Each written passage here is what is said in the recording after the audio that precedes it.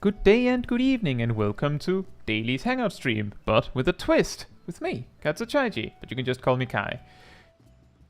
We're basically doing the dailies that we normally do on these streams, but I'm playing Summoner, which is pretty normal, I suppose. And before each duty, we will vote on a challenge for me to do, which could be, for example, that I have to play the whole duty left-handed, or rather, with only my left hand. I mean, left-handed would be a little different, but only with one hand, and it could be the right or the left hand, which of course would essentially mean only the keyboard and only the mouse. And just for those that do know that I have an MMO mouse with a thumb grid, when we decide that it's right hand only, by the way, the camera's mirrored, this is my right hand. The thumb grid is also off the table, so I can't just move all my buttons over to something that I can easily reach with my thumb grid and then cheat. And also, that wouldn't be very interesting, would it? If I'm just like, oh yeah, this is supposed to be hard for me, and then I just make it easier. Like, then what's the point? I will play left-handed, camera flips. I mean, flip the camera secret, that would actually be really hard. Like, what's this?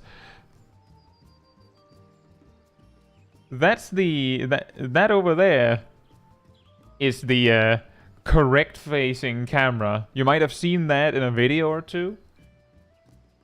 But it's very hard to fake that one without it being incredibly obvious. But the kind of challenges that I normally do here are things that are challenges for me, which of course means that, like, we've talked about this previously, that if I was, for example, tanking and, like, we were saying, like, oh, you can't use defensive cooldowns or you can't use certain buttons in your defensive toolkit, that's not a challenge for me. That's a challenge for the healer, right? So, like, if we were to ever do such a challenge looking forward, it would have to be like, because it's a full pre-made when we do these challenges, I'm tanking, but my healer isn't allowed to XYZ. Like that could work, because then it's harder for me. But then it would also be harder for the healer, so it becomes complicated, right?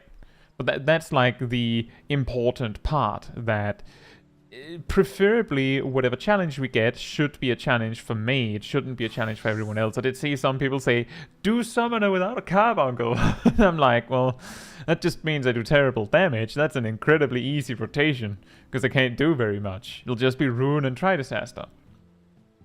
And others said, do it without a Jobstone. That would just be with either charge, and I would do terrible damage. So it would, again, just like, I don't know if that would be interesting. If you think it would be funny, I would love to hear it, but I feel like it would get old really quickly. With that said, hey Caetsu, hey Vince, hey Gazel, hey Fatman, hey Lexi, hey Gireen, hey Bob, hey Ymir, hey Ham, hey Bronto, hey Tristan, and hey Catdamon, and hey Zaf, and Warcraft Traveler. I hope you're all doing very well. Exactly, Summoner without Carbuncle, aka Ruiner, I guess. I guess I'll just cast Ruin the job. Hey Zynite, hope you're doing well as well. The classics that I have on my list, and something that might be important to mention, is I can only put 4 options on a poll at a time on YouTube. I could probably use like a different polling option, but that might make it more complicated for all of you, and I would rather have it very simple and easy to, like, participate in the vote. That makes it more fun for everyone, I think. Which means I will be, like, I have a list of challenges that I'll pick from, and the typical ones are one-handed, which means either only keyboard and only left hand, or right-handed, which means only mouse and no thumb grid. We have a first person mode, which is this, for the entire duty. And we have no UI, which is this, for the entire duty. And it's particularly interesting because I have to remember where I was in my rotation because I can't see anything. I'll just hope that I'm not standing in too much damage and the healer doesn't just let me die. Then we also have a walk only. That one is, to my understanding, only really funny when we have duties where there's a lot of running to be done. And I could imagine that summoner would fall behind. Although every time we've done walk only, the team at large would walk with me. So maybe it's fine. Then we also have when we do the alliance raid, which is not a full pre-made, we usually do a slightly less problematic challenge, which is all pet sizes large, which is extra funny because I'm a summoner myself. If we land in something where Bahamut is available, I'll be blind during Bahamut, and it will also be all party effects on, which is here, like this. So it just explodes with brightness. I had a crash when we did it on as tank, I believe. And it's uncertain whether it was my PC that got overwhelmed or something. I don't think it was. Or the game just crashed randomly. And yeah, extra summoners for extra flashbang would be even better, yes. A new one that was suggested, which I also think is kind of funny and interesting, especially depending on what job I'm playing, is one that I've called lag switch. Which is, some players might say, that's not a challenge. But Gazel suggested, how about doing a duty as summoner on the Oceanic Data Center, where it is known that I have 300 ms of latency, when normally I have like 20. Which means that the game will feel significantly more unresponsive. There are certain things that might just not work, which might make it very weird. And I think I'll include that one. That would, of course, mean that the way I would probably do it is that we would go over to OCE and then make the group. There might be a potential that there's some NA players, OCE players that are like, oh, I want to join, and then, of course, since we're on OG anyway, we do that. That's quite a setup for one duty. I mean, it doesn't take that long to hop over, and I could probably talk about something while we're doing it. But those are like the ones that I have on my list. I also still have I'm still thinking about the one we talked about, I believe, on the warrior one. Someone said, what if the entire group had a limited amount of actions?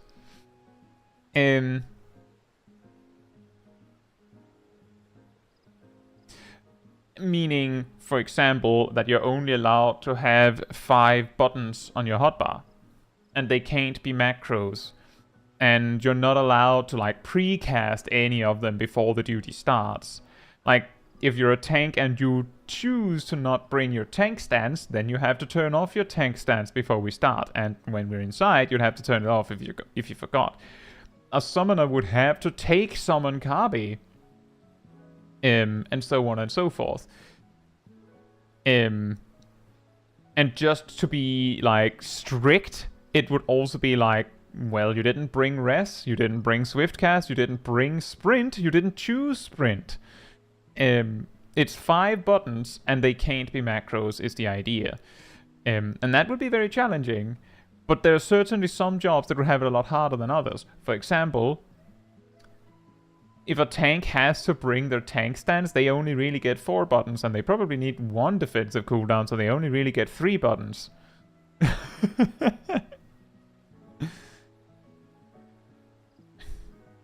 then you have a problem. Let's see. Hey Kaze, hey Fila, hey Bad Angel, Bluefish, and Oscar. And Licky. Hope you're all doing very well. I'll just let the DPS tank.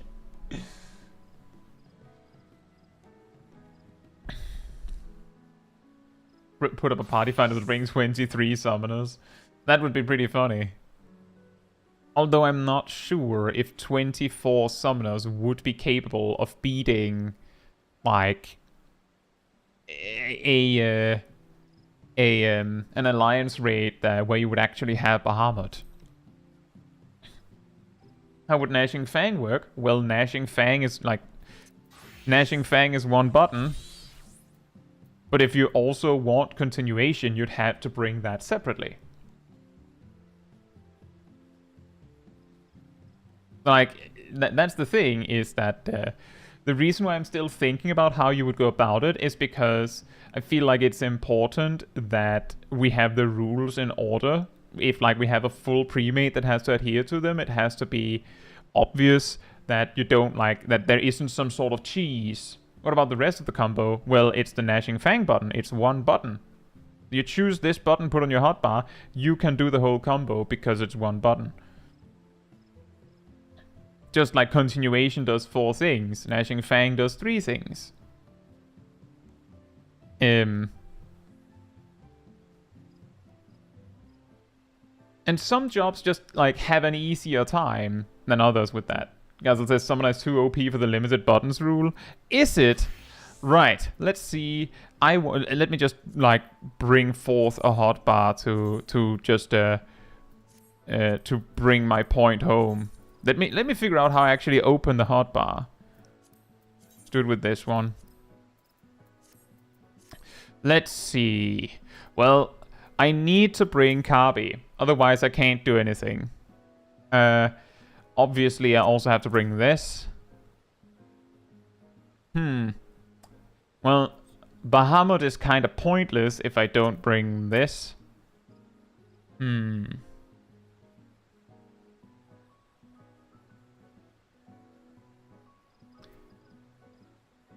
Should I... It would be a huge problem on AoE if I have no AoE options, so I should probably bring this. Right. At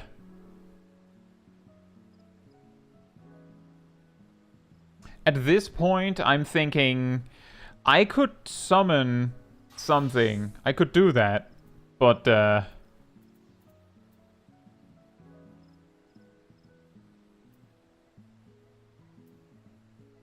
I mean, summoning Titan probably... Is it more or less? Slightly more. So I could have, like, summon Titan just to do an AoE at the end. But then again, Enkindle Bahamut is probably better. Which summons take the longest? No, everyone. I think there's something you're forgetting. I use Summon Titan. Which button turns into Topaz Ruin or Topaz Rite? Which button down here turns into Topaz Rite? Is it Ruin?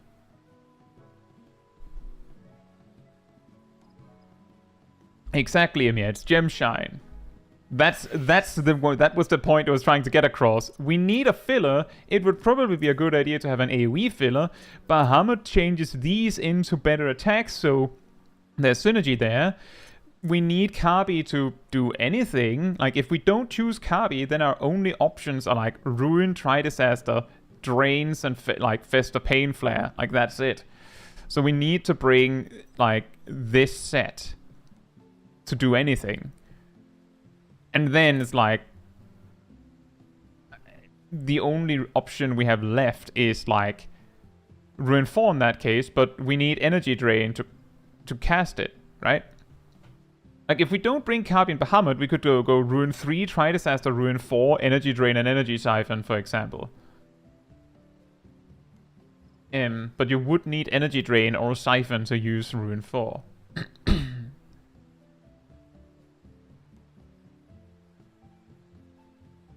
Could Red Mage Jolt, Thunder, Arrow, AoE or single target, Moulinet and Magnification? I think the best option there would probably be... I would probably say that the best you could do there is probably just grab... I think an extremely important thing to not choose for most jobs is don't bring a long cooldown. The only reason why Summoner ends up doing so is because, like, their entire rotation is centered on one.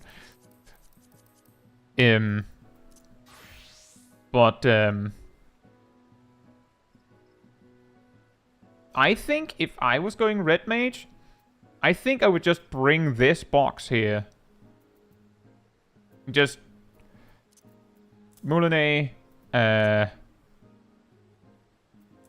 Impact, Jolt, and the AoE fast spells. And the reason why I think that would be smart is because that means you have the very good AoE sequence.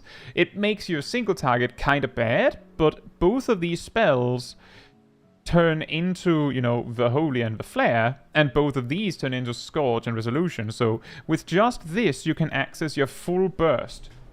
With only this, like, okay, yeah, your melee combo is going to mega suck at the start, but you can at least access it. So I would do something like this, I think.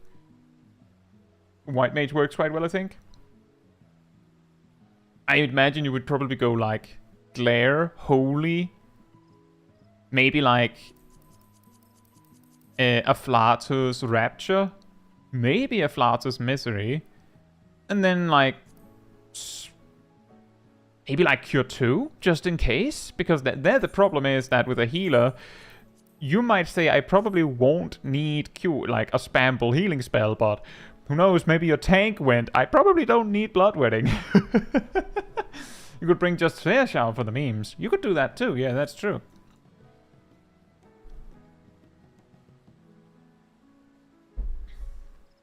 But yeah, it is an interesting idea. But yeah, it is a matter of like figuring out if there's any rules that I've missed. Like, for example, the first time we spoke about it, someone was like, okay, but what if I use 5 macros? And that's why I'm like, and macros are not allowed. And someone like then listed 5 actions for tank, and I was like, so are you bringing tank stance? So now I have to explicitly state it. And I believe someone also went, I think it was Gazel that said, bring Scholar, summon Eos, then choose your 5 actions, and then enter. You have Eos already. That's why I'm like, you have to dismiss Eos if you're not bringing summon Eos. For example. How am I supposed to play Red Mage without backflip? I don't have all of my style, man. How am I going to play a game without style? But that's the reason why I'm like, I keep bringing it up, because every time we talk about it, we get a little further.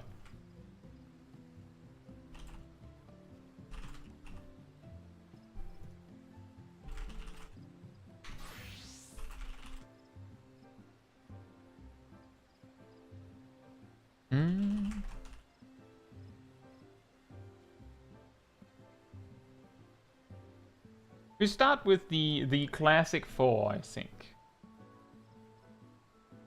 Machines seems pretty easy. 1, 2, 3. Spreadshot and Queen. I feel like, are you sure that is actually the best option? Like the most interesting one?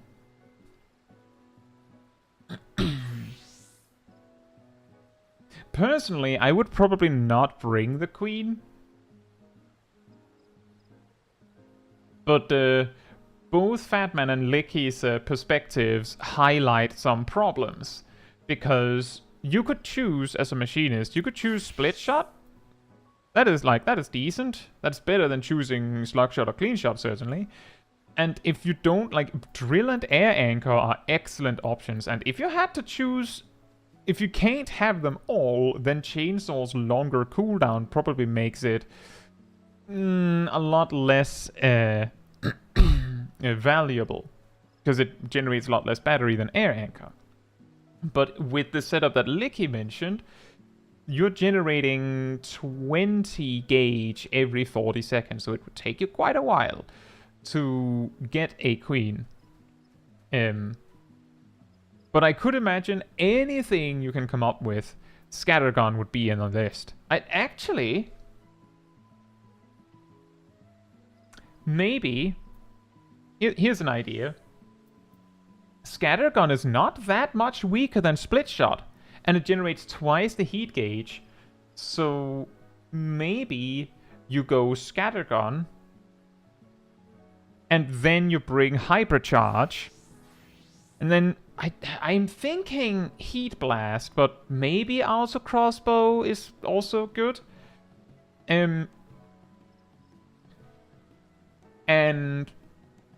well, if you're not bringing like then you would have to like sacrifice something else, because that's 3 things. So maybe you then go Drill, and then you could actually like you go Scattergun, Hypercharge, both of these, and Drill or something. You could do that.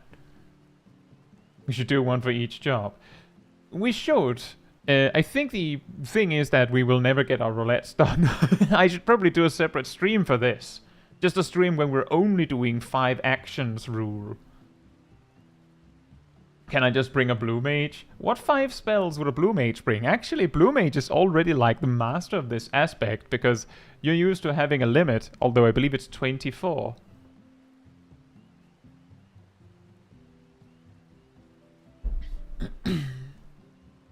How could you 5-button Samurai?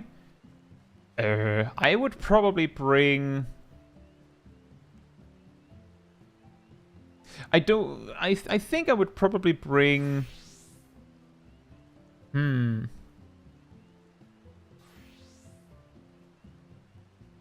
Yeah, there's not much you can do.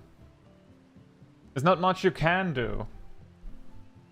Because, like, for example, you will have to accept immediately that you cannot use Midare Setsugeka in any way. There's no way. Well, you could, like, grab the 3 finishers, make your Shisui and EI Jutsus. And just sandbag while you wait for your make your Shisuis again. Bristle, Moonflute, Toad Oil, Self-Destruct, and 1 free slot. That sounds very wasteful.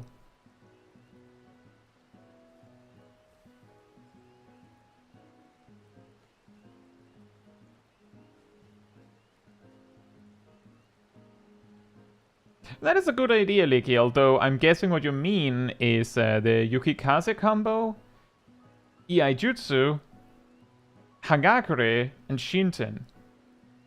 Which of course means that you're getting no buffs, but I suppose you kinda... there's no point in trying that.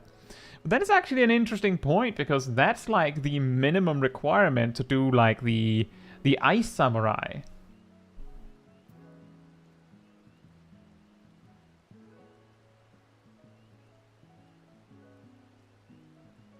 The free... I'm pretty sure, Ham, that the free slot is going to be Ethereal Mimicry. Pretty sure. So you can get that 20% more crit and direct hit. Anyway, if you would like to join me for Expert Roulette with no UI, come on over to me.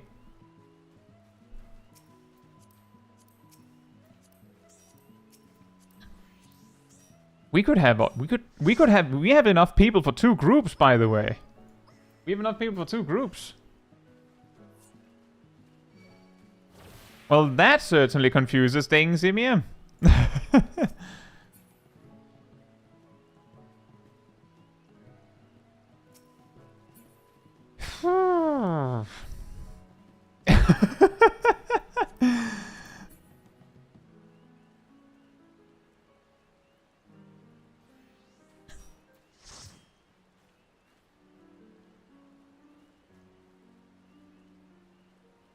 Do we have enough people? We have just barely not enough. We have just not enough space for exactly 2 groups to fit in, I suppose.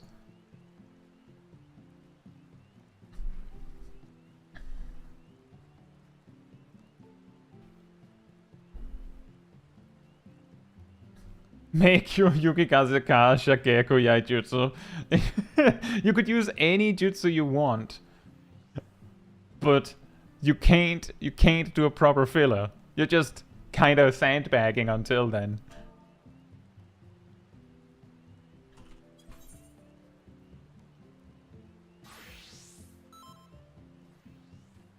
As usual, like I'm keeping a list over who joined me, so like I will try to see if I can bring everyone.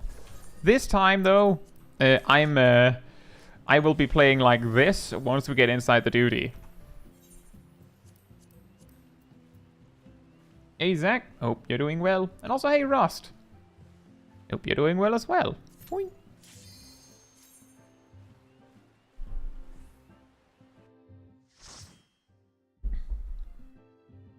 It's cinematic mode time. You have to end. I can't actually press the buttons in any way without UI. Like, there's no way. It acts like it isn't there, as far as I know.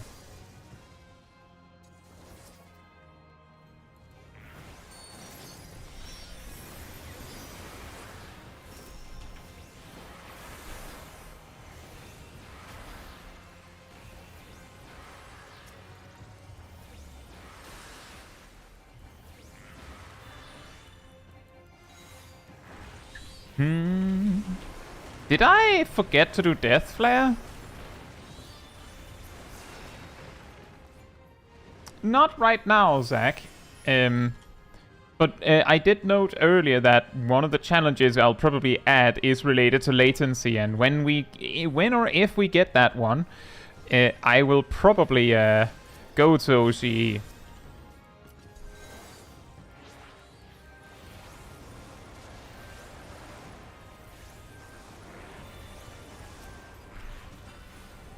I think... Oh, now I remember. I forgot to use Searing Light. I think I also forgot to use Death Flare.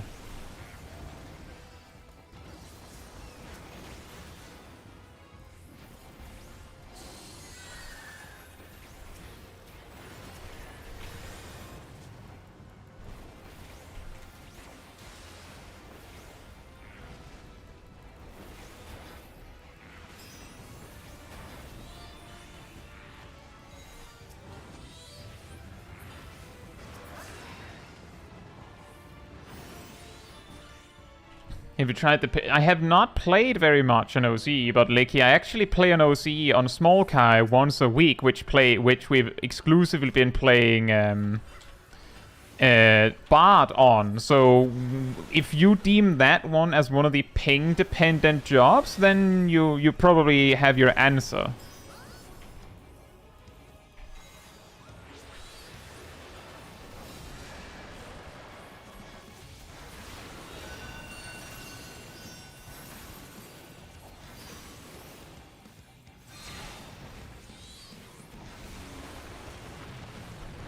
I haven't used Ruin 4 this entire duty. Do I have it right now? I don't. Okay, I guess that ran out.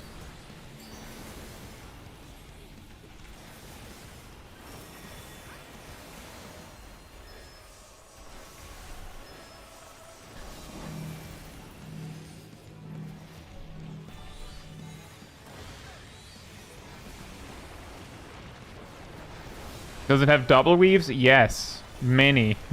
many.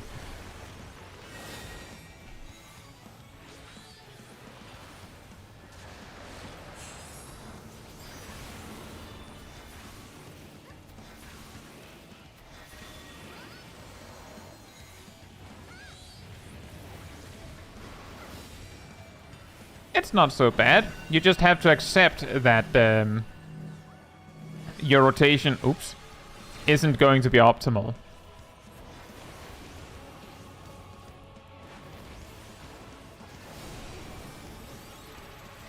And like that's the simple answer. Just don't expect too much.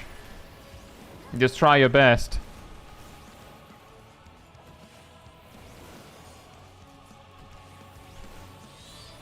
We got different done. You got Ether Fund? Well, there you go.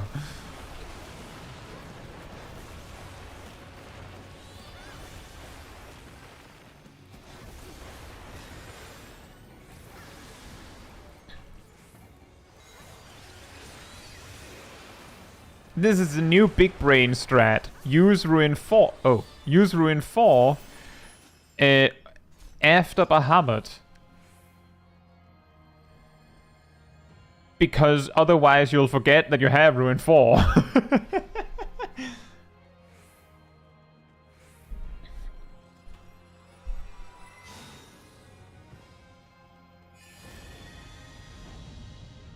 Make your pets larger for maximum cinematic mode. Well, I actually thought about that, Bad Angel, that in retrospect, it might have helped me if I could see Bahamut more easily out in the distance if I move away from him. So I could see if Bahamut is still active. But I can't do that while I'm in cinematic mode. Like... which one did I summon? Oh, apparently Ifrit worked. I just clicked buttons until something summoned.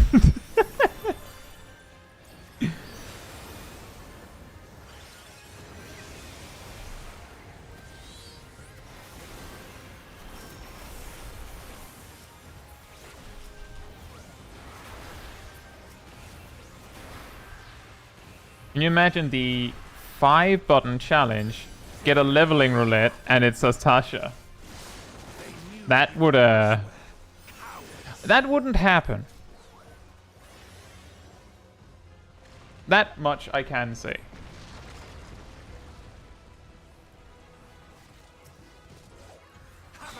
And you didn't select any low-level button.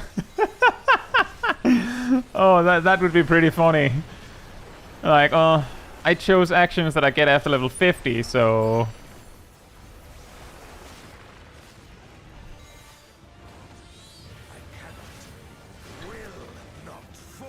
Maybe you're lucky, and like your healer is a scholar that happened to choose summon ears.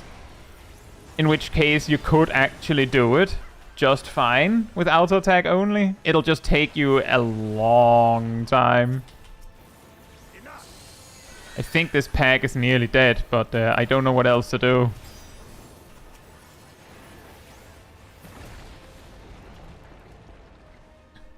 This one is dangerous. Have care, Golbez. Have care, Golbez.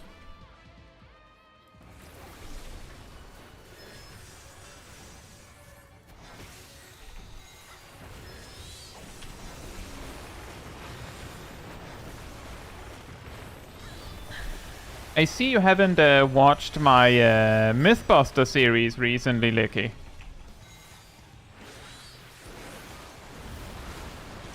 Black Mage is only doing 1 damage, like, inherently is a myth. And it's not true.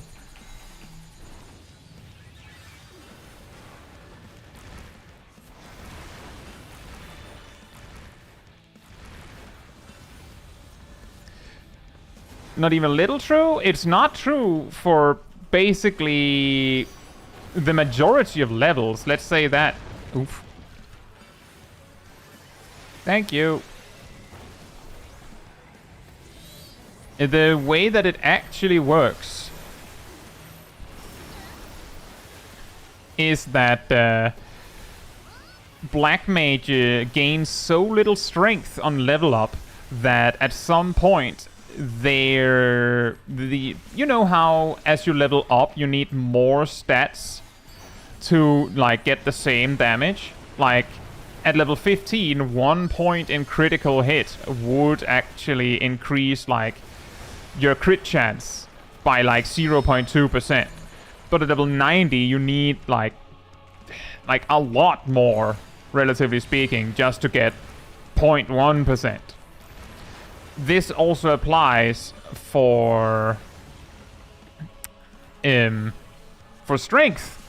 And Black Mage gains so incredibly low amounts of strength on level up that I believe it was like around level 40 or 50 or something like that. Their auto attack damage starts to decrease on level up instead of increase.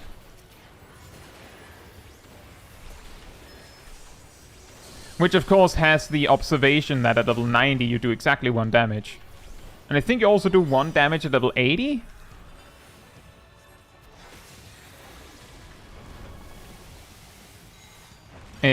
White Mage and Astrologian actually also has this problem.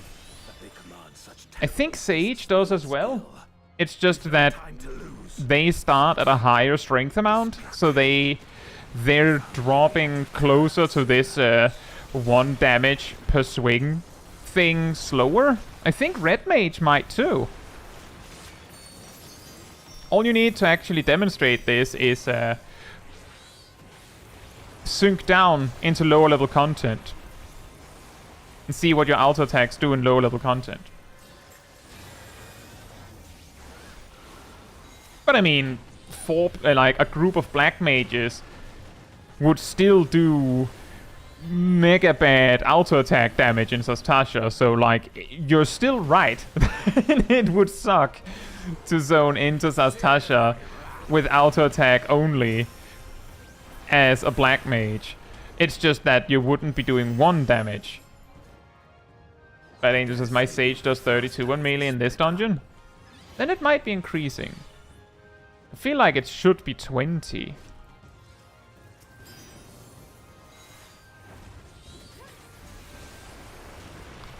Not the biggest fan of the fact that my cast animation of summoning Titan just gets eaten and consumed when I'm running. Hey Togoki, hope you're doing well. And hey Aridel, hope you're doing well as well.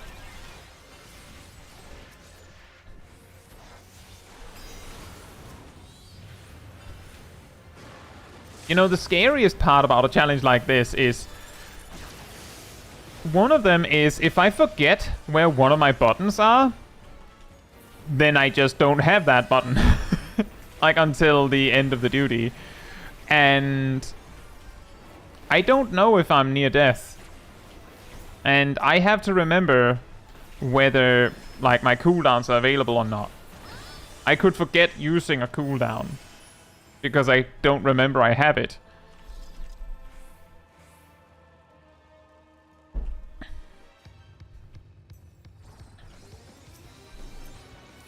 So be it. I will fight you with all my strength. Just smash buttons and hope for the best.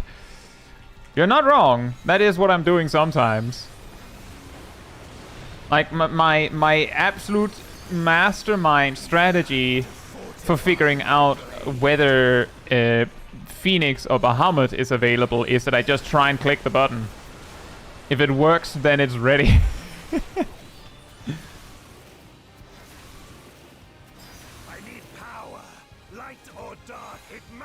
And conveniently, some of my actions just stop being available when I'm not supposed to use them anymore.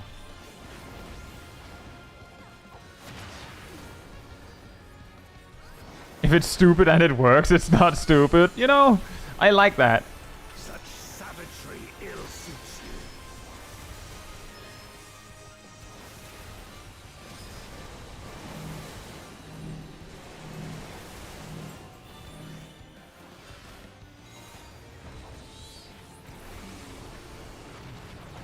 Hey Axis, hope you're doing well.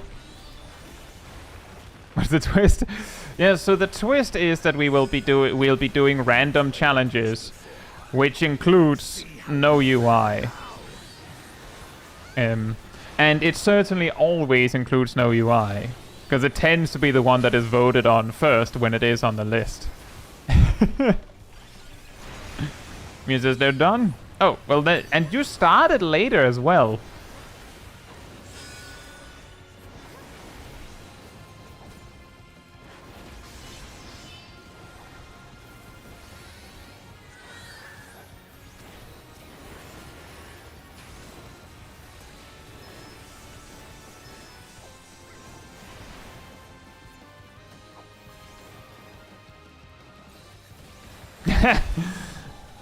What do you mean, Philip? What do you mean? I'm sure that the UI is entirely optional.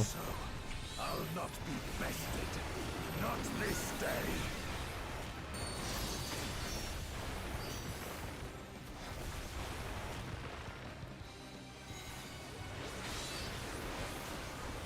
I should probably have waited with that.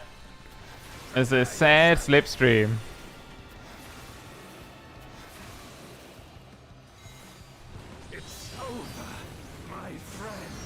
Oh. Huh.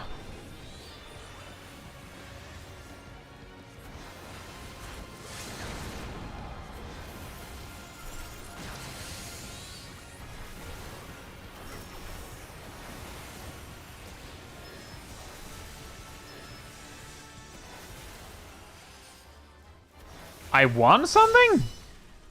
How? How did I win something? I can't roll on loot. How?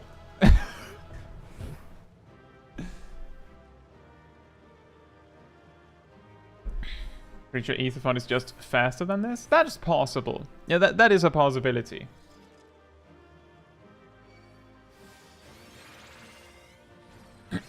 Wouldn't it be crazy if the Telegraphs was tied to the UI? That would be crazy. And also, Axis, in that case, you might find last week's Sage, but with a twist. Very entertaining. Oh, right. Did everyone just pass on all the loot? No, some of it.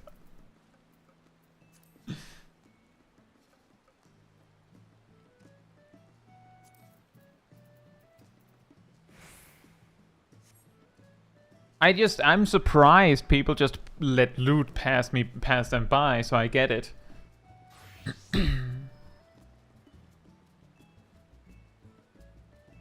I think it's if everyone else has passed and the timer runs out, then you get it. Zach says, I would pass on all loot because I feel like someone would need it. My recommendation there, Zach, is that there is a separate need and greed button. So you can just click greed if you don't mind having the item.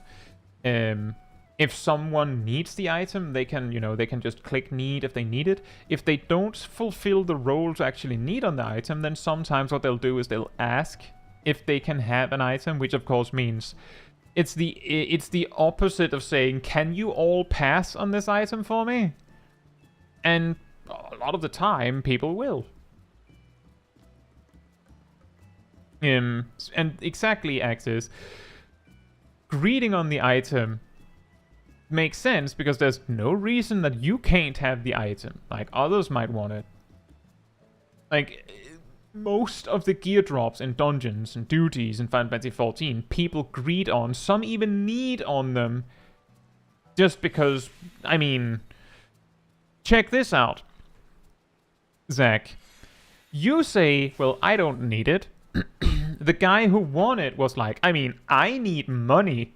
And this item is worth 554 gil, and I need that, so I need on the item. So, like, there's nothing wrong with at least greeting on the item. Because there's certainly people that will need on items that they don't actually need because... I mean, they can.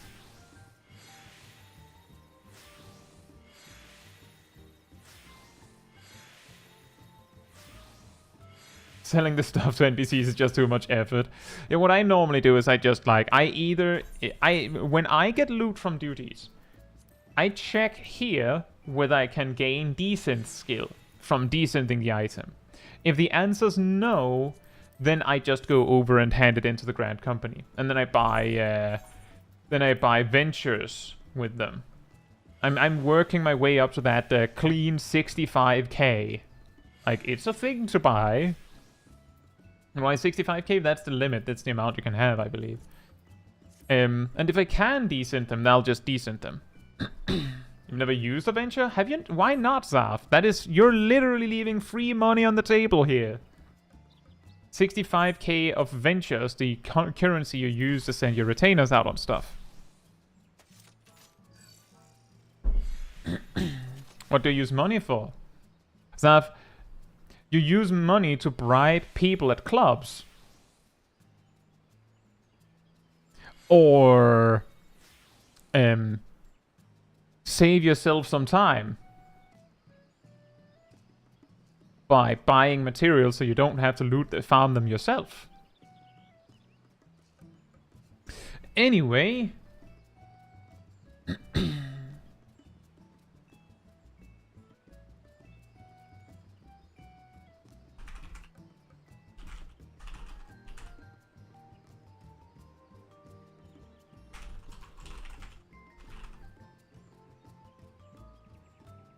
Hey, Tay, hope you're doing well.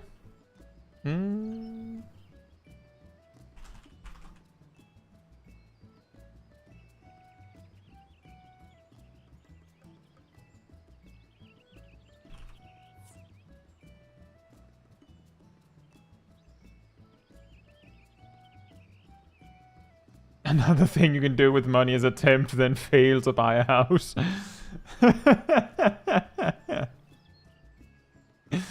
Oh yeah, that's also a thing you can use money for, Zaf. If you're the type of person that's into doing like soloing content where you're not actually able to enter alone, or maybe you want to solo it in a specific way where you need people to assist you with getting started, you can use it to bribe people to read to help you get there. Like Cat Damon and their project of trying to beat Caetsu solo.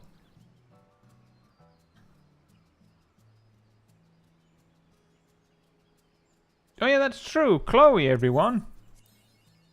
Wondrous Tales. Get yours today. It's a free 300 comedy by just doing it.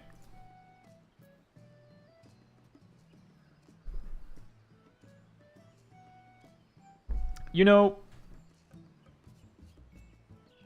there's something that I'm wondering, because each time this is the third time we're doing dailies with a twist. Every time there's been dailies with a twist, I'm pretty sure that the first one to get picked is almost always first-person mode or hidden UI. The second one to get picked is almost always the other one. The third one to get picked, I'm pretty sure has consistently been walk only. And left or right hand only is usually only picked if, like, they're the only ones on the list. Is there perhaps a reason for me to just not have them on the list?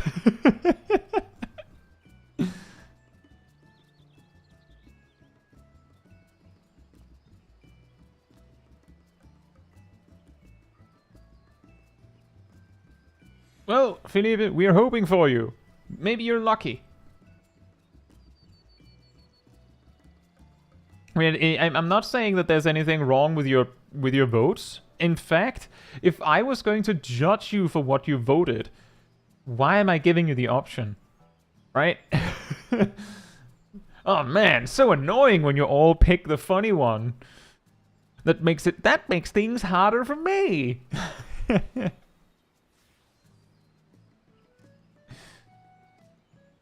But genuinely, I'm pretty sure on the warrior and the sage one, we have two better challenges. I mean, Brontum, if I removed left hand and right hand only, then I would have like 4 things. Which means that I would just be able to like have the same 4 options on the list every time. And hey, maybe you pick the same one every time and that's okay. But like that's what it would happen, is that if I removed left hand and right hand only, then I would replace it with no UI. And I guess the lag switch thing I mentioned earlier, where we'll go to OCE specifically and experience 300 MS Summoner. And it will come on the list. As you can see, I removed one to make space for another. But that would be how it would work. But there's no point in me having those 2 on the list if most people are like, meh, don't really care. With that said, it does seem like first-person mode is getting a landslide victory. So if you would like to join me for level 90 Roulette, while I'm in first-person mode, come on over to me.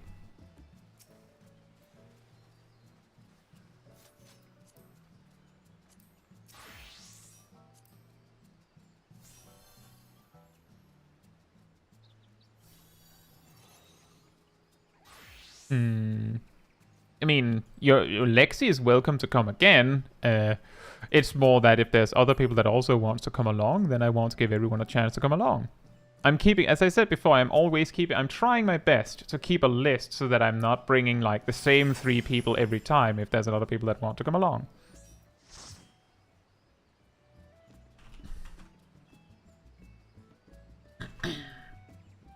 Here's a funny little behind the scenes, or at least behind the scenes of my mind thing.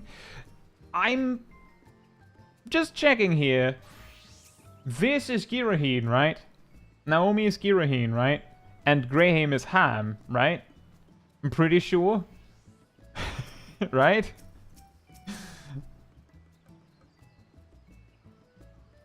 because I'm almost always mixing it up in my head, because I'm pretty sure both Graham and Naomi, like the characters, appeared on the stream for the first time in the same stream. And almost every time they show up for stuff, they're both there. And they're both in the same group a lot of the time. So it's like, which one is which? It's not that's not anything on you, it's just funny to me.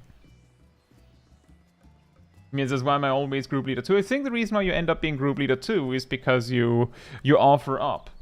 You step forward and take the seat of leadership. Yeah, the 2B rangers, exactly. Rontom says, nah, I disagree on just 4. If you have a limit of 4 spots, then you need at least 5 options so that it can cycle. Well, the thing is, if there's 5 options, then what would happen is that people would choose among the 4 the one they like the most, and then I would remove that one to make space for the other one, and then people would choose like their second option. And then either I would just remove that one and now we're down to 3 options, or I add the other one back in, and then it means we're just alternating between 2 options.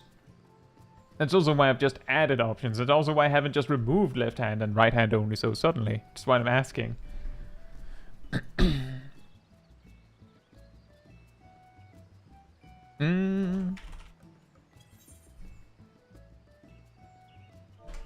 Let's see.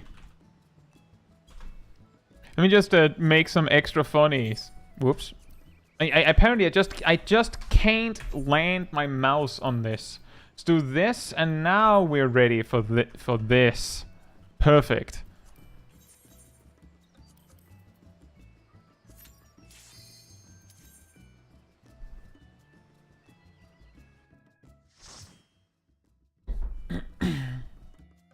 You have 6 roulettes with 3 option choice. So 3 options could mean every option twice. That is true.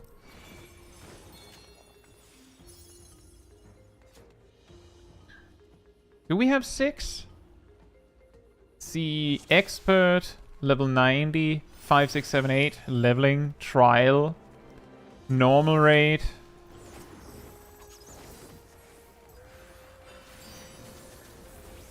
Oh my god, I can't see anything. I turned the wrong way. I'm coming back, guys. I'm coming. I'm on the way. I'm just slightly behind.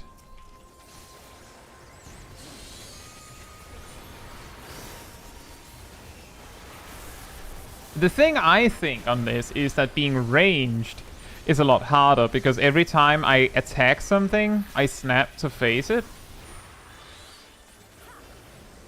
Which means that if I'm trying to run and gun, I'll get turned in reverse a lot of the time. And we have usually we don't do MSQ roulette every time on these streams. So that would mean we have, let's see, expert 90, 5, 6, 7, 8, leveling, trials, normal raid. Alliance we don't do the crazy challenges on, because there's like 16 people that are like a captive audience to my nonsense. I don't think that's very fair to them, so we don't do that.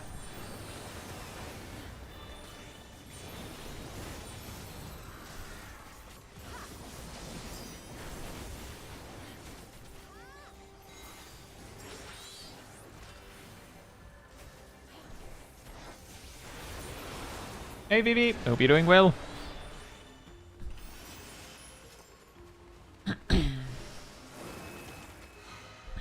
Legacy movements would be easier for first person. Here's a funny observation we had last week.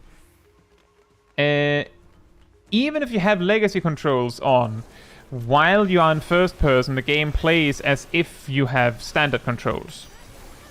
The game does not care. You are in standard controls while you're in first person.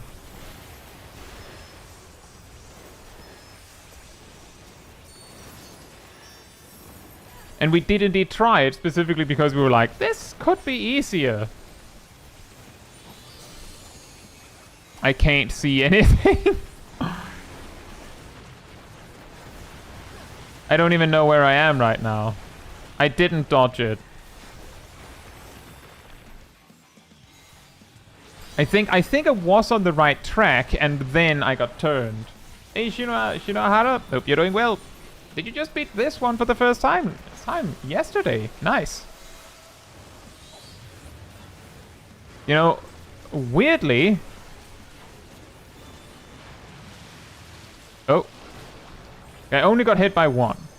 Weirdly, I think this would be easier as a black mage, because then I could just ethereal manipulation to the person that like chose the correct spot, or just choose to go to someone and just hope they know what they're doing.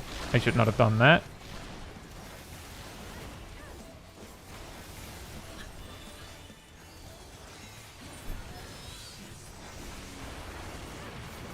Which job has the most amounts of casts per minute in a standard rotation? I believe, well, casts per minute. When you say casts, do you mean spells, like with cast times? Or do you mean GCDs?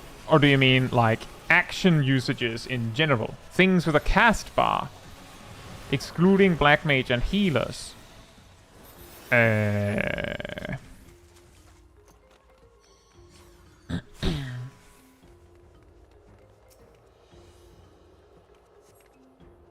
No walk only, black mage allowed. I mean, if you went black mage with a rule like that, then you might as well make it no moving rule, like that you have to ethereal manipulation your entire way throughout the duty. Wouldn't that be funny?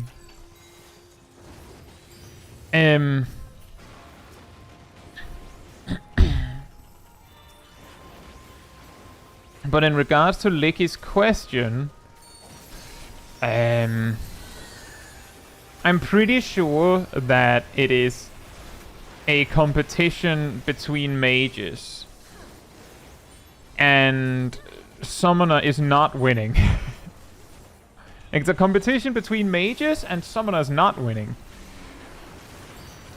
If we just like simplify completely, let's see. The Summoner doesn't really have the difference between a burst and a filler rotation, because its entire rotation is like a loop, right? So us knowing that you have like 4 casts per minute as a Summoner, that's like reasonably rigid.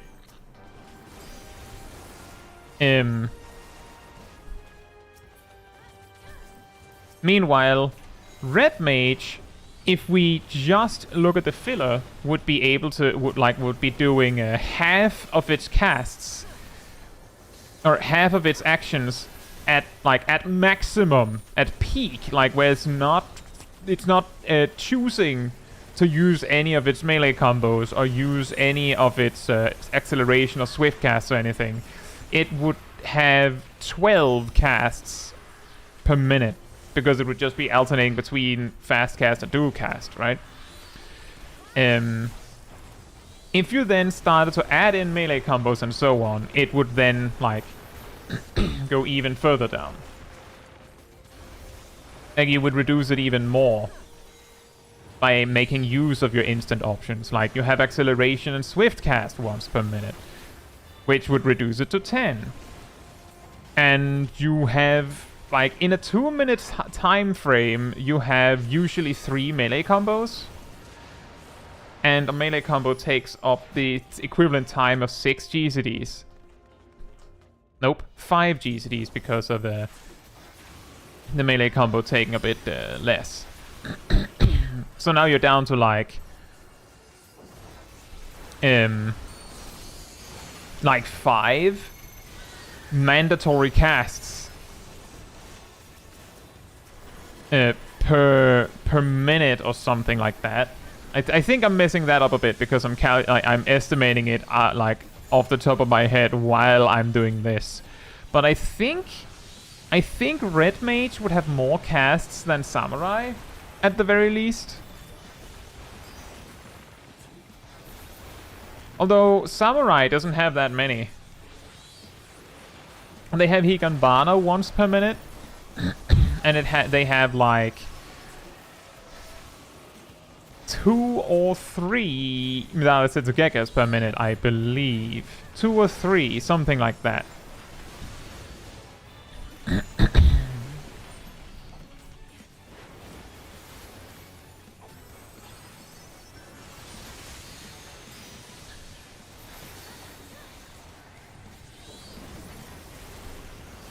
So that would place Samurai extremely close to what Summoner has, and then Summoner has Swift Cast, right? And then, of course, Samurai also has Oginamikiri, which is an additional cast.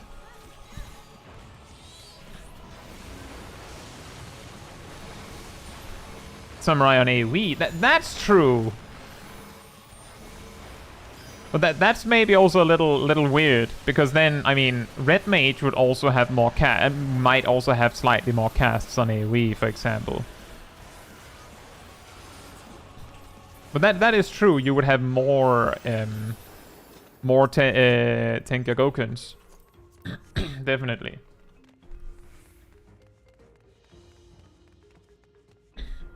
White Mage would also be up there, Brontom, but now Licky did actually start their question with excluding Black Mage and Healer. Although you could, of course, just say that that White Mage isn't a healer, if if that's what you feel. that would, of course, let you bypass that restriction.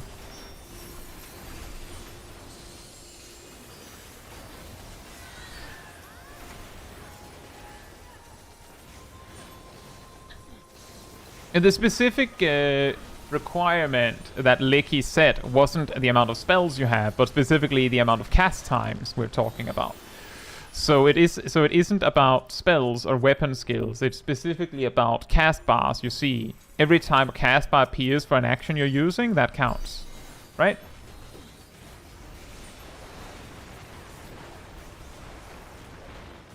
Oh my god, I can't see where I'm going at all. You mean glare mages?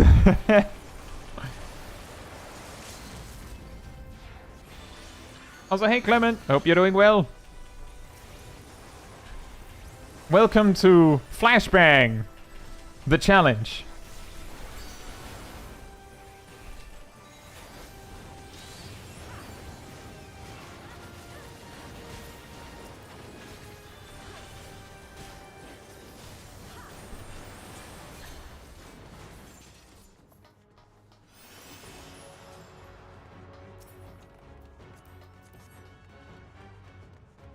Did you do left and right paw only yet? Not on this stream. But I did do them both as warrior and as sage previous weeks. Hey Kras, hope you're doing well. I sure hope there aren't anyone watching this stream like in a with their lights off, like they're about to go to bed, maybe they're like relaxing, and then it's like blam. Oh, I'm going this way. Excellent.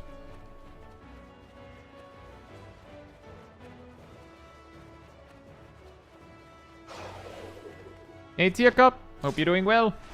Do I play other MMOs? I've played World of Warcraft. I've played Terra. I've played Guild Wars 1 and 2. I played MapleStory. I've played Metin 2 before it became super bad. I've played Runes of Magic. I played Cabal Online.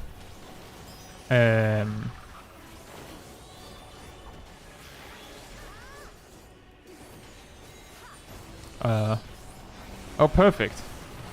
I think perfect.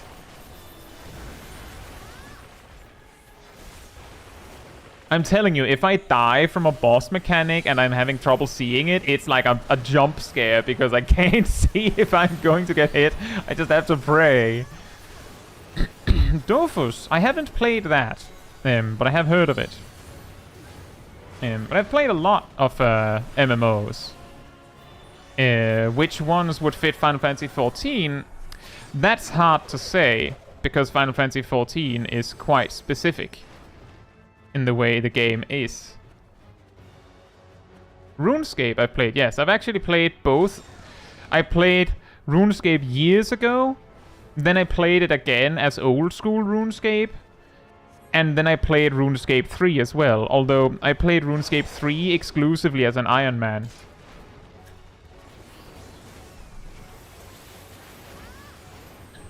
Yeah, so I played that too.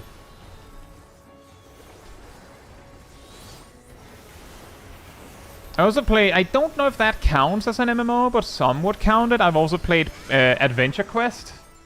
I also played Dragon Fable.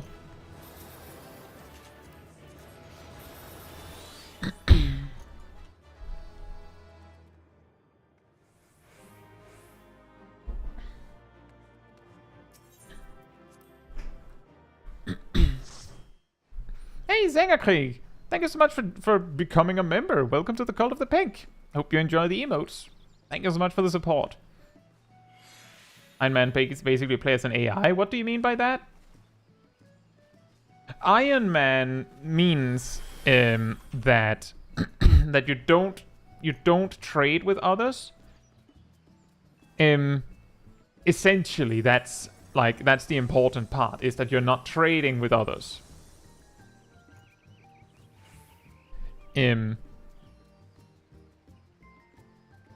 It's quite interesting because if you've played RuneScape today, let's say you want to train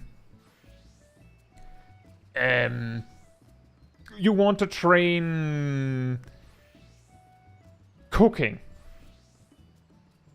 One way you could do it is go and kill mobs like cows or something to get like meat and then cook that, right? You could do that.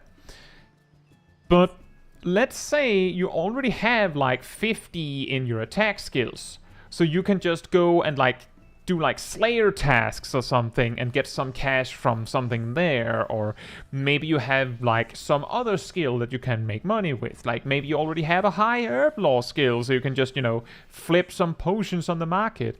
Then the better strategy would actually be to make money than just buy items that you can power level cooking with faster.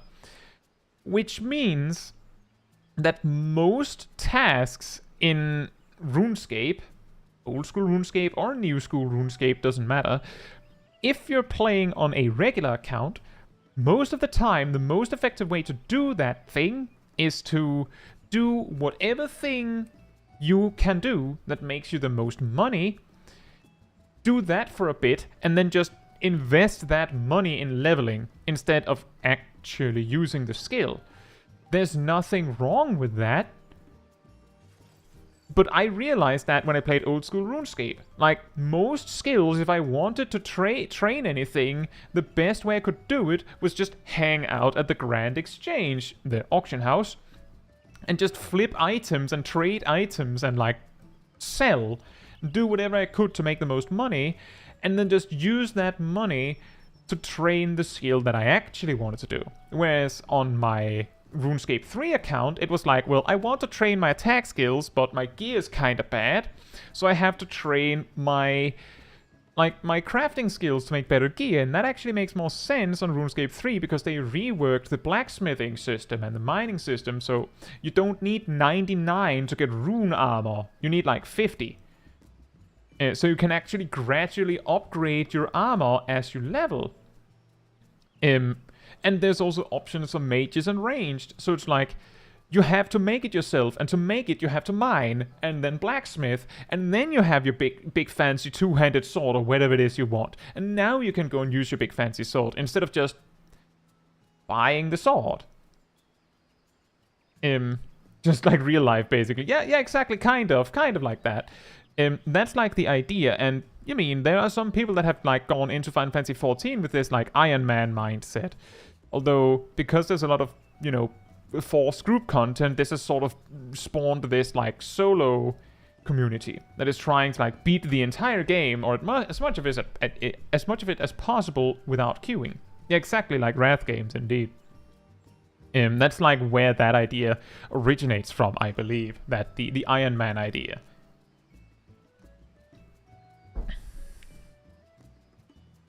But yeah, I've played a lot of MMOs.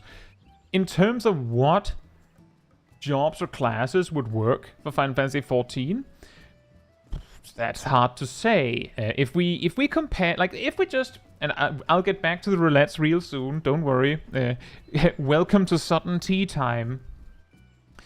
If we take just and compare World of Warcraft and Final Fantasy XIV, the thing that makes World of Warcraft and Final Fantasy XIV so different in just the way they play is that in Final Fantasy XIV, your rotations are extremely like fixed and predictable.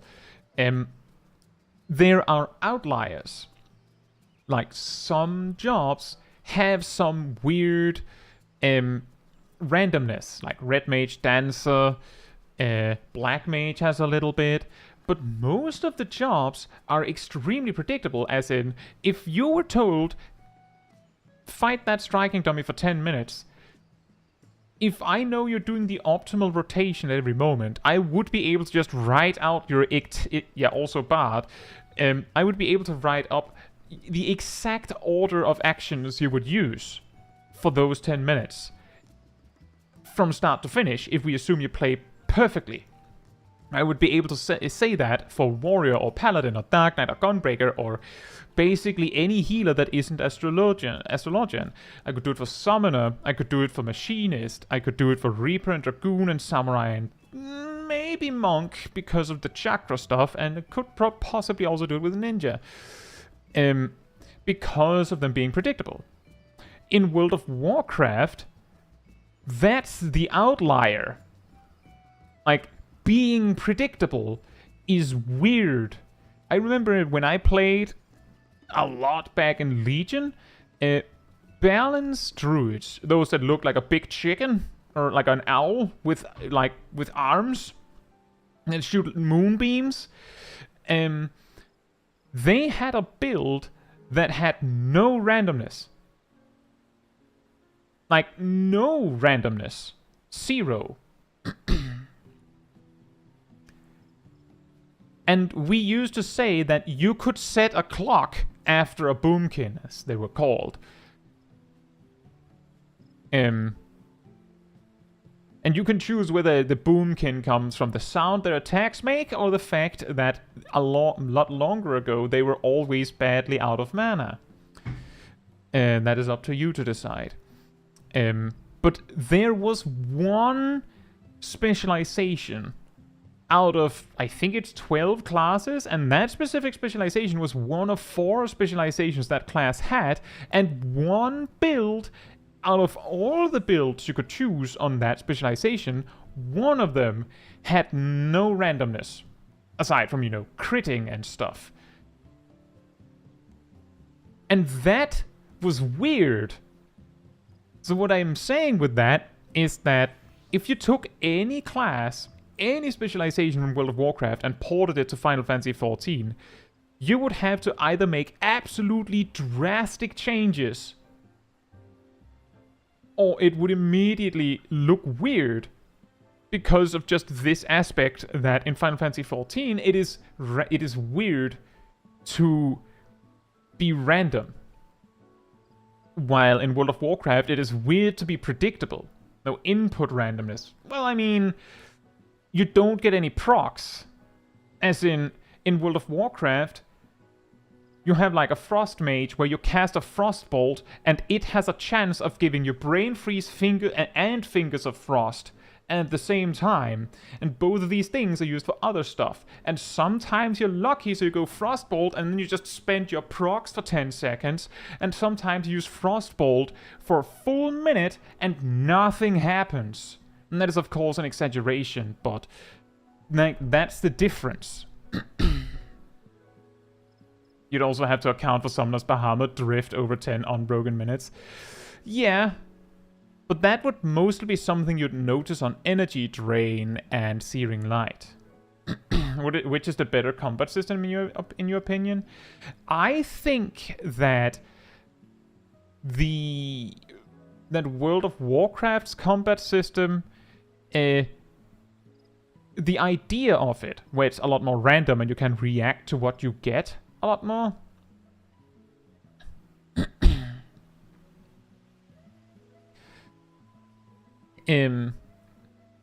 The idea of the World of Warcraft, more random stuff, is actually a lot better for casual play, in my opinion. However, World of Warcraft plays extremely fast, like easily twice as fast as Final Fantasy XIV in a lot of ways. So that would then like be a detriment. If you took the pace of Final Fantasy XIV, which is a bit slower, and combined it with the randomness of World of Warcraft, I think you would get a game that is even more casual friendly, because like you can just react to what you get. The important thing is also that in World of Warcraft you usually rely on way less buttons. Right. Let's see here.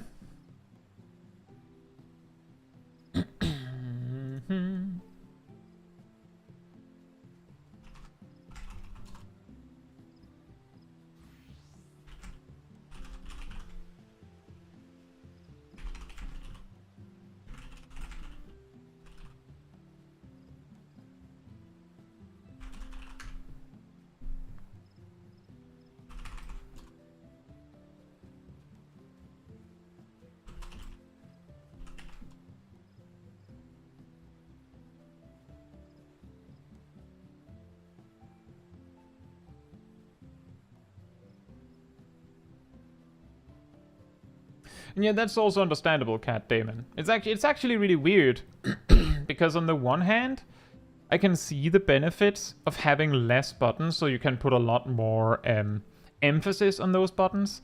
Like, part of the reason why, and this is something we've talked about on these kind of streams before, where, you know what, Warcraft Traveler, you can get it below 1 second. I'm actually pretty sure, based on what I've observed in World of Warcraft back in Legion, that the idea that you can only push your GZD to 1 second with haste and not beyond is a myth. And people just didn't bother to check. And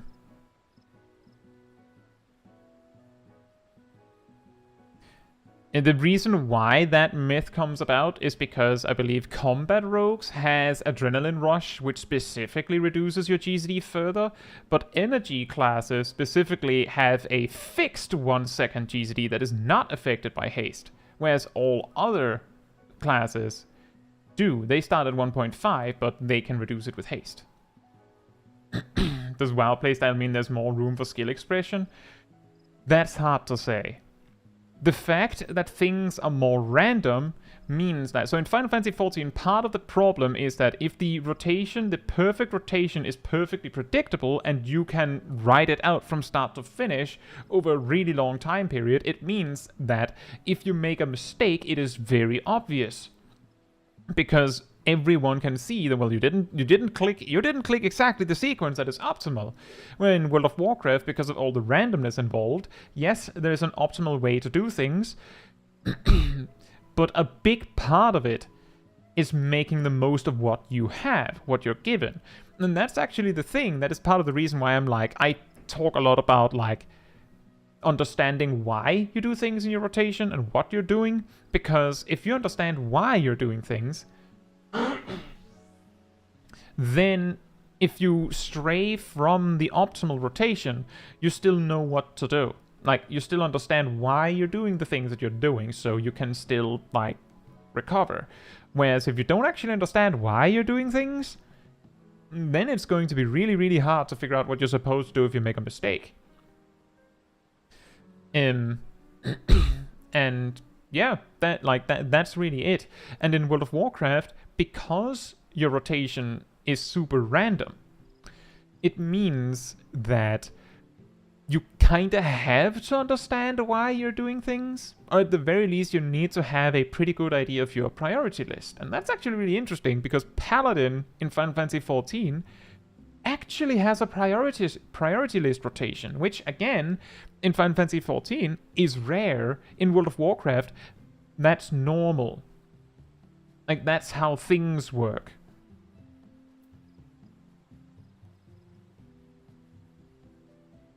Huh.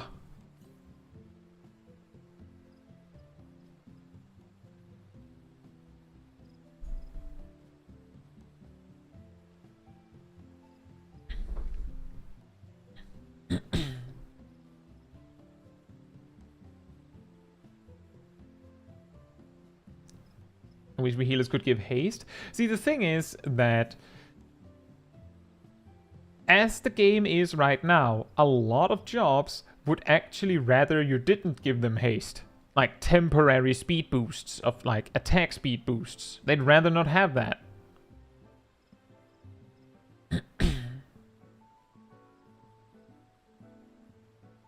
You know what would be even weirder about that, Licky, is that based on how haste would work, because it would be like, what's your GCD when you use it, if your healer gave you haste and then you summon Bahamut, then you would actually not be able to do all of you spend all of your Lego bricks before Phoenix is ready, because Phoenix would get a shorter cooldown because you had like a shorter cooldown when you used it. So it could go both ways.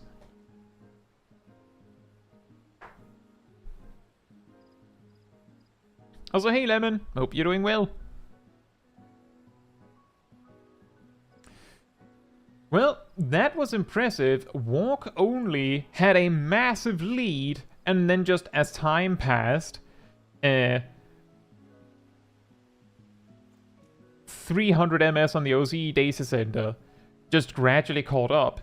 And when I was going to stop the vote, they were perfectly even. So I was like, I'll give it another minute. Instead of like vetoing either way.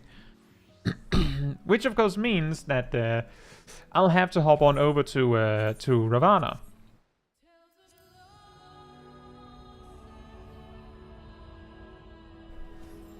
Getting haste as a Dragoon during burst would suck so much? Actually, I mean, Dragoon would probably be one of the jobs where I wouldn't care that much. It would just be like, Nyeh. Like, okay then. If you give skill speed to if you gave speed to a ninja, you'd most likely get mad. Oh yeah. you give haste to you give haste to the ninja, and now they can't double weave probably.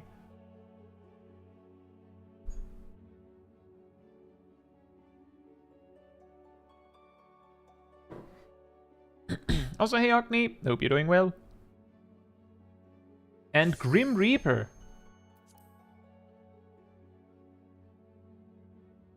The only left and right hand whilst walking in OC yet. I feel like that's when it starts to, like, I feel like that's wasteful. It just gets too much.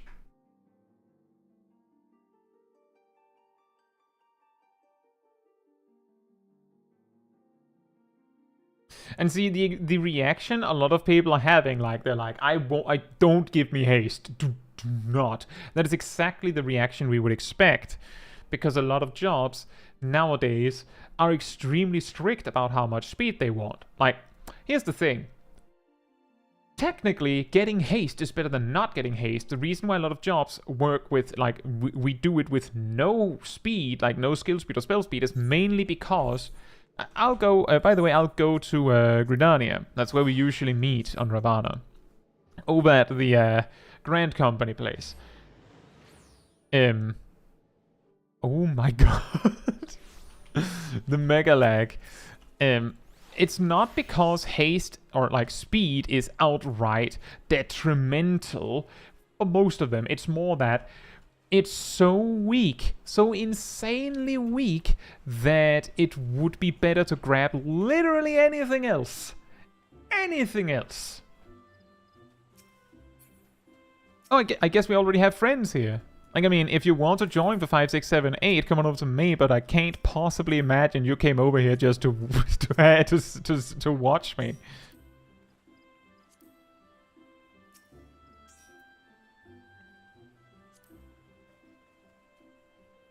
We have so many people incoming. I guess.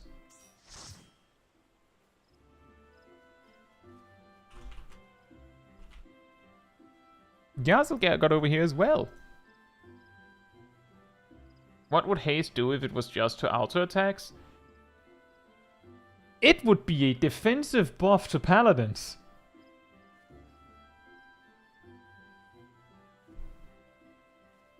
If it made them swing faster.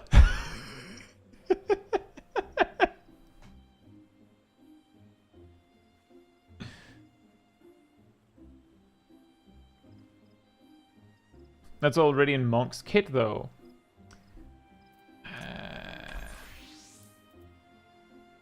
Oh, yeah, that's true.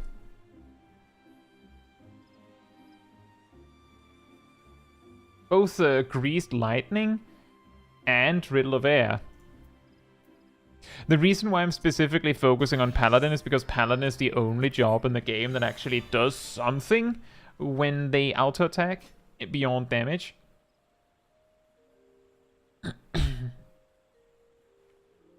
You'd need an exceptional amount of speed for it to actually lead to you having access to Holy Sheltron on cool, like, permanently. Something like Expedience, but just not affect the GCD. So that it just boosts auto attacks? I don't quite understand.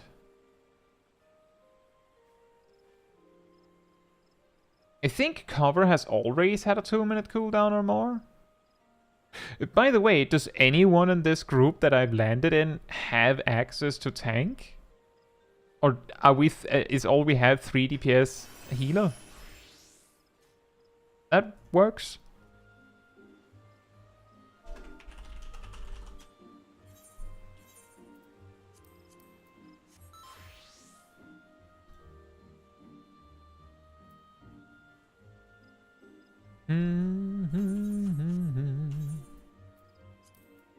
I wish I could toggle that, really. Summon Titan to tank for you. The olden days.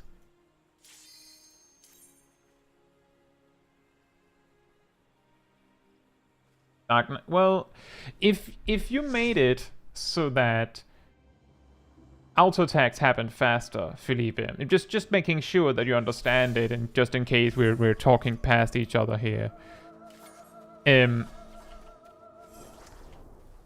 Dark Knights don't generate any MP from their auto attacks. So, like, they would get slightly more mana value if they, oh my god, there's some weird jank here, that's for certain. I can feel it.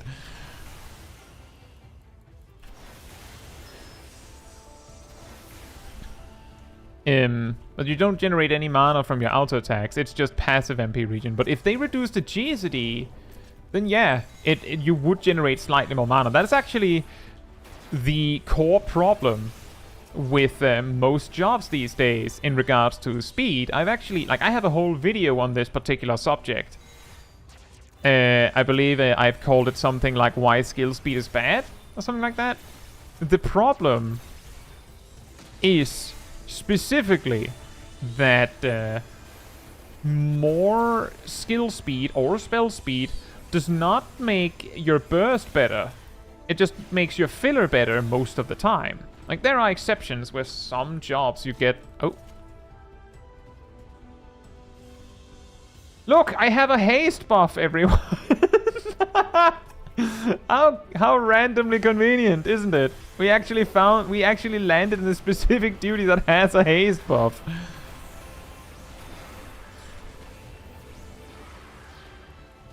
Hey, Catch. Hope you're doing well.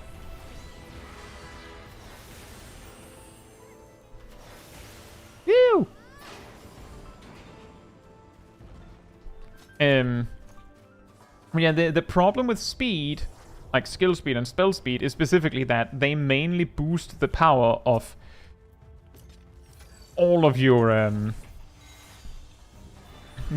filler damage for the most part. The exceptions are usually that if you can get enough speed that you could fit like an extra like GCD in your burst or something, then that would be like an upgrade.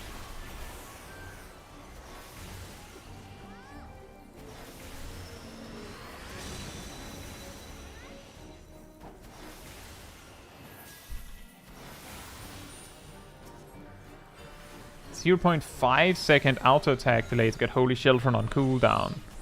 Well, the value of Sheltron lasts like like I'd say if you could get Sheltron used every 8 seconds, I feel like that would already be. Did you all see that? did you see that? did you all, did the rest of you also just like slide into the into space and then it changed its mind?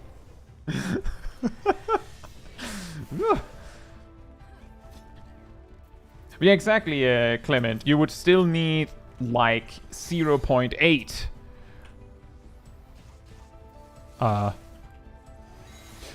to get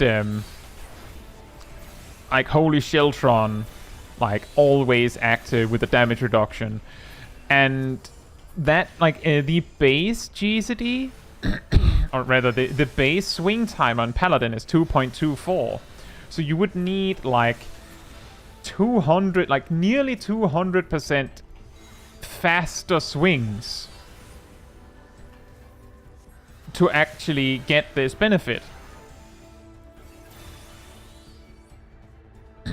Uh-oh. No, don't taste me, bro. I'll just run. I'll just run.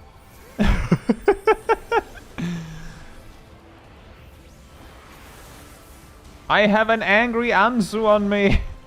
It's very angry.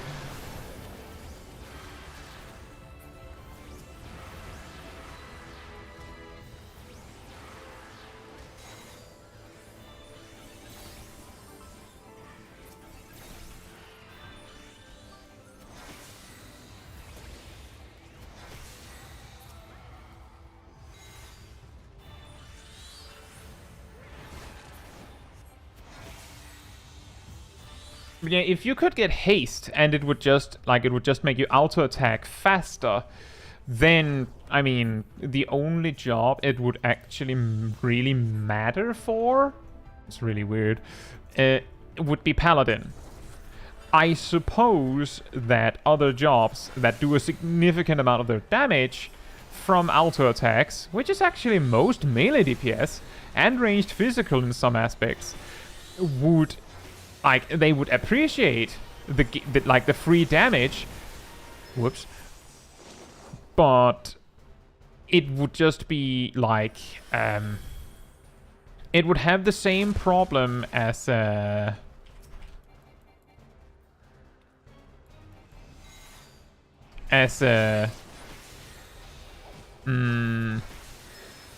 like this is a common complaint that I've raised in regards to the stats that are actually good in Final Fantasy XIV.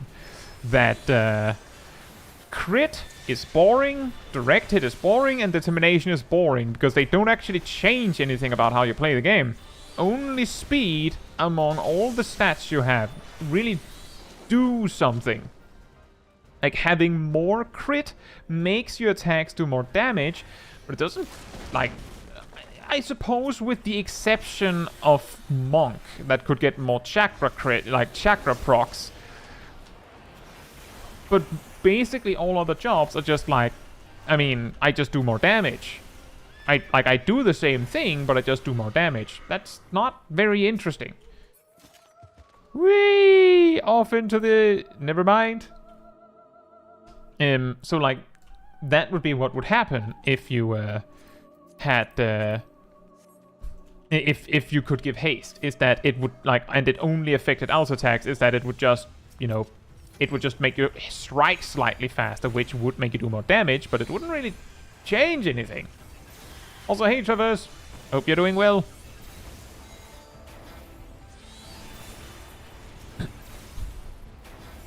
And that's also true, but more damage. And I will also say, and this is something that I realized, like, a while back, I made a video where I specifically said, hey, the stats of Final Fantasy XIV are boring. I have a video specifically titled something like that. Where in that video I suggested other things you could do to make the stats more interesting. But the interesting thing is that the most effective way to get the correct answer on the internet is to be wrong on the internet. I don't know if I would say that I was outright wrong in that assessment, but I got a really, really good counterpoint from some people by making that video. That counterpoint was that if you made the stats more interesting, it would change something for like less than 1% of the player base, like in a good way. The people that make the builds and play around with the numbers and all that, they would have a field day with this. The rest of the player base would either not care and just make the build like the optimal build and call it a day, or they would be the more casual players that have been benefiting greatly from stats not being too complicated, so you can kinda guess and it's good enough. And honestly, I see that. Like, I would have a lot of fun by messing around with these things, but the vast majority of the player base would be badly served by this kind of change because they probably don't really care. Like, they probably don't care. And honestly, the only reason I would really care would be because it would give the space to have some really, really wacky builds that might be really good. It might give the space to make speed good. But for the majority of the player base, it would do nothing.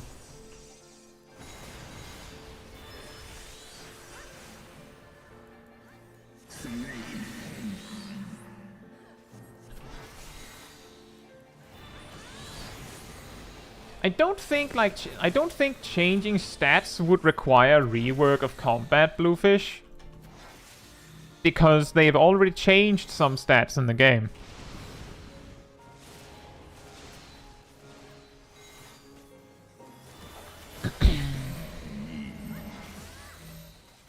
Although they changed stats in the way that... Hey Em! The twist is that we're doing random challenges while we do the dailies. We've done a roulette. We've done duties where I played with no UI. We have done roulettes where I played in first person. And right now, I'm playing on the OCE data center, which gives me an amazing 300 MS, which is why things are looking a little janky right now.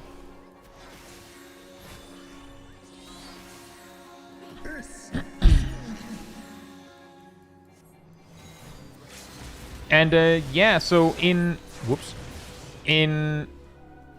Stormblood,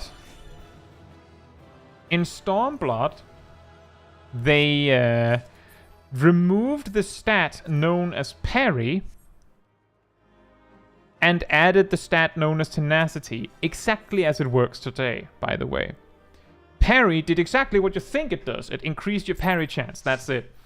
They also removed the stat known as hit chance or accuracy and added direct hit, which works exactly as it does today. They also made piety healer exclusive. But back then, it increased your maximum MP instead of increasing your MP region. Then, in Shadowbringers, they normalized MP, so everyone just has 10,000. Which of course means piety was pointless, so they made it so that piety increases your MP region instead. Again, still exclusive to healers. I should also mention that tenacity was exclusive to tanks, but parry wasn't. Don't know why you would. Like, why you would want parry as anything but a tank. I don't know why you would want parry as a tank, for the most part. Then, in Endwalker, they made a stat squish, which vastly reduced the amount of HP everyone has, vastly reduced the amount of damage everyone does. And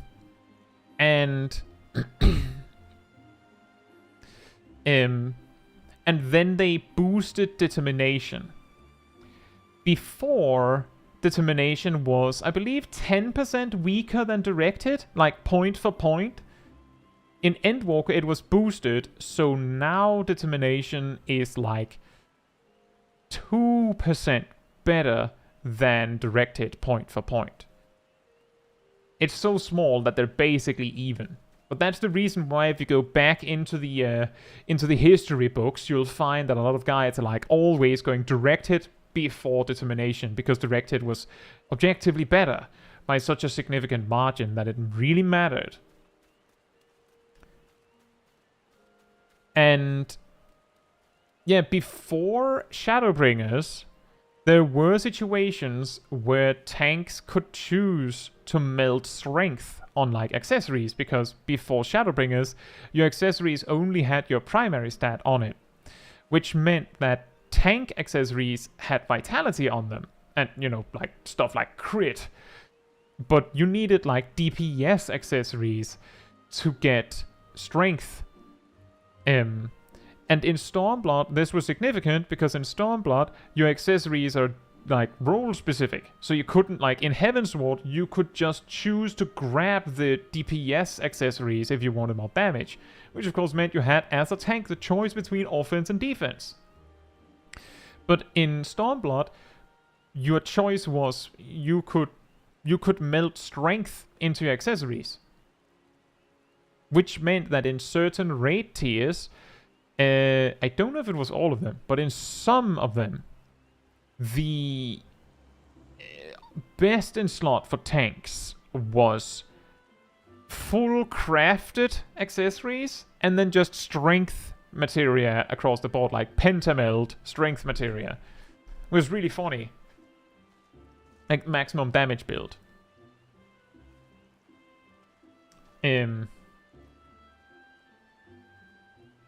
I'd use aiming accessories on warrior. I mean, I think dexterity actually increased your parry chance or something back when, like, back before Stormblood. I don't think that would be a good idea, but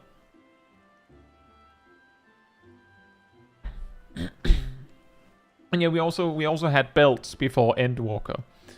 We used to have belts. That's also the part of the reason why we have this many weapon slots and this many ring slots, is because they just like took the belt slots and just like split them there in the two sections you probably would need it in. Well, that was chaotic. Where are we going next?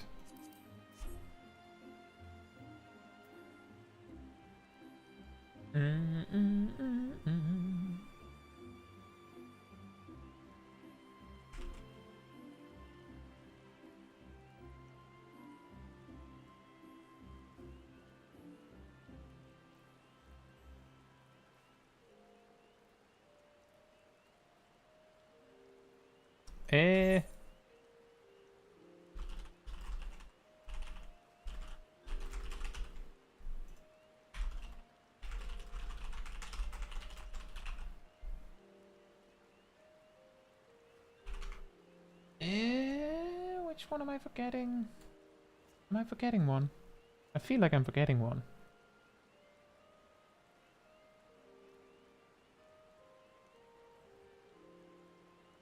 I guess I'm not forgetting one.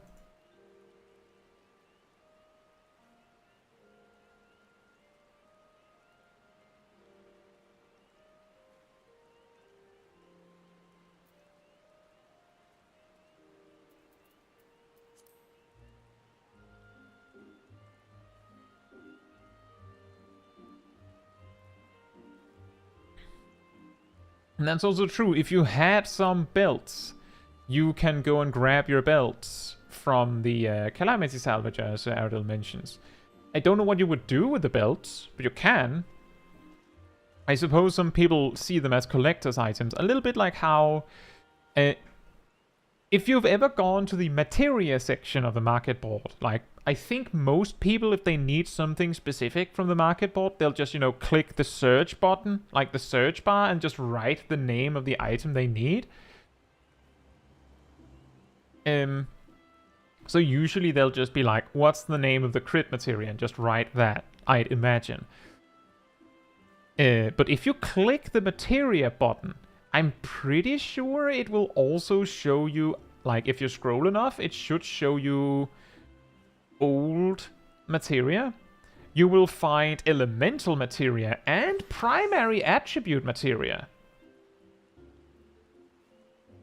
Which means, yes, there were materia that increased your elemental resistance. There were materia that increased your primary stats.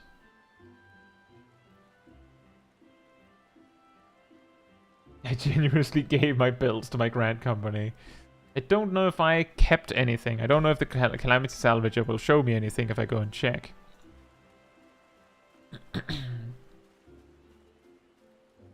The Endwalker upgraded pants technology. Yeah, before Endwalker, we just had invisible belts. Then Endwalker came, and now we just have invisible belts that don't even exist anymore.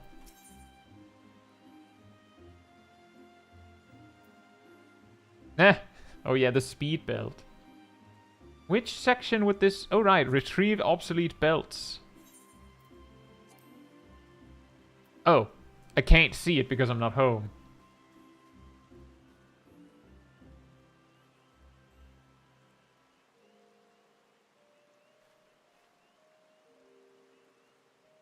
I thought they integrated the belts into the chest gear they go with. No. If they did, then pants wouldn't be as good as bodies. I'm pretty sure that they just, like, spread the stats of belts somewhat evenly. Rod says, do you plan leveling on OC? I plan to go home. So I would probably do that.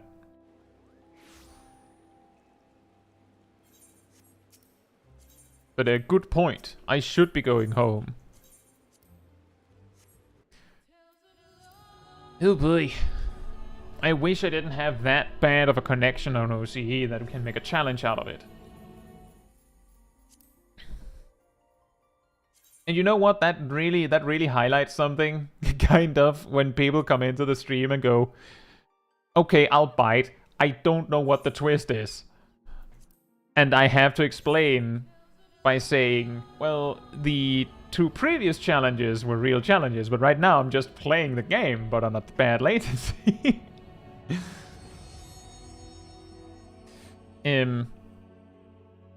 I didn't actually know that elemental materia, the ones that give you resistance, died in 2.0. Right, going home guy just gets up like that. I am home. I'm home. My character, on the other hand. But yeah, I didn't know that elemental resistance materia died in 2.0. I'm reasonably confident that I have heard stories that people said that part of the reason why this elemental materia got discontinued was because it was kinda silly. I don't know exactly when it would go out, but the simple fact that in the character creator itself, there was a point where your elemental resistance choices from your deity, quote-unquote, mattered. And what I mean by that is that obviously it didn't matter so much that it would be like, oh, well, you chose the wrong deity, so you can't do Ifrit because you have fire weakness or something. But more so that, I mean, it actually did something. It doesn't do anything now. Like, it does nothing now. And part of the problem with elemental resistance materia would be that, well, I mean, you have seen there is some like low-level gear that has like blunt resistance or piercing resistance or slashing resistance on it. That if like for resistance to matter, for resistance to actually mean something, you need the resistance to be significant enough that there's a benefit to it. Otherwise, it's just tenacity but worse, right? Oh, I could use a materia slot to gain like 0.1% more crit, or I could make it so that Ifrit's Fire Breath does 5% less damage to me. The Fire Breath that, by the way, doesn't kill me anyway.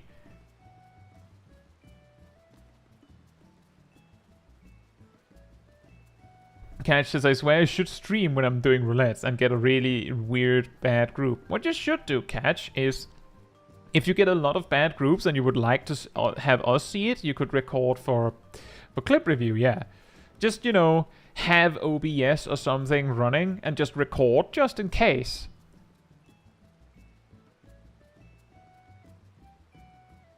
But yeah, as I think, was it Arnel said?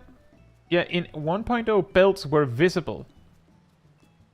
You could also use shadow play, yeah, but OBS is free, Catch. You just have to download it. But yeah, if belts used to be visibly on your character on 1.0, then it means that belts have been just a stat stick with no visible part since 2.0, and then they removed them in 6.0 because they were just stat sticks. And I'm just saying, the ultimate proof that it was just a stat stick is that in Eureka, there's this gear piece you can get that is called a speed belt. That just gives you haste, essentially, in Eureka. A really good item to have, right? When most of your gear doesn't do much.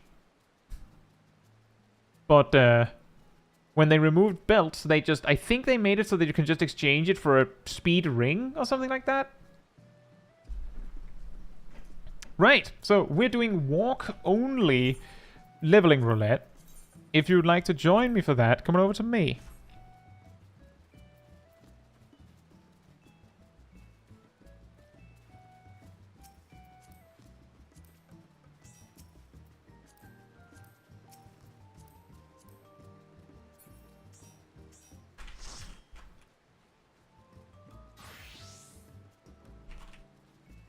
Oh man, I wish I could do leveling roulettes. That's like 20 players.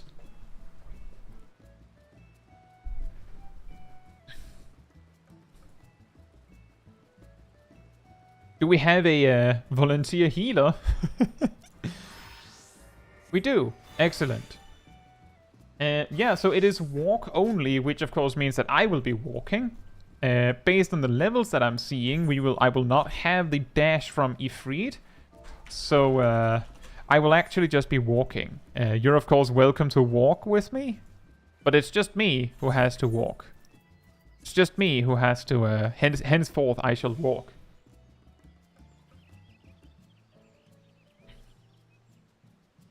People think belts might have been removed in 2.0 visually because of PlayStation 3 restrictions. Oh man, the PlayStation 3 can't render a belt.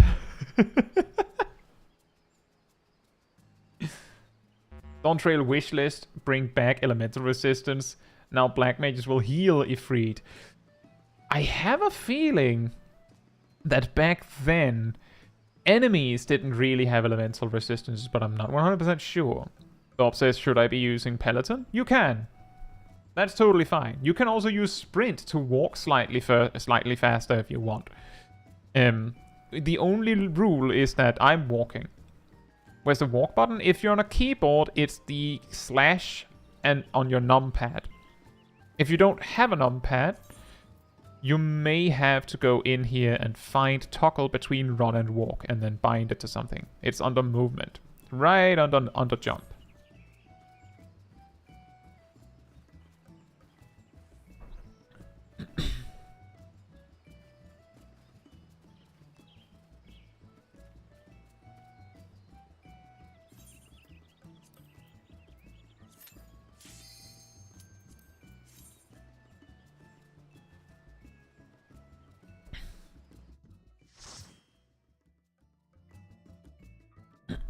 What do you mean, Perrin? I have a whole video series where I talk about the, like, every stat, where one of them talks about determination versus directed. Determination is, on average, 2% stronger than directed because of the way they scale.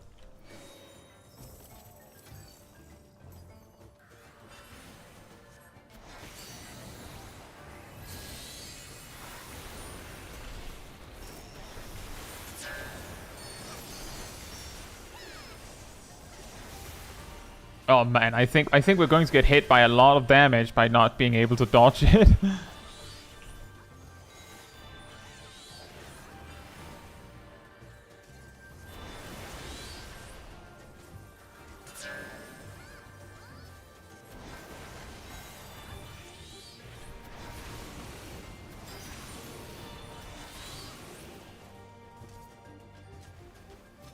Well, Perrin, let's talk about that a little bit while we're walking then.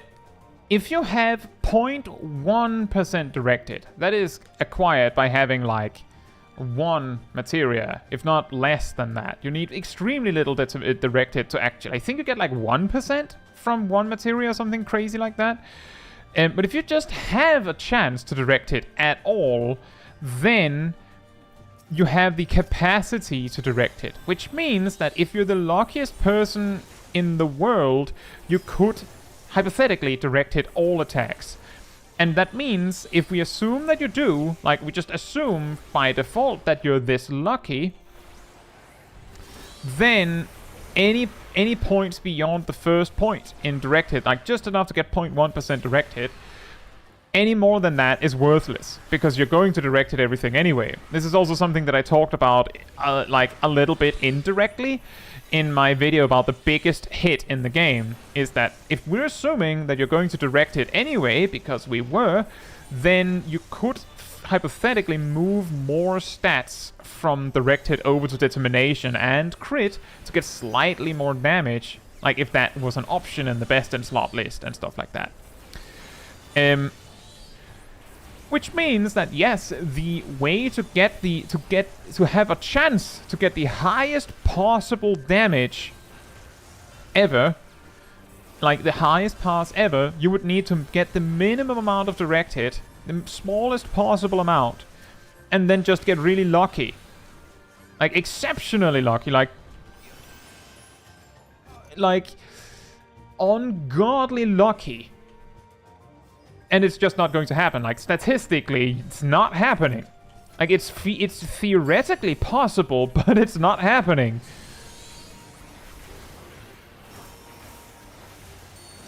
I don't think I'll make that. On the other hand, yeah, direct hit, getting more direct hit will on average give you more direct hits. But because of how stats interact with each other, if you have a more even spread of both,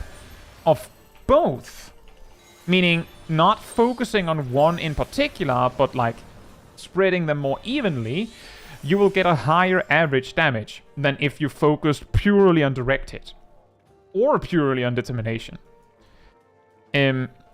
The interesting thing is, because determination is 2% stronger and directed is a chance thing, the way to do the maximum possible damage would be to maximize determination anyway. Like, the best option is to have exactly a chance to direct it, and then the rest determination. The second best option, like point for point, would hypothetically if we're talking like consistency would be to have no chance to direct hit and just get the value out of the fact that determination scales 2% better.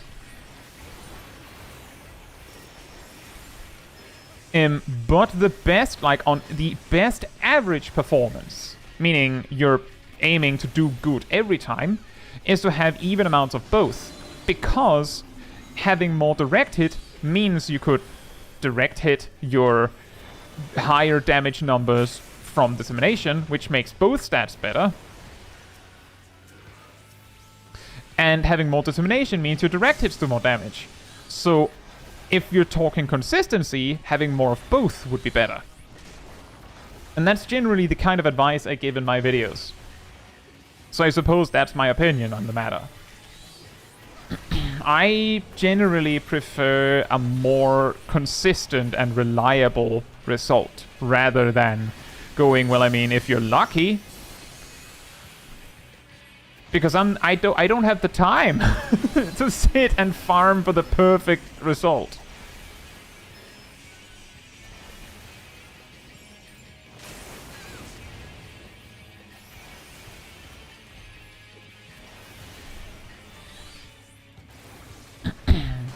Ow.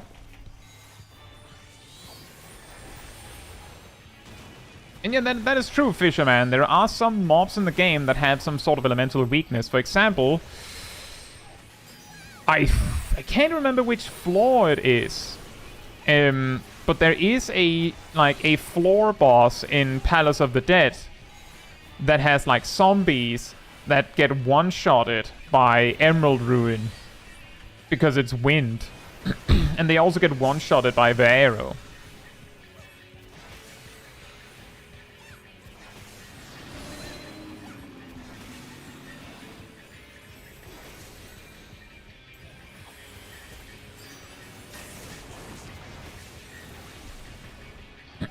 And that is an interesting point, Licky. You say when directed was useless on Warrior, the best for pass was still to run one directed materia for that lucky run.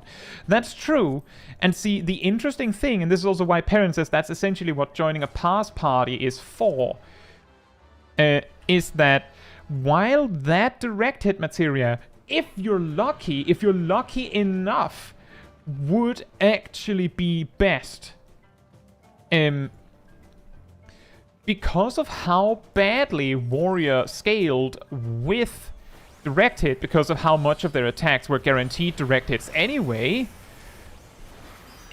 your average performance was going to be better with no direct hit. Like, that materia was wasted because your average performance would actually be better if you didn't have the direct hit in the first place.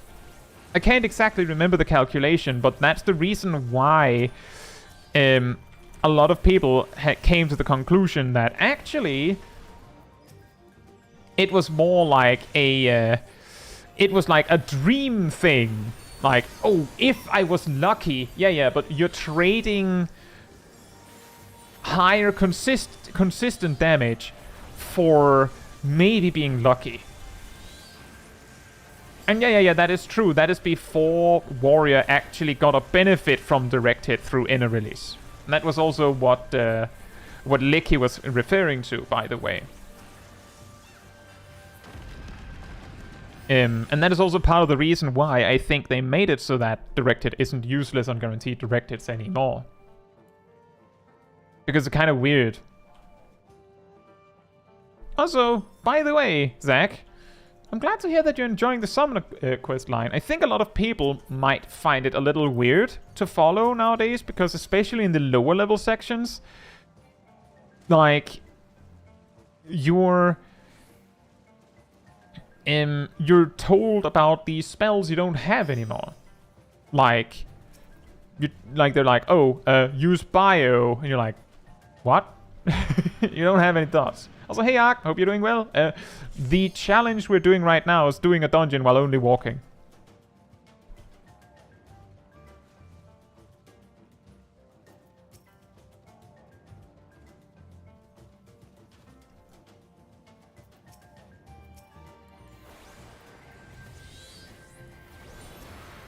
Actually, I just want to highlight just. Oh, now I'm just. I did. Now the mobs ran away when I finally used Bahamut. That it's actually only me who has to walk. The rest of my group has just decided to join me in solidarity. It's only me who has to walk.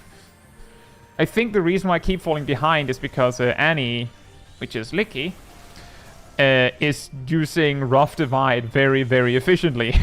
And I don't have any gap closers, so I'm just hanging out in the back. And now you might be sitting there thinking, well, how does the white mage and the dancer keep up? Excellent question. They're probably not getting distracted by treasure chests on the side.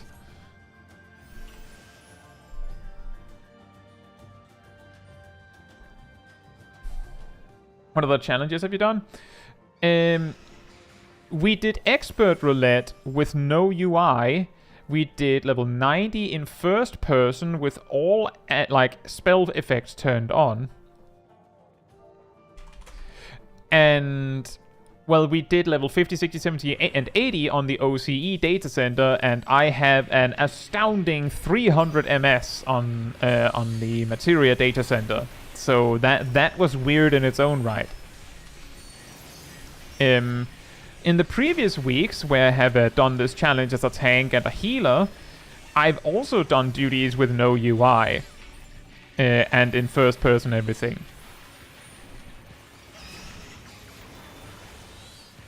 Surprisingly, the challenge that people choose last most of the time is me playing one-handed.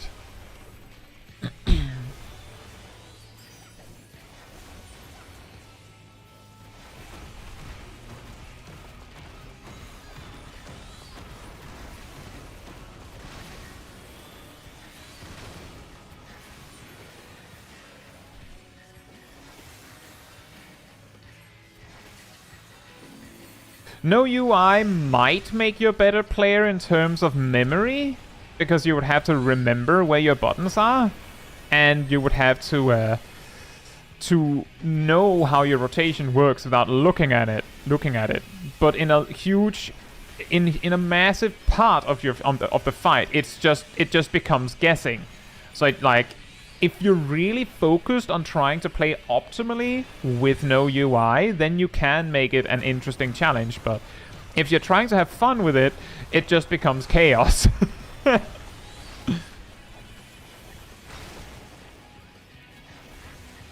It becomes chaos. Ham says, I always wondered, do you also open all chests and dungeons with mimics as well? Depends on the dungeon. In the Lost City of Amdapor, where many of the chests are mimics and there are no mandatory chests, I don't open any chests. I usually slow down if I'm not the tank and watch carefully if someone else is opening them so that I can help them.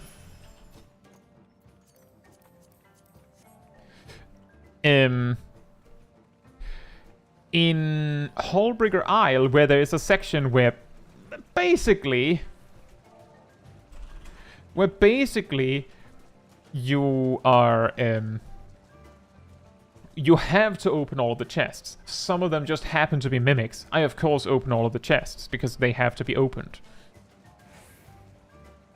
And yeah, exactly, Monolithic Moon. That is exactly the reason why I say I don't think that healing with no UI will make you a lot better, because you will have to guess. Like, genuinely, you have to guess. Because you can't know. Like, the only thing you can do is, if you have a good group, you can try and, like, just do your, like, whatever healing you'd normally do. And then just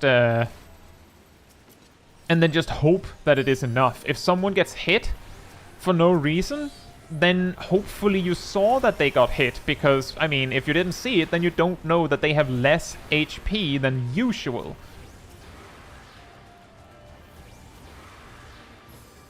You only need to get the 3 mimics, I think. I'm pretty sure that some of the chests can have the thingy you need, but to find the mimics in Hullbrigger Isle, you would still need to open every chest to see which one has the mimic. Go white mage and spam Medica 2, region for everyone all the time. I mean, that would be a way to do it.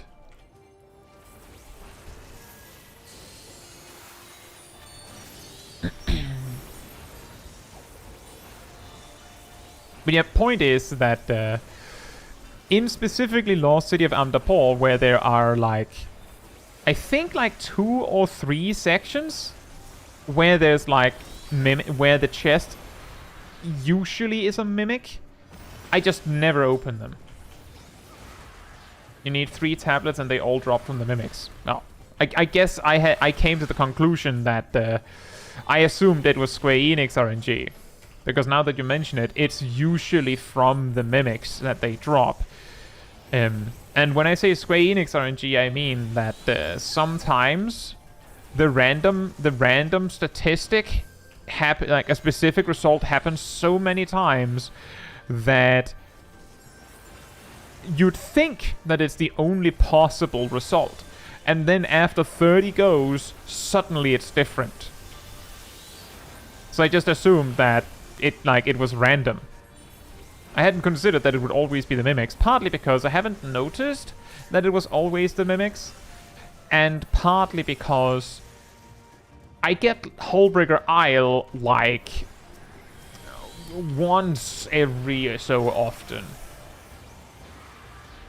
And that is true. If you pull everything, like everything here, out of this section back there, the monkeys throwing stuff down will come down early. But you actually have to bring everyone, otherwise they won't come down. So if anyone actually walked forward, then they would stay up there and throw stuff.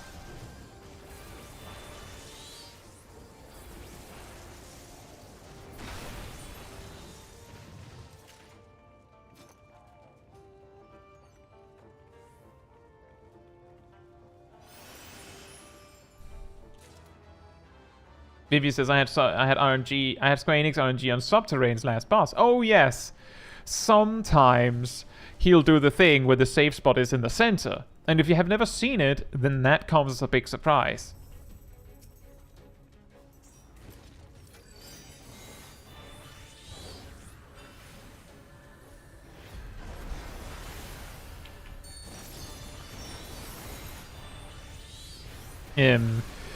According to what I've seen, I've only seen him do the middle pattern after, like, at least doing the side pattern once. Like, at least once. Which means he has to do the mechanic as a whole 3 times. Like, the 3rd time is the one where it happens. Because the first time he does it in a line, either like one, like in some sort of vertical or horizontal on your map, and the second time he does the one where there's one side that is safe, and then the 3rd time he might choose to make the center the safe spot. But I've heard from some people that he can choose to make the center the safe spot for the 2nd use. I've just never seen it. Ever. And I've done Lunar Subterrane many times. But it makes sense. It makes sense. Like, there is a possibility of like 6 sides that could be the safe spot. And that means there's a 1 in 7. Hypothetically, a 1 in 7. That the safe spot is the middle. Although there's, like, it depends on how he chooses the positions, right? It depends on how he chooses the positions of the orbs. Uh-oh. Oh. Okay, it's safe. It's good. The danger with that mechanic is if you can't make it far enough that it stops being spiky.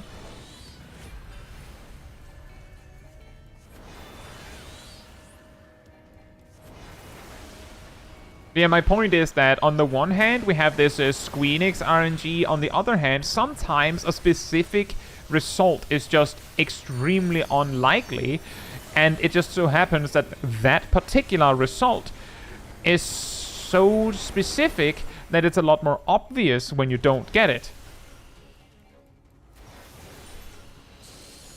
Exactly, Vivi. You might be thinking, well, it's like a 50-50, right? Either you get it or you don't. But in reality, it's a lot more like center safe spot is extremely rare because it requires a very specific set of circumstances, whereas the sides being safe are like, it's just a side.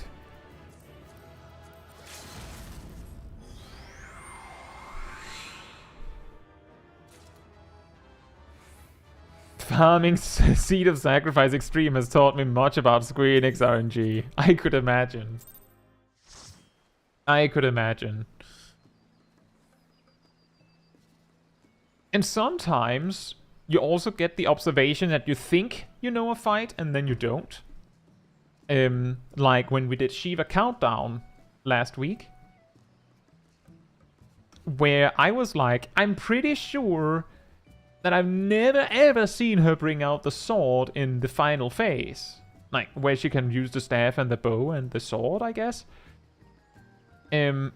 But the reason, and some of you might already, like, maybe you saw it, and then you know what I'm going to say about this, but the reason why I'd never seen the sword is because in phase 3 of Shiva Extreme, no, you know, she does the freeze everyone, then she steps on someone, then she always uses staff, then she uses bow, and then she will choose between sword or staff randomly, and then bow, and then sword or staff randomly, and then bow, and then sword and staff randomly, until she's gone through a certain set of weapons.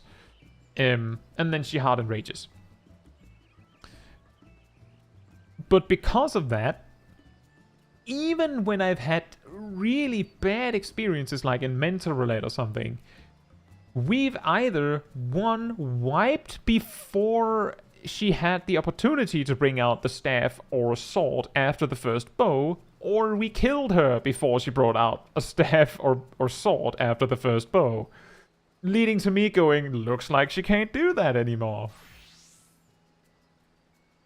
She felt the need to count my bleed. And yeah, exactly, Traverse. When the gates chased me in Alzadal's Legacy when I was soloing, or when we discovered that Durante has a tank buster, and the second boss, the Antlion, has a tank buster, or Galatea has a tank buster, because like their boss mechanics is like the whole loop of mechanics we've all seen, repeat that whole loop, and then use a tank buster. Like, they'll do the whole thing twice and then do a tank buster. Which was even funnier with Antlion, because it didn't do the tank buster until it had broken all the pillars. Which is really strange, because those of you that saw it, the Antlion's tank buster has a very deliberate, unique animation that it doesn't use for any other actions as far as I could see. It's just never used. And hardly anyone sees it, because who takes that long on that fight?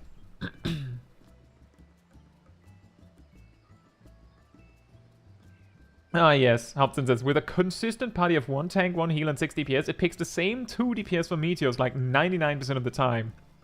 Yep. And that's like my story with Suzaku. 2 healers, 1 tank, and 5 DPS back in Shadowbringers.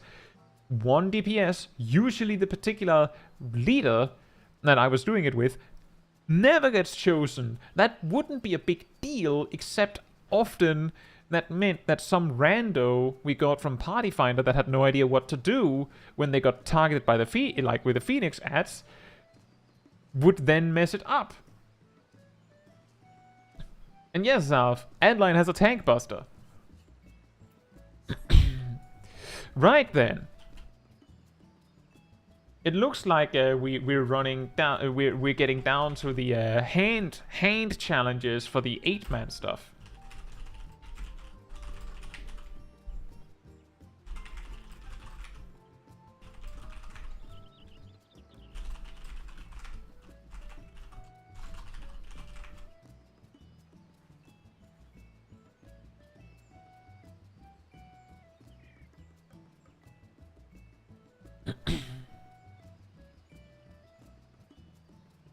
Vivi says, I didn't know until a summoner insta-pulled P7, normal I'm guessing, yesterday that the auto attacks automatically go to the 2 tanks from the start. Wait, what? It's not enmity related at all? It just auto targets the tanks?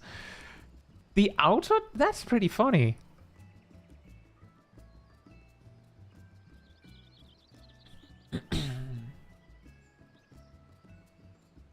That's sliding, not walking a cold foul. Which one is P7 again? It's the tree.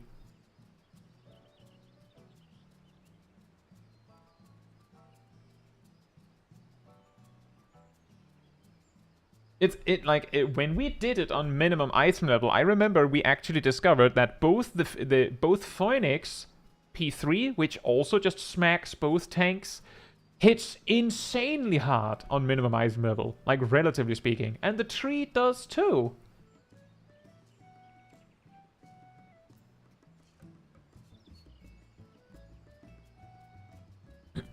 Ah, yes, the one with the 3 zones. So much rescue potential. I remember a long while ago at this point, I did P7. I think I was recording, like, healer footage for, like, a video, and it was, like, in P7 for some reason. And I think, I believe I was white mage, I think. And the group was not good. Not good. I had to do a lot of healing. Like, a lot of healing. I'm pretty sure it was white mage, because I do feel like I remember that I was like, good thing that I wasn't, like, that I was a healer that could really heal, because there was so much damage being taken, and I could rest so much with thin air, because there were so many deaths happening. And then my co-healer died. I rest them, and just as we were about to recover and, like, be stabilized, they rescued me into the chasm in the middle, and I just sat there like, why? Just wrote in the chat, why? And that's when they said, oops, misclick. Somehow, we didn't wipe after that. Somehow, we didn't wipe. But that was ridiculous. I'm pretty sure I used footage from that fight, like, for 3 or 4 different videos. And despite that mess up being so funny, I'm pretty sure I didn't include it in any of the videos, because while it is really funny, that's not, like, that. There's no reason to just, like, throw them under the bus like that. Like, especially if it has nothing to do with that. Like, if you, sometimes you've seen, like, in one of my videos, like, that there's someone doing something really wacky off the side, like, off this side of the screen, or someone gets killed by a mechanic or something. Usually, I've either missed that, because I would have used a different clip if someone was actively failing on the screen, or something more important was happening, so I hoped that people just didn't pay attention to that, because I don't want to throw people under the bus. Like, in the Mental Roulette videos, like, I talk about it, and I generally try to, like, put a positive spin on things, and, like, make sure that I'm not just dunking on someone for making a mistake. Like, the important part is the mistake, so that's why we're talking about it. But if I'm not, like, talking about the mistake, there's no reason to just include them failing in the background. Like, if that's not what we're talking about, then that's not what we're talking about. Right. Well, it seems like we're doing left hand only. I'll be left hand only once I've at least made the group. If you would like to join me for trial roulette, come on over to me.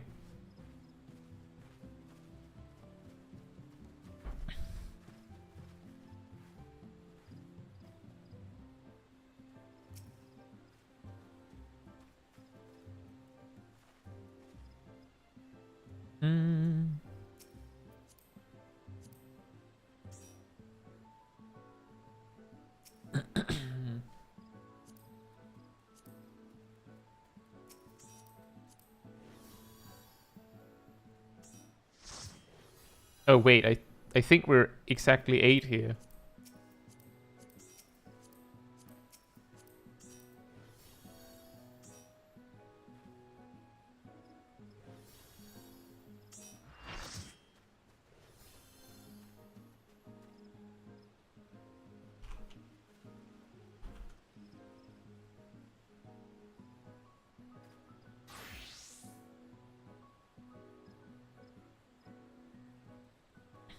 Yeah, that's true, Traverse, exactly.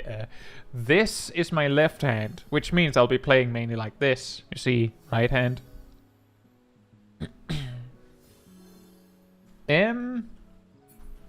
Oh, right. We absolutely need this for this. Hmm.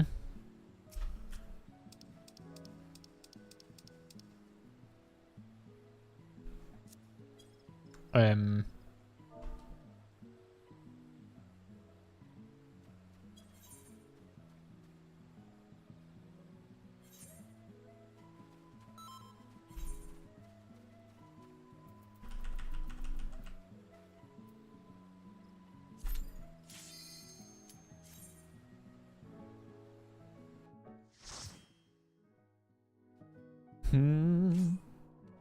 Oh my god.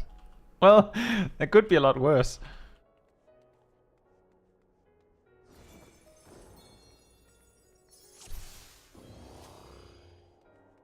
Yeah, exactly. Part of the problem with rescues a lot of the time is that when things go wrong, it's often a mistake. That's why, like, sometimes if you're doing something that almost invites a mistake, and you won't need your knockback immunity later, then you can use your knockback immunity to deny rescue, just in case someone rescues you. A particular example of that would be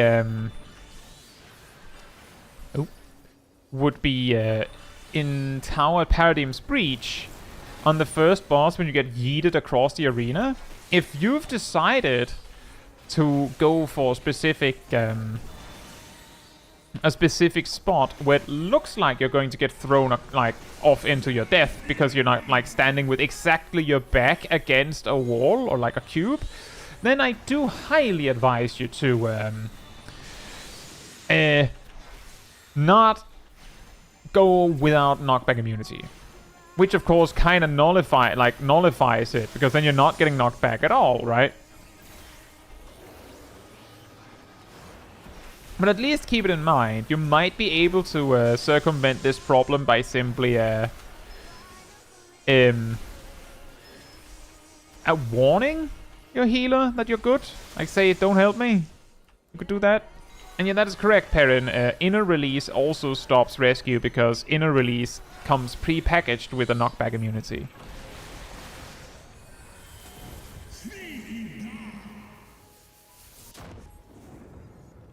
An example would be when playing with Zip and Umi. Well, if you're playing with both Zip and Umi at the same time, then I don't think there's any danger, because I think they usually target each other when that happens.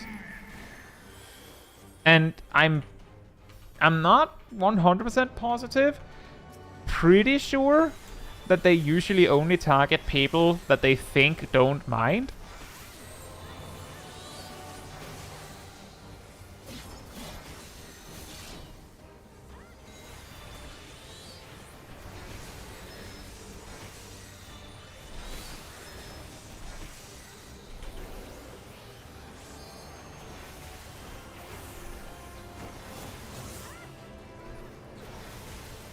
Who needs to turn their camera anyway? When Zip is healing. I'm in danger. That's actually interesting. It's been a while since he's actually successfully got me. A lot of the time he just jumps into the chasm on his own. But I'm also on the list of people he knows can take it, and I don't get angry about it. I mostly get surprised.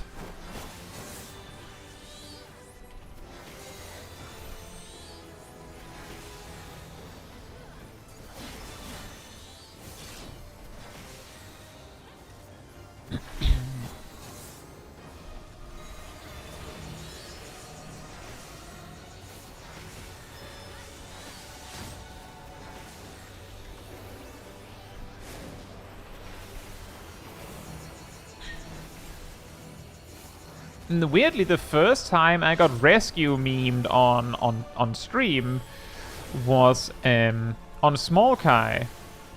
We were doing Suzaku. We were doing the full Four Lords series of trials, and I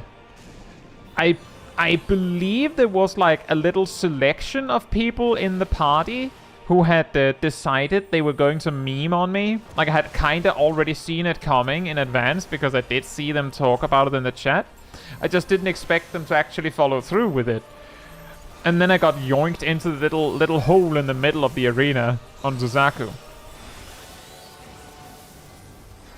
I believe it was Sharo that did it. It's been a while since we've heard from Sharo.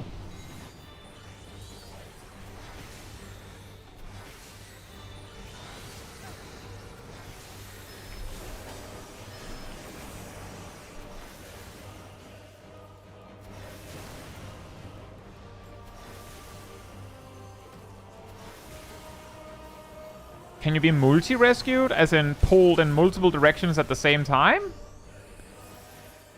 Sure. You can, yes. If you get rescued, and then someone rescues you after, it takes a little bit, because as you know, rescue takes like 30 years before it actually starts pushing you or pulling you. But it will activate, and that's basically it, is that rescue, I guess the reason why it is considered a knockback is because it's almost like it applies a knockback effect with a very specific amount of force to make you slide exactly to where you need to be. And knockbacks in this way don't really stack like that. If you get pushed, if you start a knockback and then you get knocked in a different direction somehow, then the first knockback is cancelled. So if you get rescued, and like if two players rescue like in quick succession, you will start to slide and then you'll start sliding the other way, as far as I know.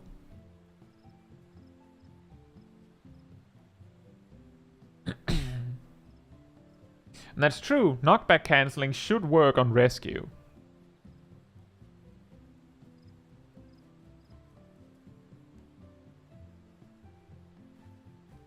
If you want to see a stacked knockback, just use cover on someone during a knockback mechanic. Yeah. Or you I basically, Gazel helped me demonstrate that by accident, you could say, in my Mythbuster video, in my somewhat recent Mythbuster video, where we looked at that specifically. Some of you may recognize it as the moment where we got to see what a knockback looks like with someone with latency. Dunk. Pew.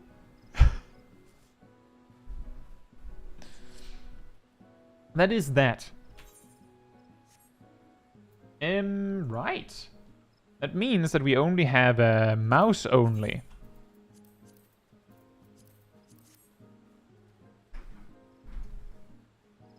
For normal raids.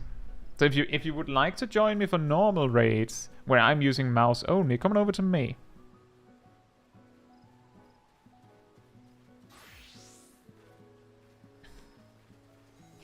See, it looks like Tristan is back. Do we have someone who doesn't mind stepping out to get Tristan in? I think Tristan hasn't been in the group all evening.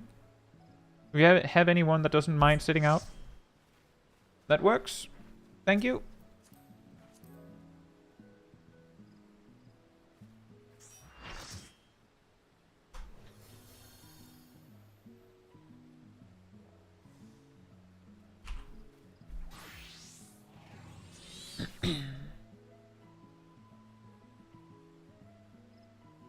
So I'm just repeating for everyone that might know about this. I have an MMO mouse. I have a thumb grid.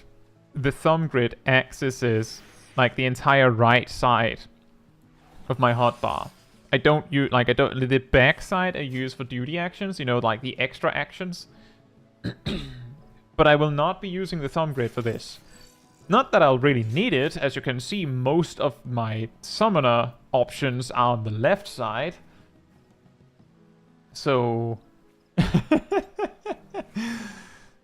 And that of course means that we're both moving with the mouse like this, and we're clicking actions old school, I guess. Or new school. I guess depends on who you are. Castan says, the funniest stacked knockback I had was in Pyros, when I pulled Minotaurs and then got sent flying when I didn't bother dodging AoEs because I was full Ephysios. Just getting tossed across the world.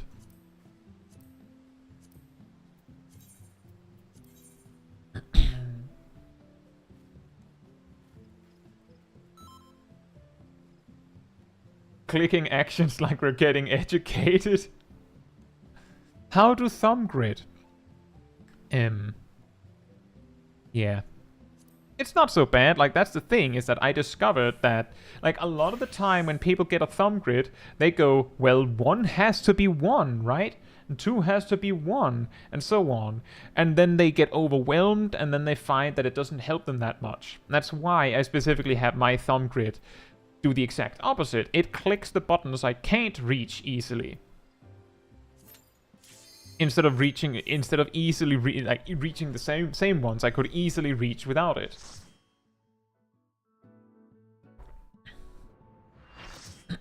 Breath of the Creator. I can't remember which one that is.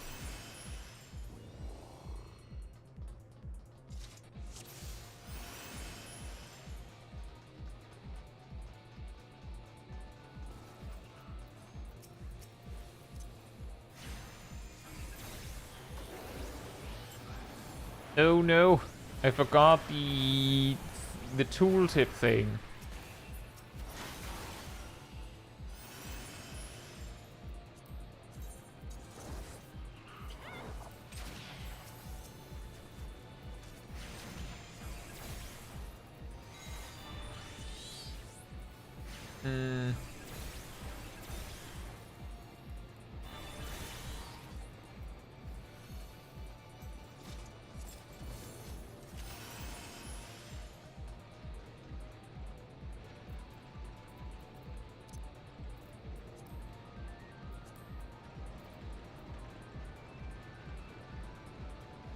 I can never remember where this setting is.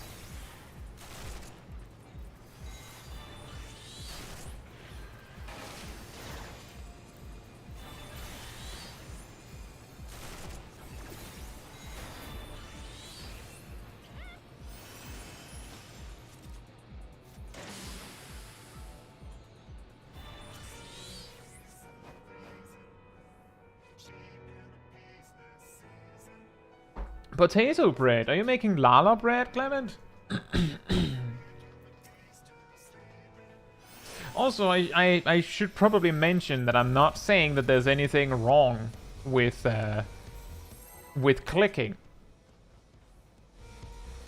It's just that it's I guess I think based on what I've heard, it's a lot more common for more like old school gamers to be more likely to use clicking. And when we then you probably say, what do you mean by old school? I don't know. Sometimes you have like you have people of all ages that play in every way. Like, some people find gaming too complicated in general. And sometimes you have an 80-year-old playing Skyrim with mods, right?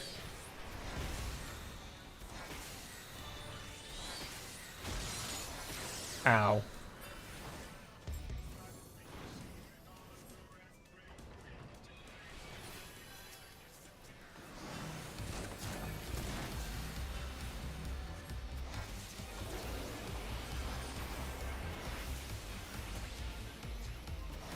I don't know, Bluefish. Part of the reason why I think it's more possible to be a clicker in Final Fantasy XIV than in WoW is specifically because all actions incur an animation lock. So you have at least like half a second to move your mouse to the next thing.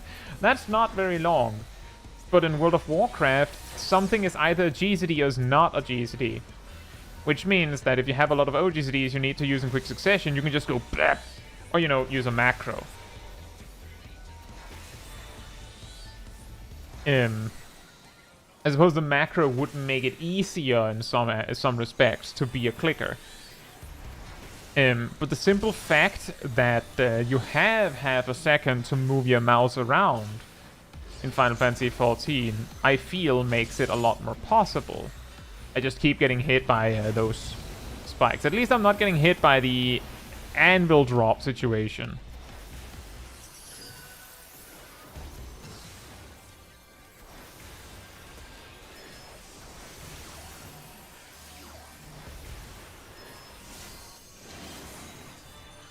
Oh, that was really close. I don't know if that counted.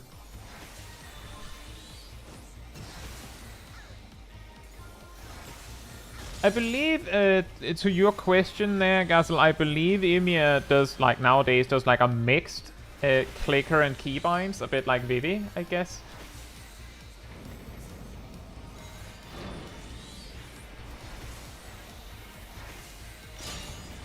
Ow.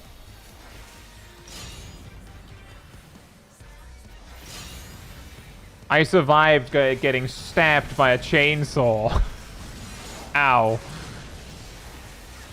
I didn't survive getting rumble rocked.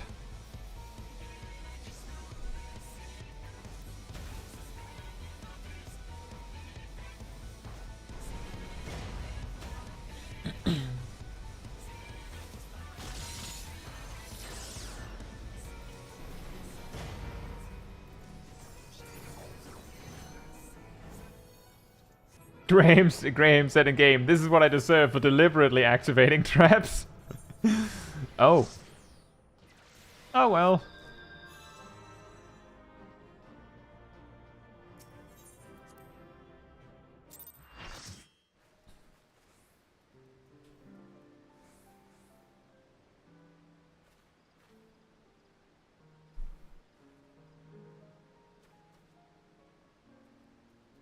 Final Fantasy 14 text command only stream when? I don't think we'll do that. I guess the only way you would be able to move with text commands only would be I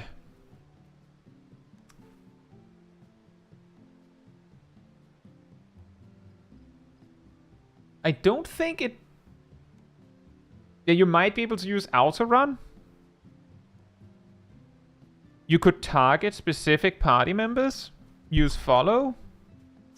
You could target specific party members and try and face them, and then use auto run. You could also use things like ethereal manipulation. But I have a feeling that aside from targeting someone else's target, it's actually reasonably difficult to target an enemy you want to target. How do you turn? Exactly. The most effective way to do that is you play a job with support actions, like heals and stuff, because then you can target someone and press something like Cure 1, which would make you face them, which would allow you to run towards them with auto run. You could target the closest enemy. If that's a text command, you could, yeah. I think if you also just text command to use an attack, it will work as normal.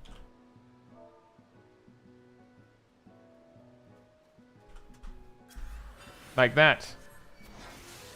So, like, if you can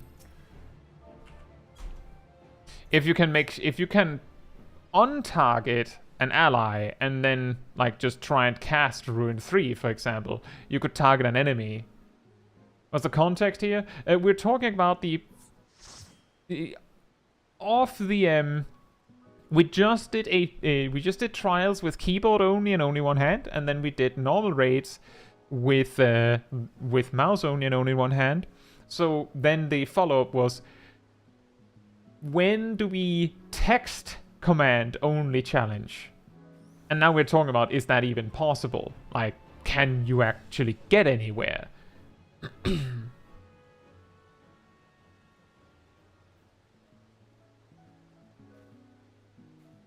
And it is possible to get somewhere.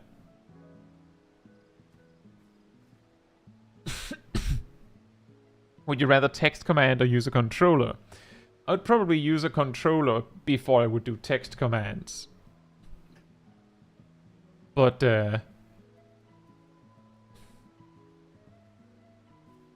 I feel like both of them would be... I think text commands only would be exceptionally hard and really would be more a matter of... it would make it harder for the group. Rather, like, I would have a really hard time doing that, but the experience for the rest of the group would be that they just have a garbage player in their group. So, like, it reaches the point where it's so hard that it becomes more a problem for my party than me. And that's where I feel like I kinda draw the line, for the most part. That, like, I've talked about this before with, like, challenges where if the challenge happens to directly make things harder for everyone else, then I feel like it's not a challenge for me. Like the duty we just did, shockingly, I find it a lot harder to play mouse only than keyboard only. Comparatively, because on keyboard only, I feel like I'm still in full control of my movement and I can do a lot of things at once. Whereas with mouse only, my only ability to do two things at once is I can make myself auto-run forward while I figure out what to click next. Which is the reason why, as you saw in the fight, that I was like... I placed myself away from the spiky ball so I don't get hit by that. Then I get hit by the wind, like the ice wind from the sides, and instead of doing something about it, I just go, well, it didn't kill me, so this is probably as good as it's going to get, and just continued attacking. Because I didn't feel confident I could find a better spot. Whereas if I had been on keyboard, I would probably have tried something. If we did it in expert, it would just be a slow expert run. It would be an exceptionally slow expert run. Hauptson says, I did a run last night with a person running 2 characters, and they had their summoner running off macros. Worked surprisingly well. Oh, I'm guessing that they would they would do something like kinda like crafting macros, where they just like go, do this, wait 3, do this, wait 3, do this, wait 3, which means they would still do way less damage than they could have done, but they could still just automate the process of attacking. Exactly like that. I mean, if you're okay with it, that's fine, but I do think that that's like... I feel like that's not very thoughtful for the rest of your group. Like, I feel like... Sure, you could do a lot worse. Like, you could have had a much worse player. But if you did it in roulettes, that wouldn't be fair. Hobson says they had a party finder up for it with fair warning. Okay. If they're making their groups for it in party finder, then they're basically doing the same as I am here. Like, I'm doing weird challenges which are clearly detrimental to me. And, like, detrimental to the group, because I'm probably playing worse than I could have played. And depending on the challenge, by a significant margin.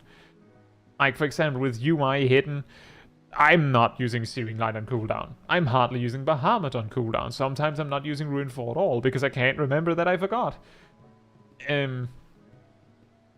But then again, everyone in my group knows that I'm doing that. So, you know, it's okay. Still faster than most duty finder groups. I have a feeling, Cat Damon, that that's significantly thanks to the rest of the group, because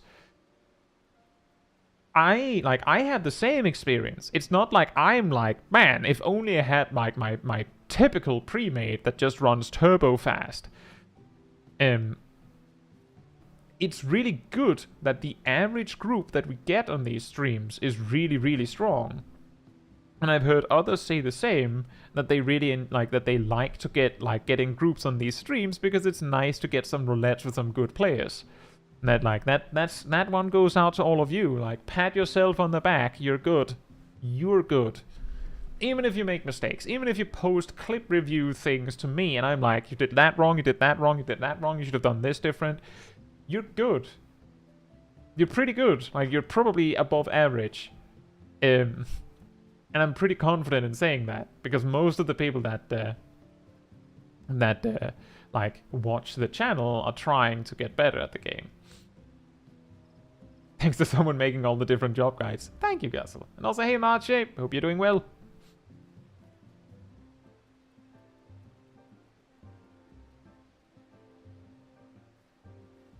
And you're right, Perrin. Huh, the chat actually died. Doesn't die very nearly as much these days, but it does die, it seems. Thank you. Yeah, Summoner is really, really predictable. The problem is, like, if you're level 90 as Summoner, and you're fighting a striking dummy as Summoner, you can probably play out the rotation without even looking, to some degree. Like, you can just hear each attack, and you'll know every single thing you need to do. You just do it from start to finish, and then you finish with a rune 3, and then you start over again. With very little drifting. But in a dungeon, there's all the weird, wacky stuff, like the downtime between packs. So you reach a point where you're like, well, I know that if I do Titan, and then Garuda, and then Ifrit, and then like a rune 4, then I'm certain, I know that my Bahamut or Phoenix will be available. 100% guaranteed. But if you spend like 20 seconds running, then you're like, unless you actually kept track of that, you have no idea. Like, I'll say, if I recorded a video, like just recorded a video of me doing a duty with no UI on, I would probably do better. But half of the, at least I would say probably more than half of the fun of these streams is that I'm not just like, I'm sure that a significant part of the value of these streams is that I'm here and I'm talking, hanging out with y'all, right? I hope so. Like, everyone's just like, nah, we should just not talk for a bit, just play the game. So instead of me going super sweaty tryhard mode, I forget to keep track of these things because I instead focus on trying to be funny. But certainly the reason why I chose Summoner was actually because we're here for the manatee. Who are you? Okay then. There you go. Manatee restored for a bit. Me and Kai stream with the party without Kai, obviously. Ah, the Emia stream, or the Emia squad. That's also a really strong squad.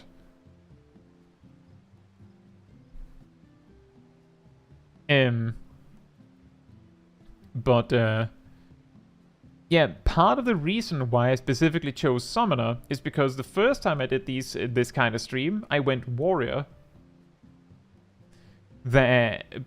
Because I knew I could probably do most any casual duty doing the part that I need to do as a Warrior without even being able to see what I'm doing.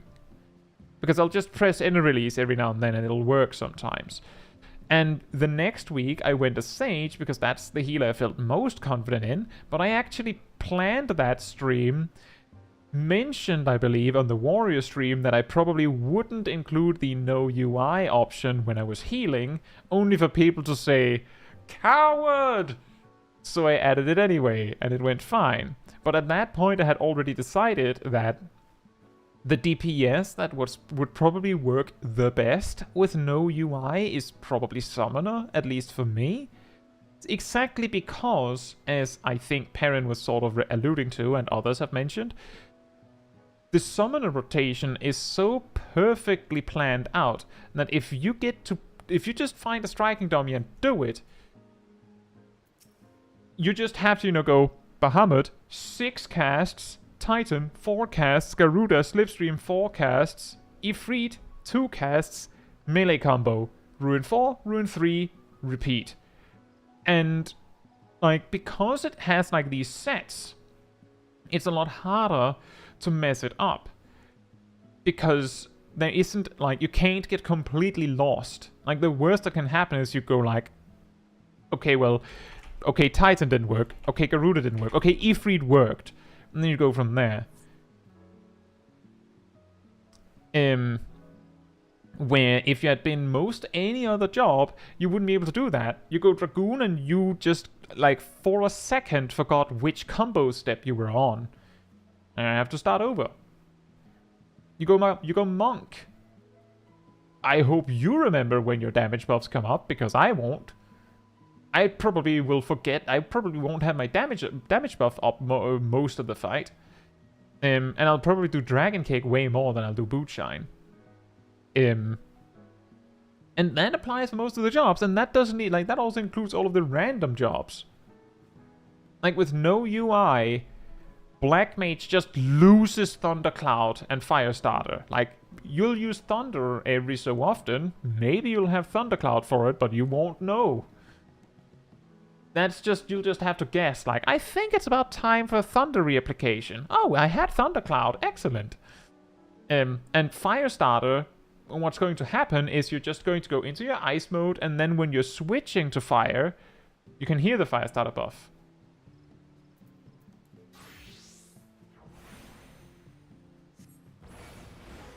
Nope.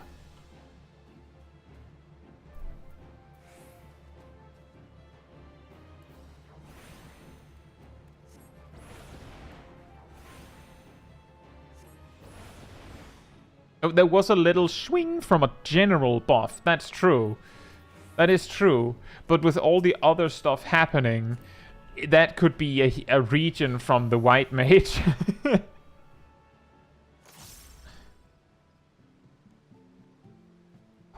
Hey Pam, hope you're doing well. And thank you. I am. Good to see you. Coles' Bart no UI stream when? Well, let's be sure that on that stream, I'm not maintaining my dots or my songs very well. Yeah, Licky, that would be your only indicator that you got Firestarter. And if you didn't hear it, then you have the awkward cold Fire 3 with Firestarter.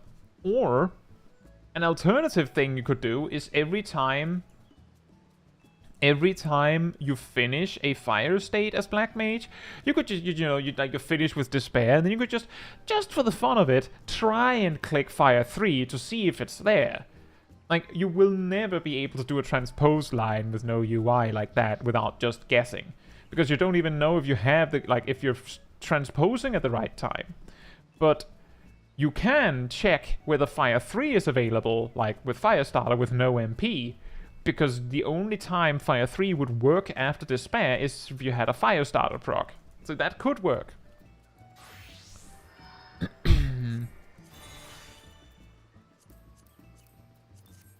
That's a funny thing. So I've played World of Warcraft for years, as I've mentioned. I've always had an add-on to have this feature. That they look like this. That it tooltips at mouse cursor location. It's funny that Final Fantasy XIV has it built in like this, isn't it? I'm guessing World of Warcraft would have that now as well. Oh, nice. Do you get Firestarters in a basic rotation? Every time you use Fire 1 or Paradox in Astral Fire, you have a 40% chance of getting a Firestarter proc. If you use Sharpcast, and you will, and it's still available when you use Fire 1 or Paradox in Fire State, you will guaranteed get a Firestarter proc. So by that token, you could guarantee that you get a Firestarter proc, which would allow you to like preemptively know that you have access to a specific transpose line, you know, the AF1 F3P standard for those that know that lingo. You would be able to do that. But I imagine if you're playing with no UI, that the main thing you would do is make sure you sharp cast Thunder every time, so that you at least know that.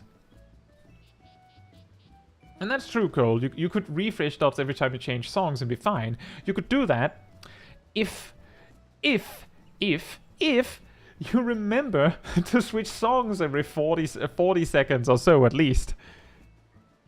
And you have to just count. You just have to like use song and just be like 1, 2, and just count for 40 seconds and then use it on time. I just noticed now Cat says, is it just me or did the stream generally become twice as good? Thank you. Time to count GCDs. Oh man, you're really going to look forward to Army's Paeon. You don't even know when the procs happen. So you're not sure how long your GCDs are.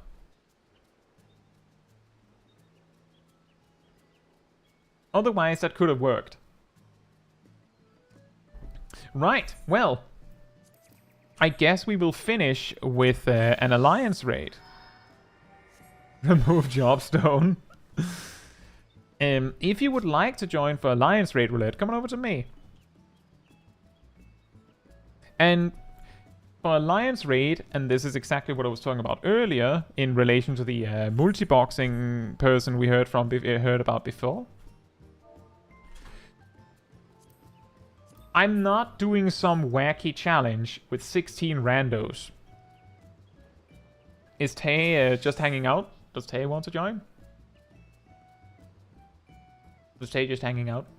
But I'm not going to do some wacky challenge that significantly hampers my ability to play the game, potentially, when there's 16 players that are a captive audience to that. Keyboard only should be more than safe. It's more the principle of the matter. I could probably play just fine with keyboard only and no one would notice. I could potentially even play without UI if we get like Circus Tower and no one would notice. It's mostly the principle of the matter that I don't want to do that. So I'm like, the way we're doing it for Alliance Raid is, I think I still have it on from earlier. If we get something where we have like I don't think we are if Rost is playing Samurai, but that's fine.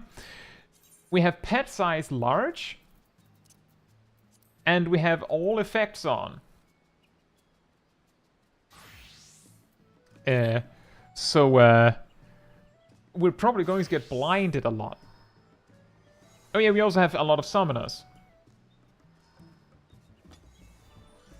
I'm guessing Tay is either AFK or just hanging out. Oh, Bob is back.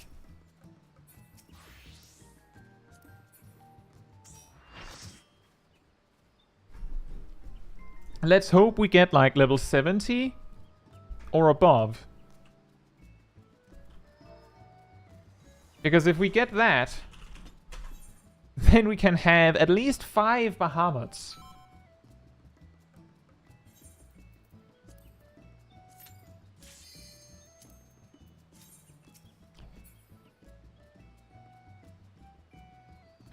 Yeah, let's hope for 90. It would be really funny to get like Thalaire. Full Searing Light uptime? Oh, I mean, we have 5.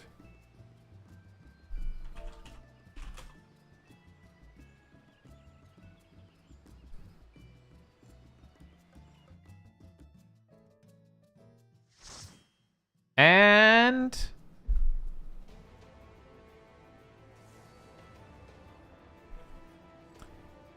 wah, wah, wah. Sadness.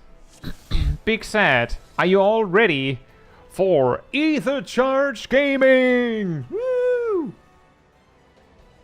That is exactly right, Perrin. That's why I said. That's why I said. When I saw we had 5, which summoner would just kind of be standing there, just kind of like, oh, I mean, I'm just the extra. The reason why we have 5 is, of course, because we could have had 5 Bahamuts, but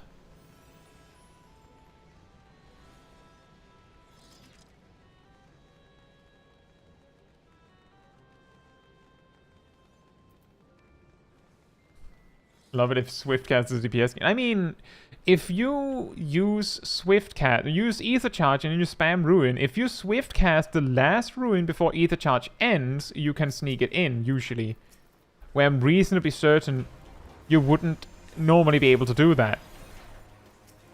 So it's kinda a DPS game. It's not a huge one. Which also reminds me, what was it we discovered recently?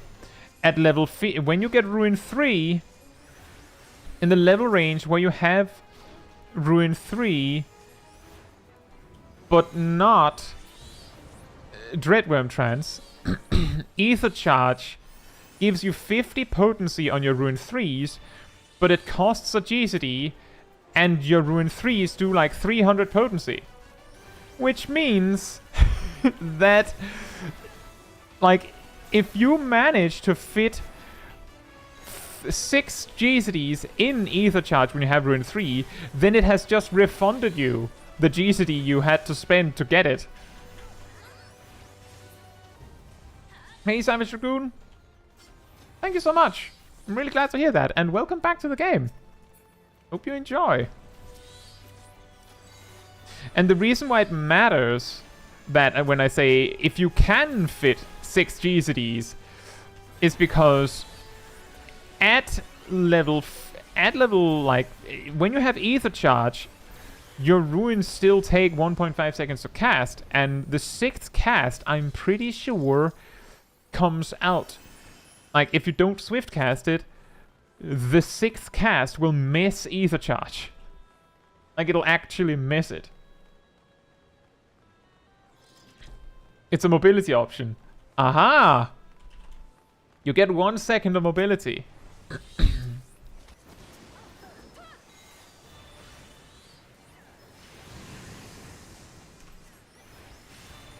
Off into Narnia we go. I did see you tried, Ilana. I saw you tried. I did see that you tried. The attempt, the valiant attempt was noticed.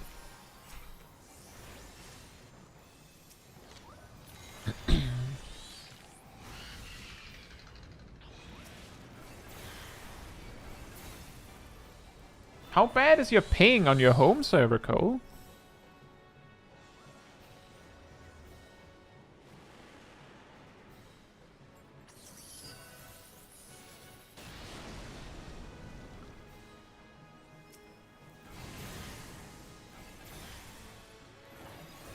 Just to be clear on what you're saying there, Perrin, that I get that. I'm just going to be absolutely clear if anyone, so that no one misunderstands. That should is a wish. That's not how the game works.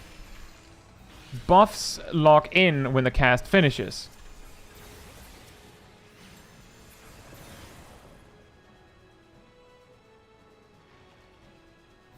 ADMS. I'm pretty sure you should be fine to, like, double weave on 245. Weird.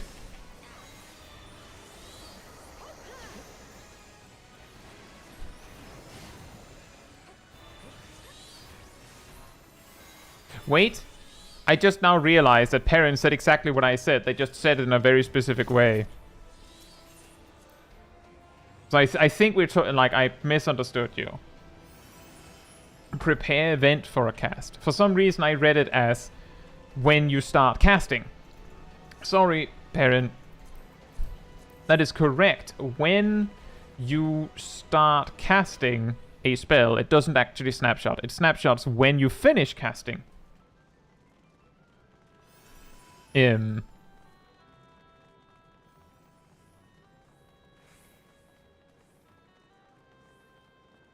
Which, of course, like that's the whole, like, origin of why summoners use Swiftcast for Slipstream and stuff like that. Is specifically so you can sneak in the exceptionally long cast while the buffs last.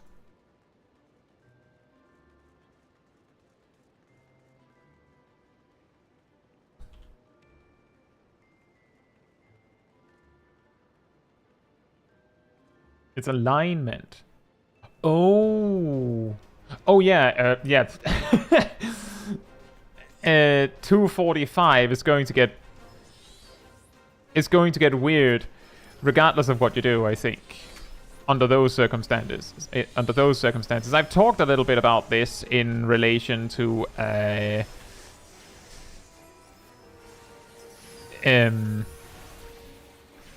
think I call it... yeah,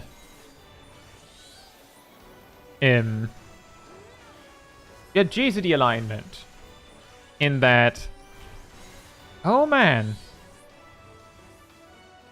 In relation to... Well, if you have a weird GCD, then your cooldowns just won't align very nicely.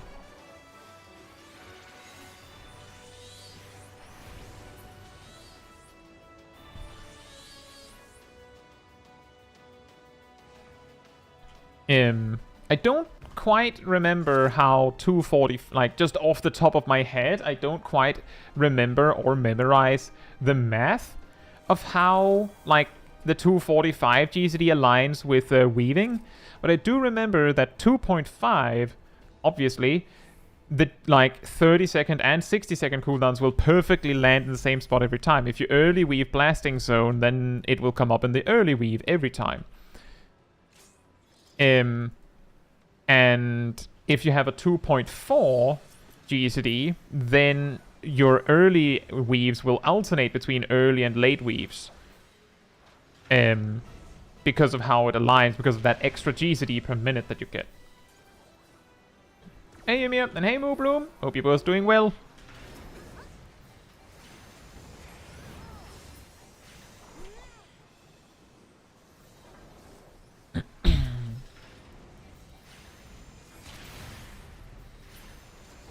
I believe it's been a while since I've heard from Santu, but Santu is like I don't know how many certified gunbreaker mains that do all the mathy stuff we have in the live chats on this channel, but I do know Santu is very dependable on that stuff. They are confident enough to use and like to choose their GZD and go away from potentially what the best in slot is, due to specific adjustments they themselves do, while understanding why they do it, which is important. If you do a weird GZD, the important thing, like on Gunbreaker, the important thing is you understand why you do it, and you understand whether it actually is helping you.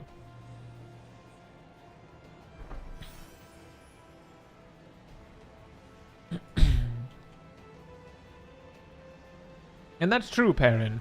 The thing is, all cooldowns have a cooldown that is a multiple of 5 seconds.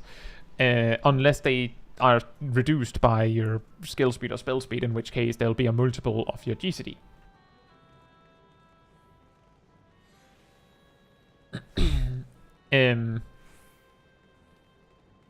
So what I usually do, to be absolutely sure, is that I will either test it, like in practice, like a practical demonstration, or I will write it out, like on a spreadsheet. Like, go, if I use Blasting Zone at, like, you know, we add the animation log and all that, and then you use it X amount of time, then you just, you know, you add certain number of GCDs, and then you see when Blasting Zone would be available again, and you would be able to math out where in, like, the weaving window it would land. You would be able to figure that out. It's not necessarily perfect, but that is also a way to figure out exactly how it would work. And that is also kind of where I have this information of GCD drifting from.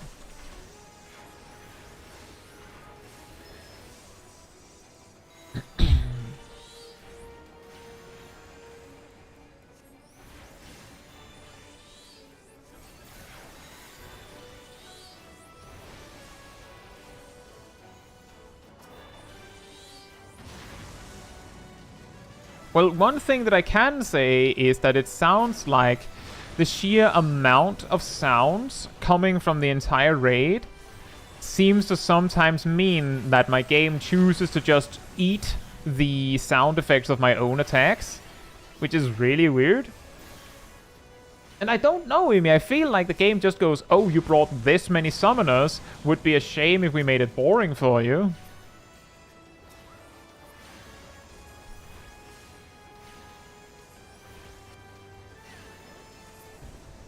Also, I hope you enjoy the ride around the zone, Moobloom.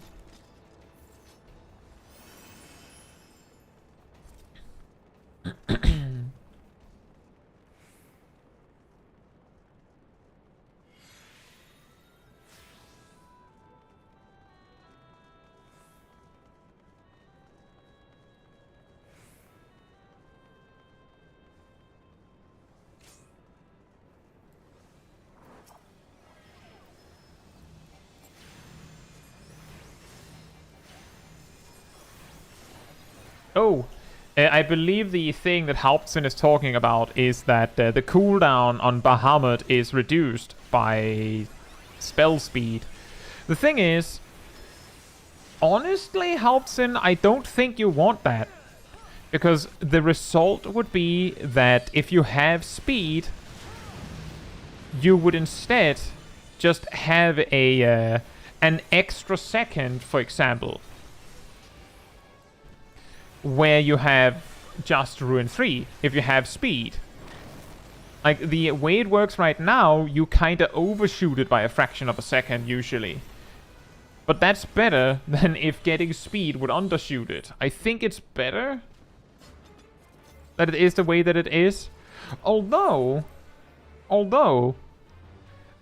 here's an idea. Just consider, everyone, just for a moment, consider the fact that basically all, like, cooldowns that allow you to use a certain action, a specific action for a certain number of times, like, for example, Inner Release, where back in the day you could fit, like, 5 Fell Cleaves if you late weaved it perfectly or something to that effect and had the correct amount of skill speed. They just decided you get 3. That's it. Bahamut is going to cast Wormwave 4 times and has 1 Enkindle, and you get 1 Death Flare. Wouldn't it make better sense? Like, I know this would heavily nerf summoners in, like, Stormblood ultimates, where you could, like, where you can hyper stack speed and get 7 Astral Impulses, but wouldn't it make more sense if they just did the Machinist thing and just made it so that you get 6 shots? Like, they could just make it, like, give you 6 shots. And then, like, I mean, then it wouldn't be, then you wouldn't feel like you had to get a certain amount of spell speed. But then again, it would make speed even more worthless than it already is. That was close.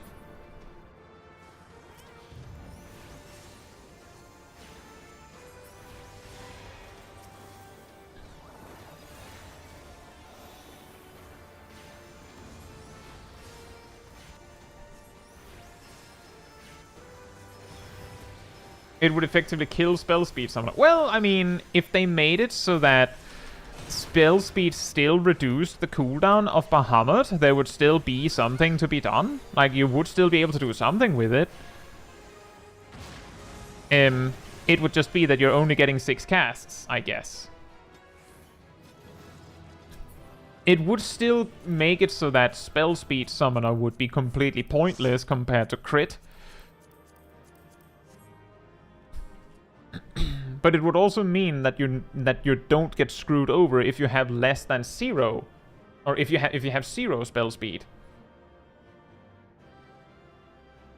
And yeah, and I think that's the problem Hauptson has, because with 0 spell speed, you generally can't fit 6 inside Bahamut.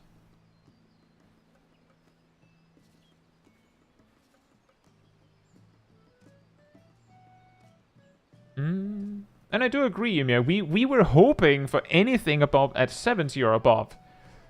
And then we got Labyrinth of the Ancients again.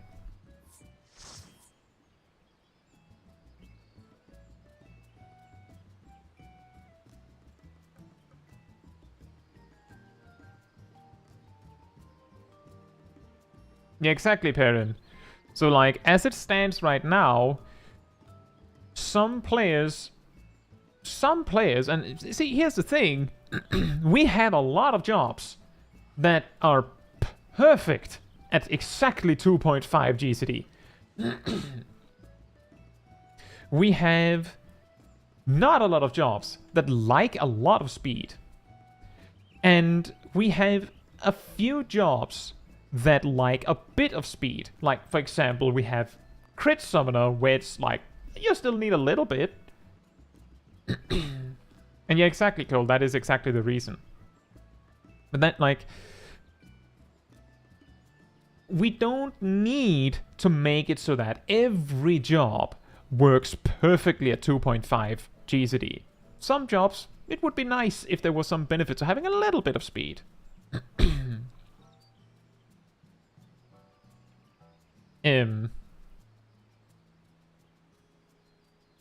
Specifically because it adds more variety. To which I mean, if you don't like having a little bit of spell speed, then, I mean, I'm pretty sure Red Mage aims for like 249, or maybe like settles for 248 because it's like one accessory's worth of speed. But Red Mage would probably be happy as a clam with no spell speed. So if you don't like spell speed, you could get away with 2.5. And the difference for Summoner between having a little bit of spell speed and not is massive.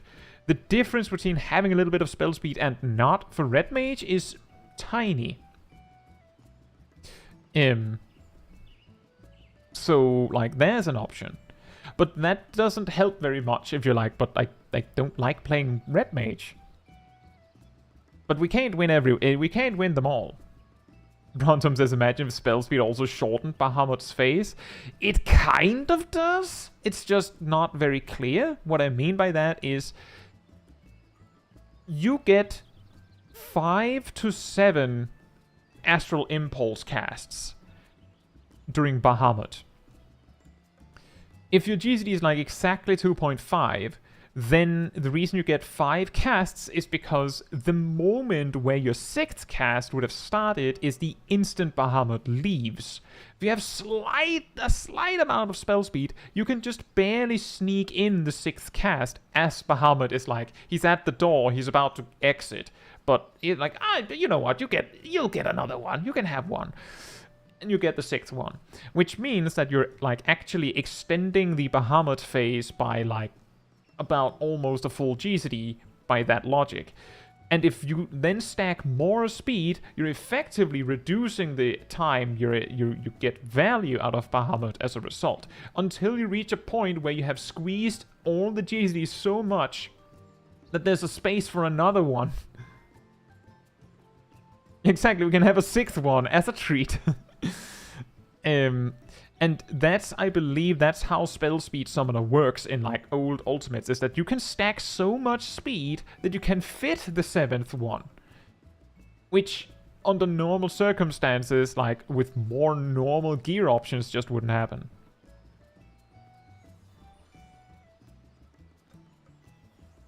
You have about 124 MS to get a 6th impulse at 248. There you go.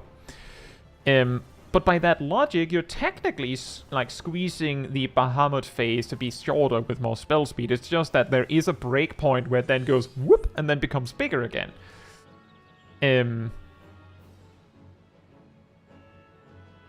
It's just that the way that it is observed is that Bahamut stays the same amount of time. Part of the logic here, of course, being that...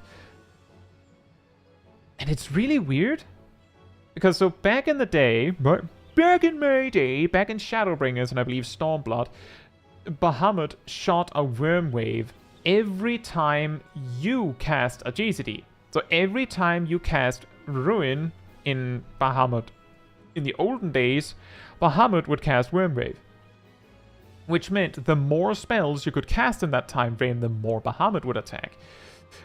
This was particularly significant because the final Ruin you could cast, I believe you had time to cast 8 spells in the old way, the 8th cast would come out.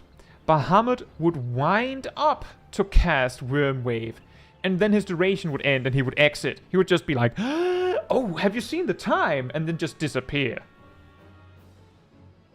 So what you would usually do, because he wouldn't start his cast until you finished yours, is you would use a Ruin 4, which you could stack up to 4 of back then, because Ruin 4 was instant. So you just finish with a Ruin 4, so that he would have 2.5 extra seconds to actually cast his attack, because Ruin 3 also used that to have a cast time of 2.5 seconds.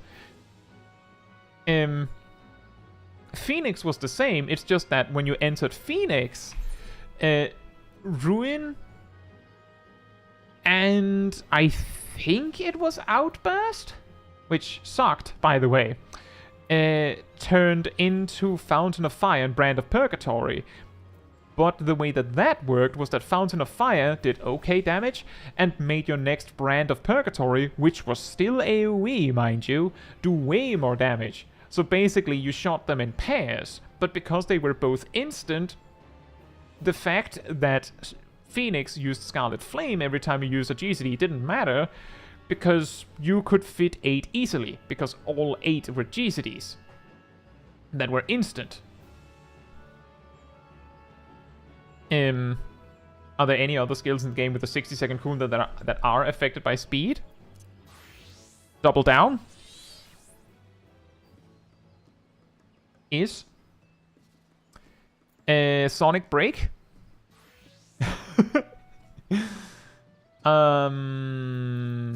Chainsaw. You said specifically 60 seconds, that's why I'm listing these. Do we have any here? I don't think we do. No. No. No. I think that's it. Oh yeah, Goring Blade, that's true. Goring Blade. I mean, not Sonic Thrust.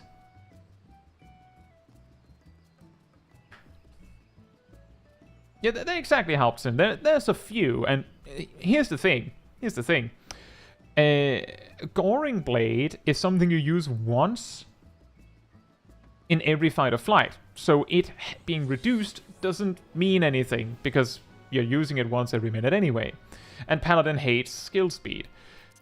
Sonic Break and Double Down, you're using once per No Mercy. So again, doesn't really matter. I guess if you have the skill speed, some players might elect to maybe let them drift a little bit forward. I can't imagine you would, but I guess it's an option. And well, Machinist is using Chainsaw on cooldown anyway. The only benefit here is that Machinists work very closely with their GCD. It's actually, I would say it's a problem in a way that Heat Blast and Auto Crossbow are unaffected by skill speed. Because it means that Machinist, among a few other jobs, have such a bad relationship with skill speed that I would almost say they would rather not have it than have it. Paladin is kind of in that ballpark as well.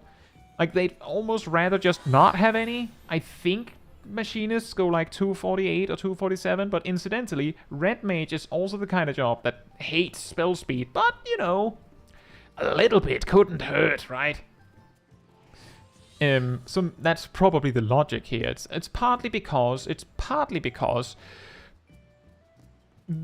if you understand breakpoints, this probably makes good sense.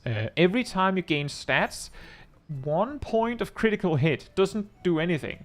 You need a certain number of points to increase your critical hit chance by 0.1% and increase your critical hit damage by 0.1%. That's a breakpoint.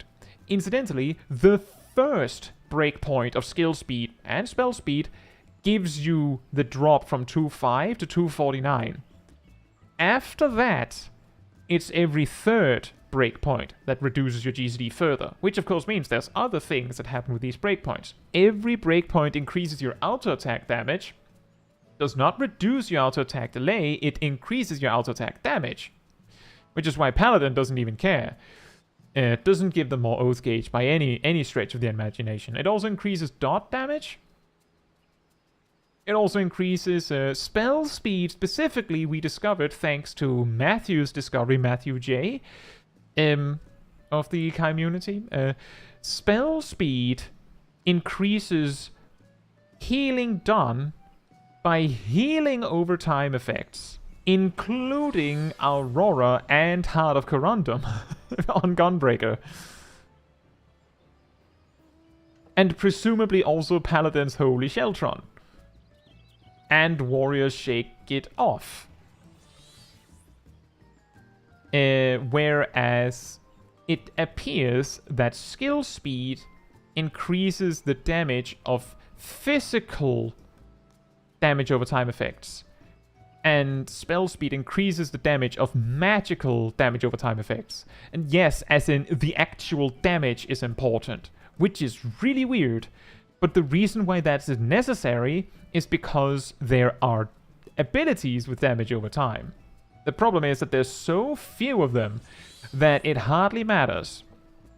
Like, of physical jobs with a magical damage over time effect, we have like Salted Earth and Doton. And I think that's it, because I'm pretty sure Circle of Scorn... Yep, Circle of Scorn is... Hold on to your hats. This is physical damage. That's physical damage. Because it doesn't say it's unaspected. And like, those laser blasts are physical.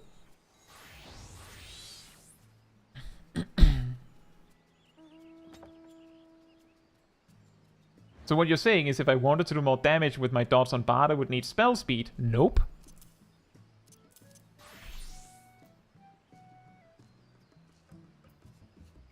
So they're less specific with the dot damage. But I've talked about... I think I've talked about this in Mythbusters, but I have talked about this in my videos before. Here's speed lesson in how you determine whether an attack is physical or magical without even casting it. Caustic Bite here. Oh, actually. Caustic Bite delivers an attack with a potency of 150. That's a physical attack. I'm guessing the poison would then also be physical. Because usually these kind of attacks don't have a mix. So Caustic Bite would scale with skill speed. Like the Caustic Bite dot would scale with skill speed. Storm Bite deals wind damage, which means it's magical. I'm honest, I cannot remember if I discovered that weapon skills, like all weapon skill dots, just scale with skill speed. It was mainly abilities I was focused on, and we don't have a lot of those. But if this holds, then if you had a bard with like a lot of skill speed, then Caustic Bite might eventually like do the same damage as Storm Bite.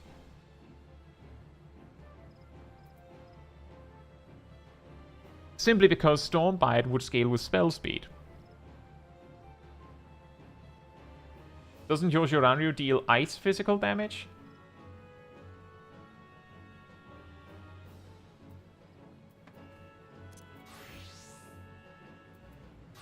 Nope, it's just ice damage. And it's also magical. See, the weird thing, Perrin, is that, and this is actually something that we discovered in that Mythbuster video as well, is that the skill speed and spell speed tooltips, is it physical? That's a magic icon. It's magical. It does ice damage, and it does the magic icon. It does magic damage. It's okay, Emir. But that's why I said it without even testing, because I know. And the reason why we get on this skill speed, spell speed thing is because skill speed and spell speed, the tooltips for these. And sometimes these kinds of tooltips are... sometimes tooltips in the game are a little vague or a little inaccurate, but the property tooltips are actually really specific for the most part. In the parts they're specific about, they're specific. And what I mean by that is that they hardly ever say how much they do something, but they do say what they do. Which means that it is kind of important that skill speed says affects both the casting and recast timers, as well as the damage over time potency for weapon skills and auto attacks. Which means it does not mention abilities. But we don't have that many physical dots anyway. But it would actually, based on the tests that I didn't do that many tests, but based on what I recall from that video, this would increase the damage of Paladin's Circle of Scorn's dot component. As in, Circle of Scorn, which I suppose that also means that Stormbite would scale fully with skill speed, including the dot, because it is a weapon skill. But if it was an ability with a dot on it, then it becomes complicated. And we discovered that there's some sort of inaccuracy with this, or at least inconsistency, in that because abilities go in their own box, the option is either they're unaffected, like dots on abilities are unaffected by speed, which I believe we discovered was not true, or they scale with skill speed or spell speed. But which one is it? As far as I could remember, we found out if you use an ability with a dot on it, of which there are not many, a physical ability with a dot on it, then it will scale, it'll do more damage if you have more skill speed. If you use an ability with a dot on it that is magical, it will scale with spell speed, the dot specifically. Again, we don't have many. The important part. Alrighty, yeah, I hope you have a good evening. The important part is that there's not many, and it doesn't matter that much. But it is funny, and that's ultimately why I decided to spend so much time hunting this information down. It was because it was really funny. And this is also the interesting part, because it says affects both the casting and recast timers for spells. The higher the value, the shorter the timers. Also affects a spell's damage over time or healing over time potency. Which means if there existed a weapon skill that applied a healing over time effect, it would not be affected by spell speed, and it would not be affected by skill speed, because skill speed does not affect healing over time, and spell speed only affects healing over time from a spell. At least according to these tooltips. But for some reason, abilities are different. In that we specifically discovered that if you just drown a gunbreaker in spell speed materia, you can make Aurora and Heart of Corundum do a visible more healing from spell speed.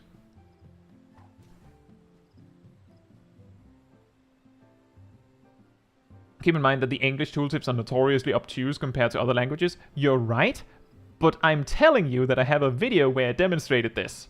And I'm not the only one that did.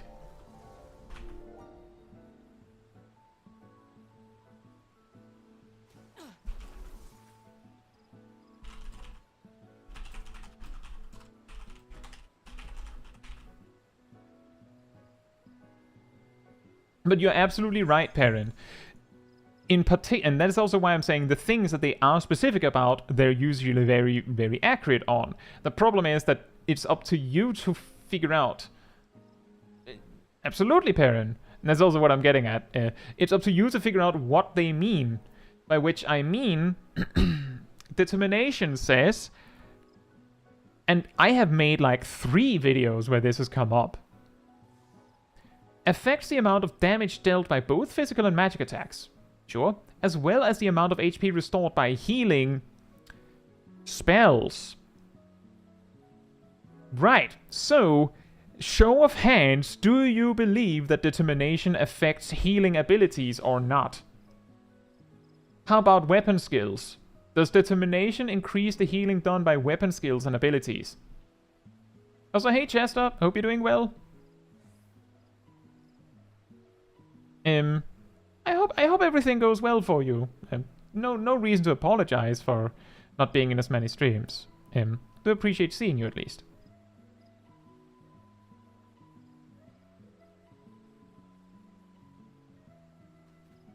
Right, time's up. Determination does actually indeed affect weapon skills, abilities, and spells.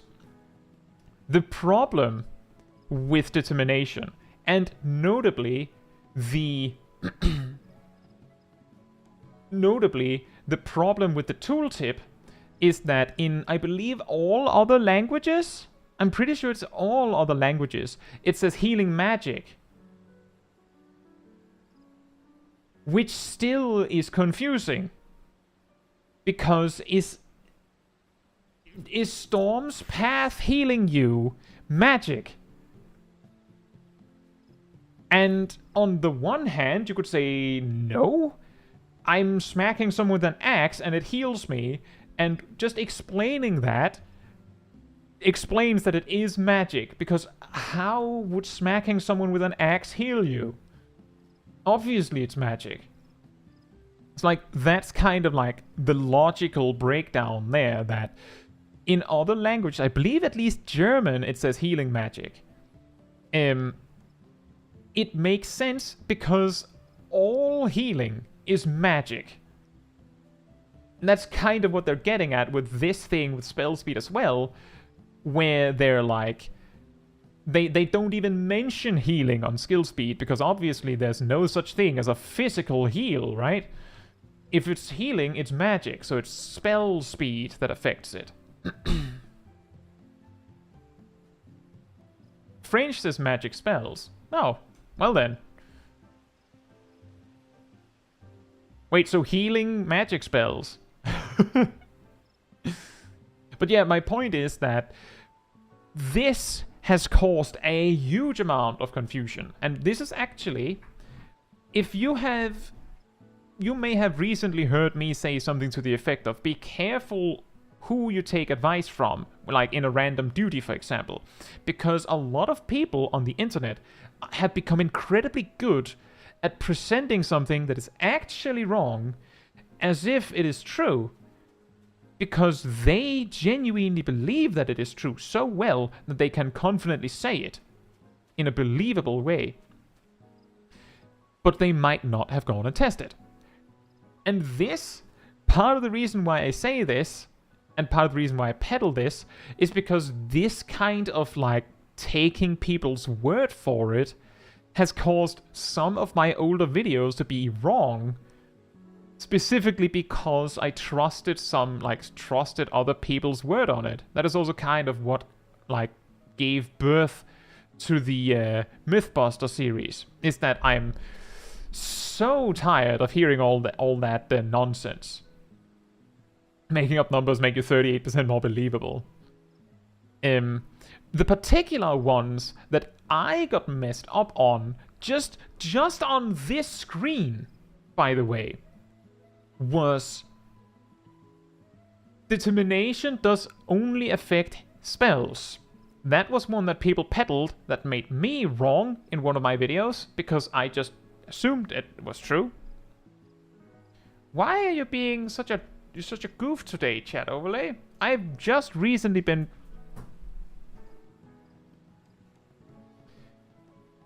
so happy that you don't break anymore, and then you start again. Why? Is it just you just wanted me to lie? Is that it? But one of them was specifically determination, because I trusted people's word on it when they said that determination does not affect abilities. Then I put that in a video. And then people were like, oh, of course it affects. Sure it does. And then, like, I can't remember if I went and tested it, but I was like, you know what, that does make sense. And then I changed it back again. To, like, say, like in another video, I said, it does affect abilities. And then I got more comments going, no it doesn't. And then ultimately, I do believe I made the Mythbuster video where I did mention it. And tested it. And demonstrated it.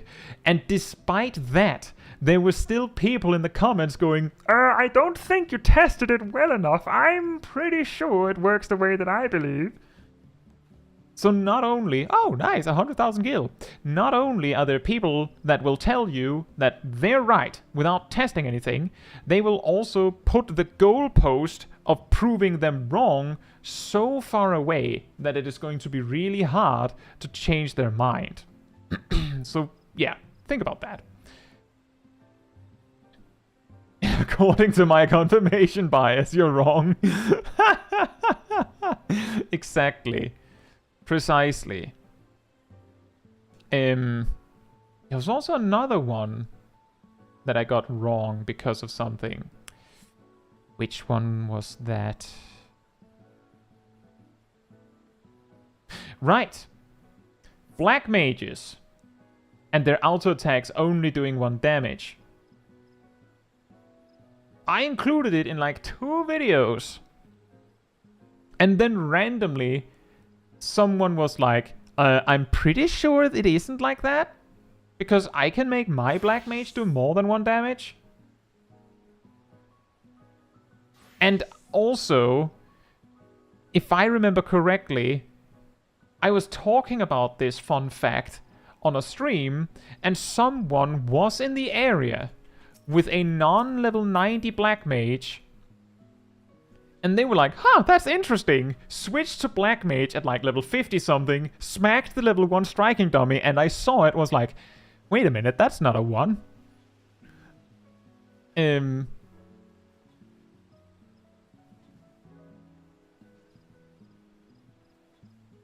So that's what I mean by a lot of people are really good at peddling things they believe are true or not.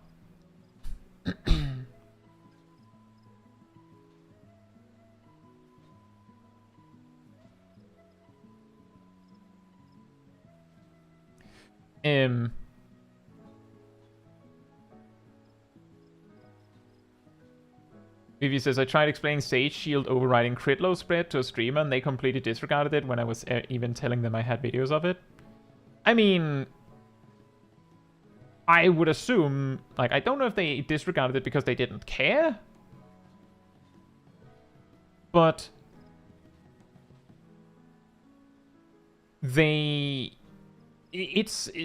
what I know about this aspect is that the entire reason why we talk about Sage Shield overriding crit low spreads is specifically because it is so easy to demonstrate.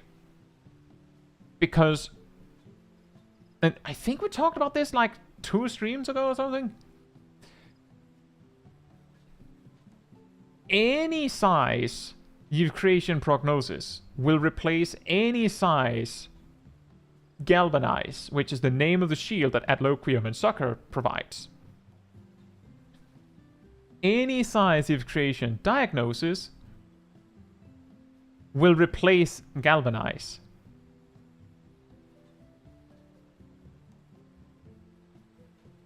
However, any size Galvanize, so Adloquium or Succor, will be incapable of replacing Youth Creation Diagnosis. They will replace Youth Creation Prognosis with any size, but Youth Creation Diagnosis is unbeatable. It will always stay. Doesn't matter what you do.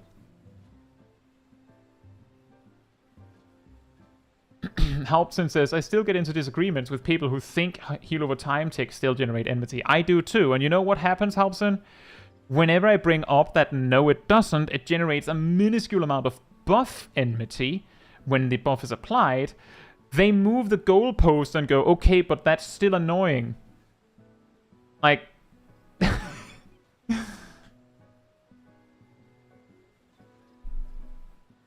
Vivi says they kept saying stuff like you must have just had lower shield. It doesn't do that.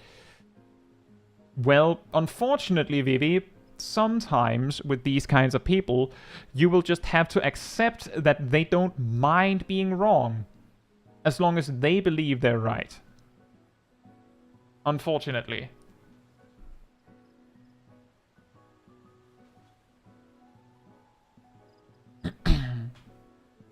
How about catalyze and differential diagnosis specifically then? Ooh, I don't actually know about that. Naomi, do you have, or Girhin, do you have a Sage or Scholar?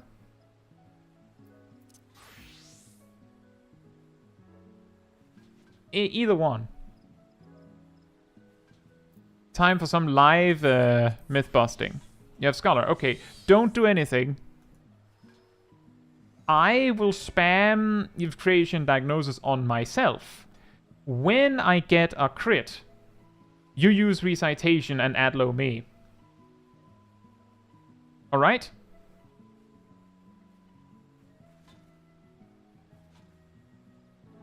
Also, as A says, you can wear strength gear and black mage and get a higher auto attacks. Not only can you do that, but if you're lower level, you will actually do higher auto attacks because of how stats scale.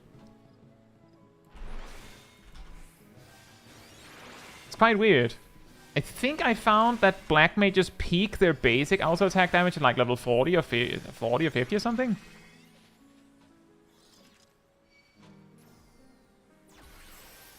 And there's your answer. They stack. Ta-da! And here you also saw on record, Vivi, so you can just send this as a clip if you need this one. Your creation diagnosis didn't budge, but catalyze went through.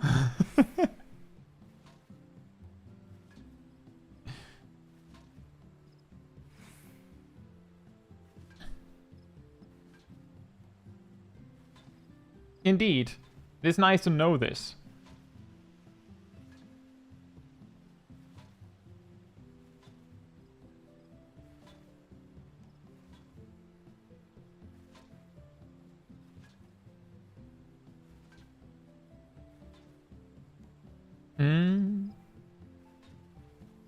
Yeah, that's a way to say it, Perrin. I think the way that I usually say it is that dexterity jobs, their auto attacks are affected by dex, and all other jobs, their auto attacks are affected by strength. Like normally your melee auto attacks are affected by strength. Tay says, why do some extreme trials give 2 totems? Because they force you to sit there for so long. That is genuinely the best reason I can give you. The developers just went, I think it should give 2 this one.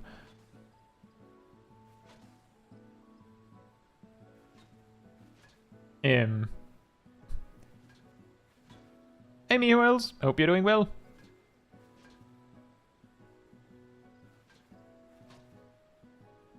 But yeah, like there's a lot of things, and here's the thing. I've also been that guy, Vivi. The guy where someone in the chat goes, I'm actually pretty sure that this thing works like so, and I go, I usually, like, when I think back on it, I really wish that I had said it in a nicer way, but often the way I go about it is I go like, nope, it works like this. I'll show you after this thing that I'm doing. And then, like, more often than not, I would believe I'm right. Like, whatever I said was true is true. But sometimes, like, I go and demonstrate it and go, huh. Well. And then I learn something, right? But when I say I wish I said it in a nicer way, is that I shouldn't say it works like this. I should say I'm pretty sure, or I believe it works like this, or I do believe I tested so and so. Like, unless I can point to a specific video and go, I did that on film, it's right there, you can go check. If I don't have that, then I should really be like, say, like, not be that confident in my answer. Like, that's the problem, really, with these things, is that people say something that they don't actually know for sure, as if they do know.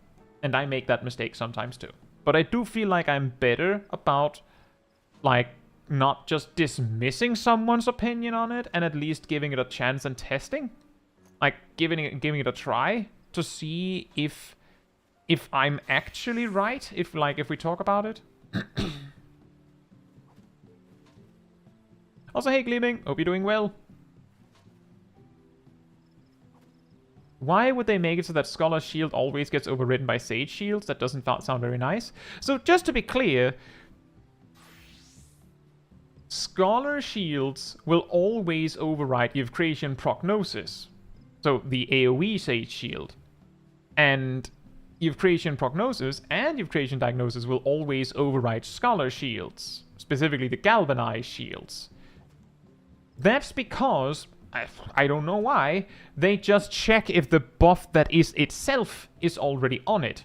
As in, if you try to apply a Galvanize on a Galvanize, it will check which one is bigger. But if you try to apply a different buff that doesn't stack with it, it just punts the old one out. I don't know why they decided to do that, but they do. The reason why Eucratian Diagnosis gets special treatment and cannot be removed is because of the Adder Sting value for the Sage, which often leads to the follow-up question of, so why is it that Eucratian Prognosis on the Sage itself, which has this same property, can be removed? I don't know. But the property that Eucratian Prognosis gives you Adder Sting if it's the shield on yourself was added after 6.0. So presumably, Sage was designed with this behavior in mind, but it was not designed to have this in any capacity for Eucratian Prognosis. So they don't have like they don't make it discern this on Eucratian Prognosis in general, even though it does check whether you yourself lost your own prognosis on yourself. It's a little weird, but that's the reason.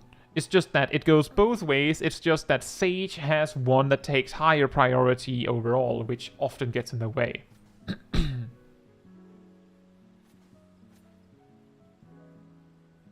Let's see, Cyanide says level 50 Bard openers. Let's see.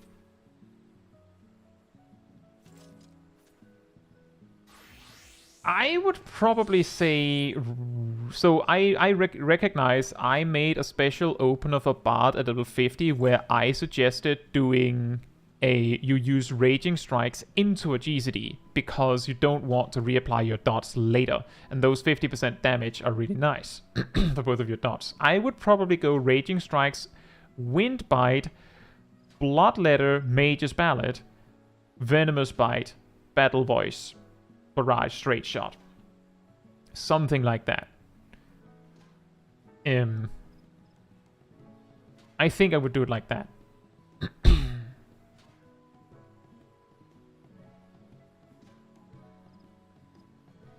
And exactly, Cole. Not only does Sage have the cheaper shields, they get a refund. Like, they get refunds for some reason. Do Scholars get anything from their shields breaking? Nope. Nope.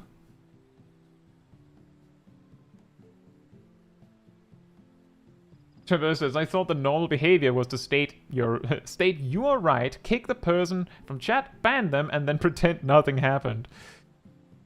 I think some people do that. But I mean, here's the thing. And this is exactly the reason why I'm saying that I should be better about, like, being more nice about and more, like, polite about saying I'm pretty sure I'm right if I don't know for certain, like with 100% certainty, is exactly because I don't, like, if someone is presenting their case in a really rude way, then I kind of mind being wrong because I don't want them to be right because they're being a douche about it. But if people are nice about it, then I don't mind being wrong, because if I'm wrong, it means I learned something new. And now I can be right looking forward. Like, now that I know the right answer is, which is exactly the reason why I was so annoyed that people kept flip-flopping on the determination thing. And I ended up having to test it myself to get a clear answer. Was because it meant that I kept being wrong, despite thinking I learned from other people's advice.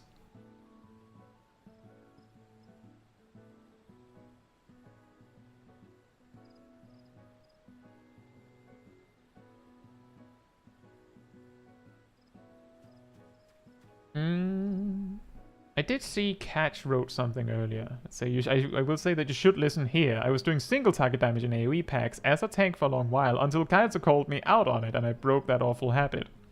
And yeah, see, the thing is, and this is also what I try to do most of the time, is back up what I think is right with some sort of proof, if I can. Either demonstration or math. And something like the AoE thing that Catch ran into was extremely easy to prove, because you can prove that it is true by looking at the numbers. Like, you don't even need to demonstrate anything. Like, you could do that as well, but you can just, like, you could just go, well, this do less damage than this with 2 target, so this bad. Dark Knight is particularly weird because of the MP kickback from Stalwart Soul and stuff, but you can prove it, which makes it a lot easier to have that discussion. It's a lot harder with Black Mage and different like AoE sequences, where there's like 2 prevailing ones, the high fire spam into flare once, and the triple flare or double flare, where the prevailing one kinda depends on how long the fight is and whether you use swift cast and triple cast.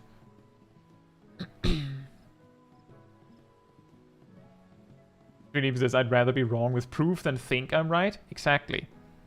That's also that was something we had to talk about the other day, was I believe the auto attack damage thing with potency, where it turned out that we had like a little bit of a misunderstanding with a math mistake. Which, of course, was followed up by me making a math mistake.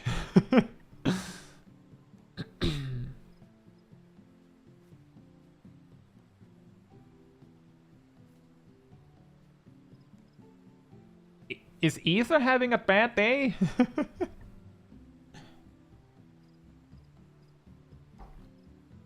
Yeah, math is hard. Citation, Caetsu Chaiji, some guy with a master's degree in math.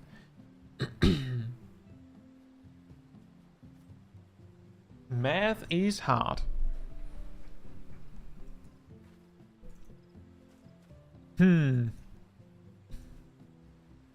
I think that,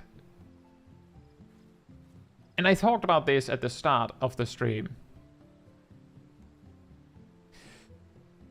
but I think I'll try and see if I can come up with something for the 5 actions per player thing, a challenge that I've talked about on 3 streams. No, I think I'll think about something and then we'll do that soon. Maybe says math error. Please say it's not my Art of War. No. Your Art of War is safe. The misunderstanding was that I said auto attacks are worth 30 potency per second. I mean, on mages and stuff, it's 30 physical potency, and that's like really hard to count because you kind of have to take my word for it on that one. But 30 potency per second, and Perrin said that it was 90 to 110 or something to that effect. But the reality of it all is that most jobs have a swing timer around 3 seconds, which means that what really matters is that it is around 90 potency per swing. Around that. But if we're trying to be specific here, it's really important that it's exactly 30 potency per second, because that matters for paladins, and paladins specifically have a swing time of 2.24, which is nowhere near 3, so it's nowhere near 90 potency per swing. But I believe we discovered that the misunderstanding was that Perrin had like, there was something in the formula where the delay was both multiplied and divided, which meant that the formula they had simplified to 90 divided by 3. And we resolved that. And then, like, 2 minutes later, I switched up delay and 3 seconds and got the wrong number for calculating the value of a paladin auto attack, and got it to like 40 or something, when it should have been 67 or something. So, math is hard. Also, hey Jeremy, thank you so much. I'm glad to hear that my guides help you.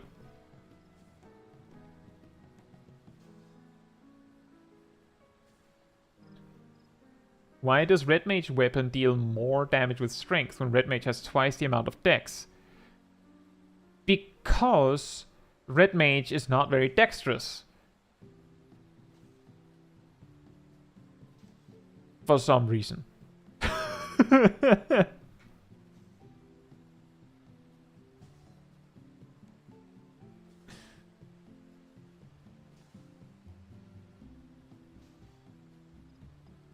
And see, here's the interesting thing, Perrin. Part of what I've done to like double check the 30 potency per second thing is that I've genuinely had jobs like Warrior and Paladin and just done this. Figured out the average damage and then figured out how much 100 potency is for the job and gone, yep, that is actually about 90 or 30 per second. Like actually mathed it backwards with seeing the actual damage numbers on screen. The damage formula should give the same number. It should. So that like that doesn't matter. In fact, the damage formula should be more accurate. But if I find from my tests that your auto attacks are like 30.5 per second and all data says it should be 30, then it's probably me who's slightly off, for example. But then, like, that's the reason why, like, I test these things in game instead of just looking at the damage formula, because it's a lot more believable when you see, like, when I can just show you, look, I can show you the damage on screen, you can demonstrate it for yourself at home, and you can do the same formulas I do and find the same number as me. It's a lot easier to convince someone with that, instead, even though math should be very convincing.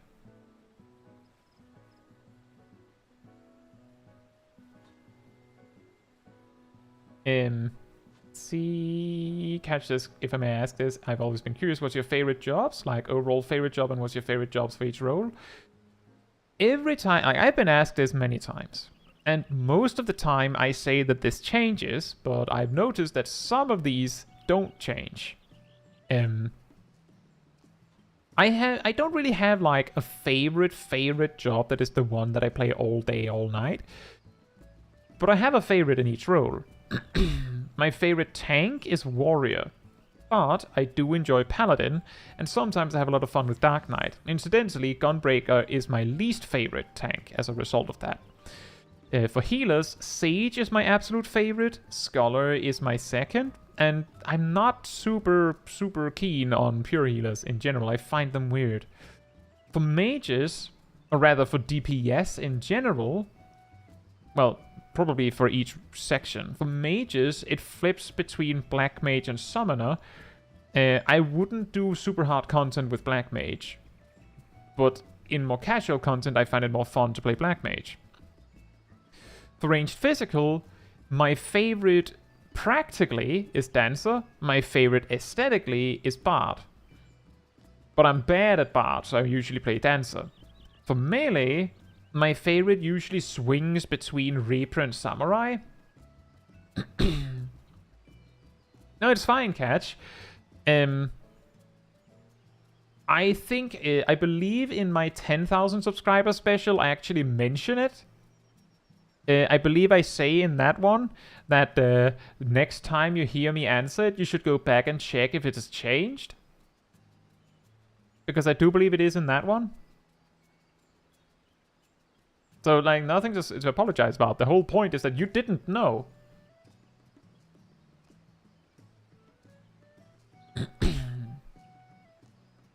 Heron says, if you want a fun one to test, potencies under 100 get a +1 to their final damage number. That one would be hard to test in a convincing way for anyone. Beyond, like, people that have actually looked at the math.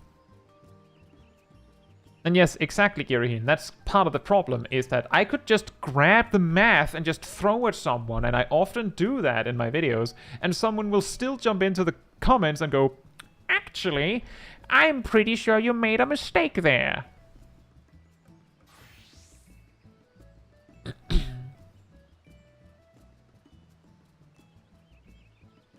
No Bloom says, I'm surprised that Scholar is your second favorite. Interestingly, before Endwalker, Scholar was my go-to healer. Like, for most content. The only time I would go something else, I would go White Mage, and I would specifically go White Mage if, like, I was doing, like, harder content, like an old extreme from Mount Farming or something, with my free company, for example. Generally, if I went White Mage, it was a red flag that I was expecting you to die.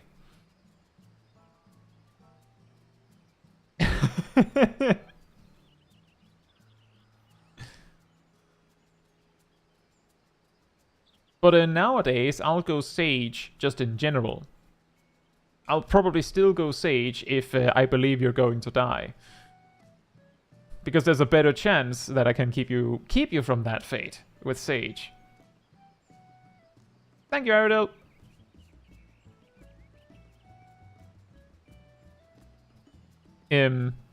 The reason that I would go White Mage if I expect you to die is because White Mage had Thin Air, which back in Shadowbringers just gave you a, I believe, 10-second, all your spells are free. Which meant that if you did Presence of Mind into Thin Air,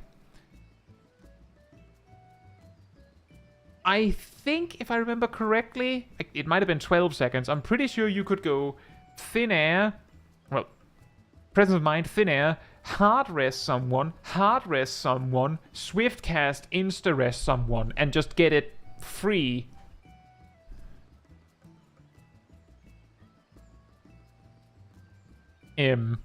So that was the reason why I would go White Mage, specifically if I expected a lot of people to die. Nowadays, you can kinda still do that. You just have to do like Presence of Mind, Thin Air, hard rest someone, Thin Air again, and then hard rest someone, and then you have to, you know, swift cast and pay for the third one, unfortunately.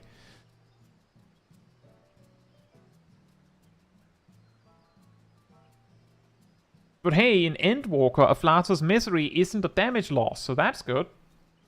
Have a red mage as a raise slave. I mean, that's also something that I've done. If I had to go DPS, I would go red mage so that I could raise people if I didn't trust they would survive. If I did trust people would survive, I would go samurai so I could carry on the damage.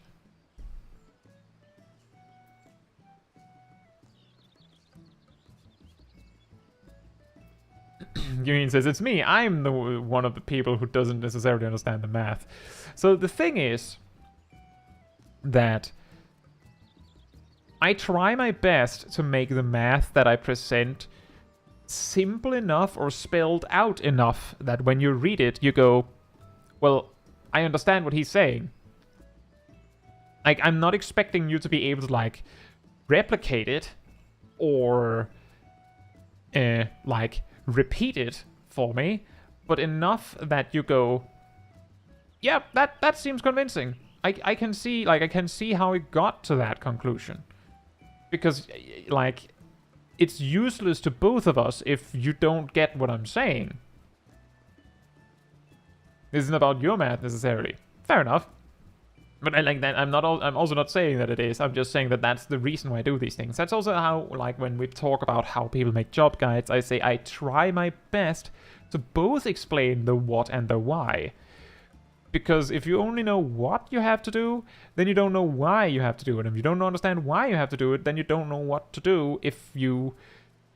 Like, you can't reason yourself back to what you have to do. Like, that's the thing, is that if you understand, like, this is the same with math, if you understand why something is the case in math, you might not even need to remember the formula, because you remember why the things work the way they do. So you can just reason your way back to the formula. Like, that's the same as the damage formula stuff that Perrin talks about. I don't look at those damage formulas very much, but I have a reasonable idea of how everything stacks together, because I know how the math of Final Fantasy XIV works, so I just, like... It's the same as me, like, I made a video on diminishing returns, and I could consistently explain exactly how every single buff that I've demonstrated works and stacks with each other. And even could highlight outliers, like chance-based increases.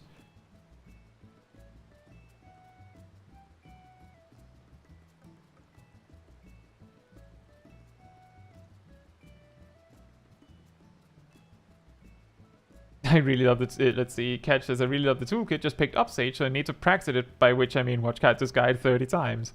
You know, I think it was yesterday that someone left a comment on my Sage starter guide that went something like, this is why I can't stand Final Fantasy XIV YouTubers, because they say it like it's so simple, and I watch 3 minutes and I don't get it. And I'm sitting there like, would you rather the video was twice as long and every time I said something, I just prefaced it by saying, I know it's complicated, but stay with me here. Like, that was my Sage guide, by the way. I feel like I tried to make it as simple as I could.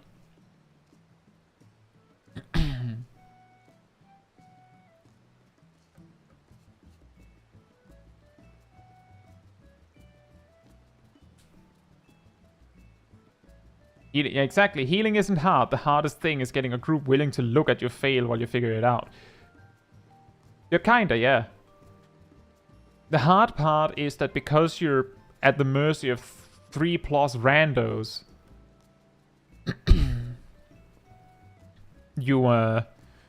it's harder to figure out what's right. And don't worry, Traverse. I don't have a test hidden here. Usually I'm the one presenting the math. And usually if I have a test for you, I ask the question, give you a few moments. If you don't answer, I just give you the answer, like we did with determination earlier.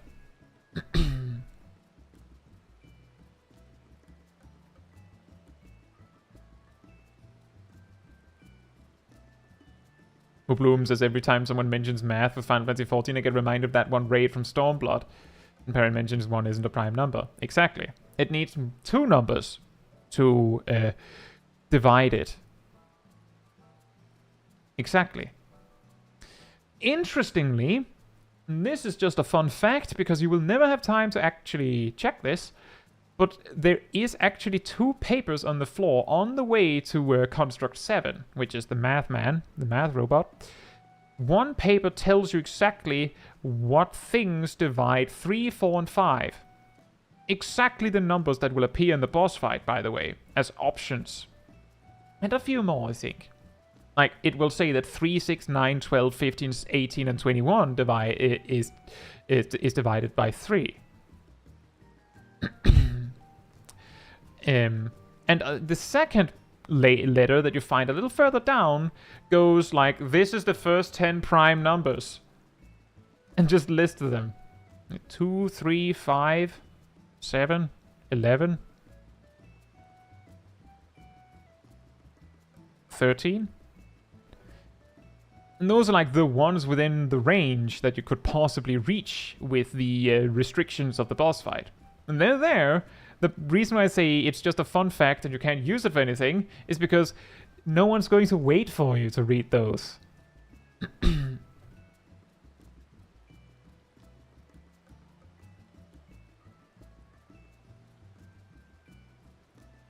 And yeah, Catch, I think that's ultimately the problem, because the person said, I watched 3 minutes and didn't get it. Based on the average watch time of my videos, there's a reasonable chance that a lot of people watch my videos in double speed. If you don't quite understand what is being presented to you, and is being presented in double speed, then you're absolutely not going to get it. Sometimes the text blurbs in my videos are even placed there with the full understanding that you don't have time to read it and also hear what I'm saying. Most of the text blurbs, especially those that don't align with what I'm actually saying, are bonus information. Or corrections sometimes. But if they're corrections, they're usually more short, so that you have time to read them while I'm saying stuff. But it's really hard to listen to what someone is saying while reading something. So a lot of the time, I'm just not assuming you're going to read it, like, while the video's playing. Exactly, Giraheen. I do the same thing. There was a time where what I did was that when the text was going away, I had it like fade slowly over several seconds. So you had the possibility of going, oh wait, it's going away, pause. So that you could like stop it if you realized you didn't have enough time. But genuinely, if you want to read the text in the videos, like give it time so you can read it. But if you want to be sure, pause the video, then you don't have to listen to me speak over it, and often it's not the same thing. Sometimes I watch videos in double speed, but if I'm watching something in double speed, I'm often also jumping in the video because I'm looking for something specific. But if I'm watching a guide, I will be actively micromanaging the speed. Like, okay, I understand that part, speed up, and then slow down and like rewind if there's something I didn't get. But I'm absolutely not going to blame the teacher if I don't get it, if I'm the one going double speed. But yeah, if you're having trouble, just in case there's anyone in the chat now, if you're having trouble with my guides or learning a job in general, and you're watching a guide for it, try and take it step by step. Actually, like, log into the game, switch to the job, and then, like, the things that are being demonstrated, the things you're having a hard time understanding, try and follow the things in the video in-game. Like, if there's, like, an opener you're having trouble learning, practice it. If there's like a sequence you're not getting, practice it. Some people I've even heard that they go to a striking dummy and like basically every action that I show some things and what you can do with it, and then they practice those things before they go on to the next thing. Exactly, Cole. Striking dummies are amazing. That's also why I have a video about the Stone Sky Sea, which most of my job guides use.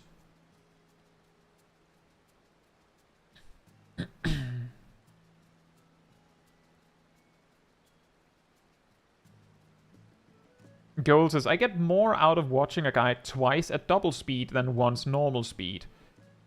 Yeah, I suppose that depends on what the guide is teaching you. Like, if you're watching, like, I don't know, like a guide on something for example, for max level as warrior, just random example, then watching the whole thing twice at double speed means that the first time you watch it, you get some of the things and you also get some questions. Like some things where you're like, I'm not sure about this. And then you watch it again, and then maybe the thing you didn't get was something that you missed earlier, so you might catch it the second time through. But we all learn differently.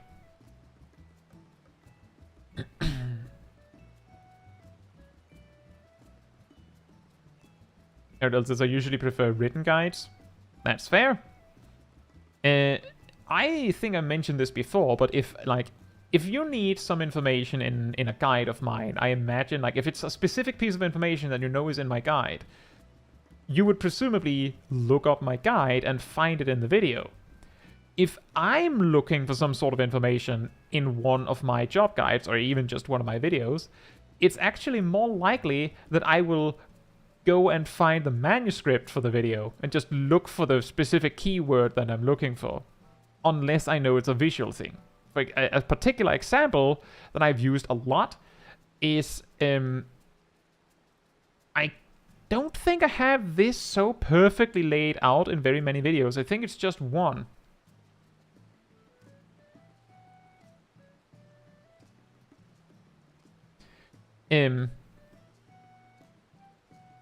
But for example, for blocks and parries, like block values and parry values, like the general smaller nitty-gritty details of the chances, I usually check out my level 51 to 90 paladin guide because I spell it out in relation to bulwark. How do you know how good bulwark is if you don't know what it's replacing? It's replacing the base block chance and the base parry chance. So that matters.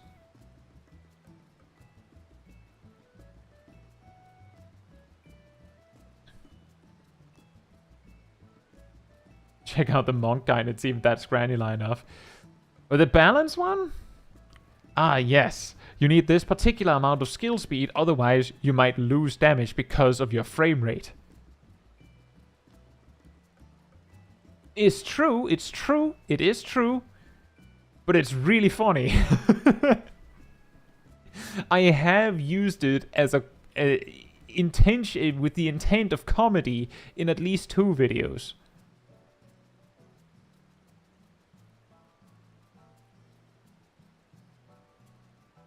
But yeah, like, I've also said this before.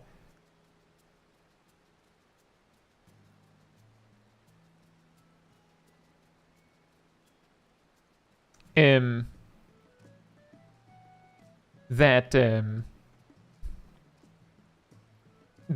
I don't think it's a bad idea to use multiple guides. The thing is, sometimes I might be skipping over something where someone else mentions it in detail. Sometimes 2 guides disagree on something. And if you understand why, then you might learn a lot more from seeing this disagreement.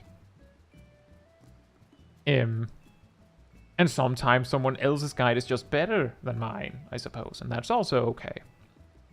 So I don't think it's a bad idea to check multiple guides, but if you think my guides are sufficient, perfect.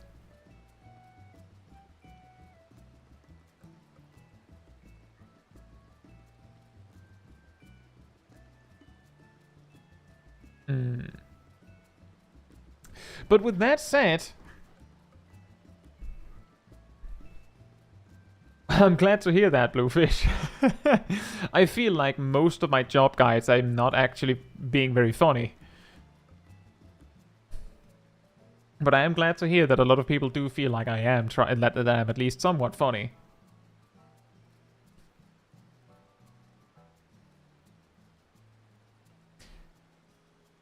Fair enough. I think also part of what I had with my job guides is that I found it really important that it doesn't get all, like, it all becomes memes. It's important that we, you know, get somewhere.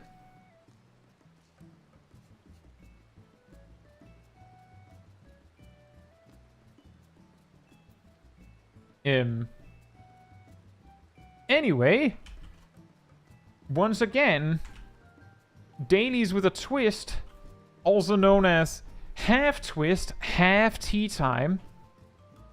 Surprise. I feel like we had a lot of good talks and a lot of funny challenges. Kind of nice that we had enough of variety that every duty had a different challenge. With that said, if you enjoy the company of the wonderful people from the chat, or me, remember there's a Discord community server that you can join. There, you will also find the weekly schedule, so you can see what else is coming up on the channel in the upcoming days. I believe we have more mentor roulette stuff tomorrow. And I actually have, and this was actually partly from Cole's request, everyone, a Dawn Trail preparation guide for Friday. You can also find the announcement room where you will find links to videos or streams whenever they come out. They usually show up there first. you can also go to the role assignments room and grab the reminder role. And if you do, you'll get a notification when I do post a video or plan a stream. You'll also get an extra notification around 15 minutes before stream starts, so you don't miss a second. If you did enjoy this particular stream, it helps me a lot if you leave a like on it in the YouTube stuff. It tells the YouTube algorithm that you enjoyed this stream very much and you would like other people to enjoy it as well. And if you're in the new YouTube stuff, there's this new layout that looks weird. The like button might be completely gone on a live stream. If you switch to the cinematic mode, it should appear alongside the video description. And finally, if you would like to support the channel more directly, you can of course choose to become a member. You can gift memberships. You can also use the super chat system. And if you don't want to use the YouTube stuff, there's also a Ko-Fi link in the description. But of course, all of the content on the channel is free for everyone to see, so you don't want anyone to feel obligated to give anything. However, anything you give, whether it's, becoming a member, direct support, or, being here, liking the videos and all that stuff, participating in the videos and the streams, it all helps. So I really very much appreciate it. With that said, on Thursday, we have Walk and Talk. I've renamed it, but it is tea time. And I think Cat Damon left, but I know that we have a particularly exciting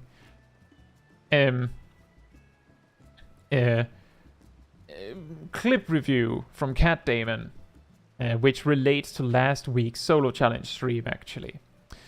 With that said, good night, good morning, afternoon, or evening, depending on where you are in the world, and I hope to see you all very soon. Bye-bye!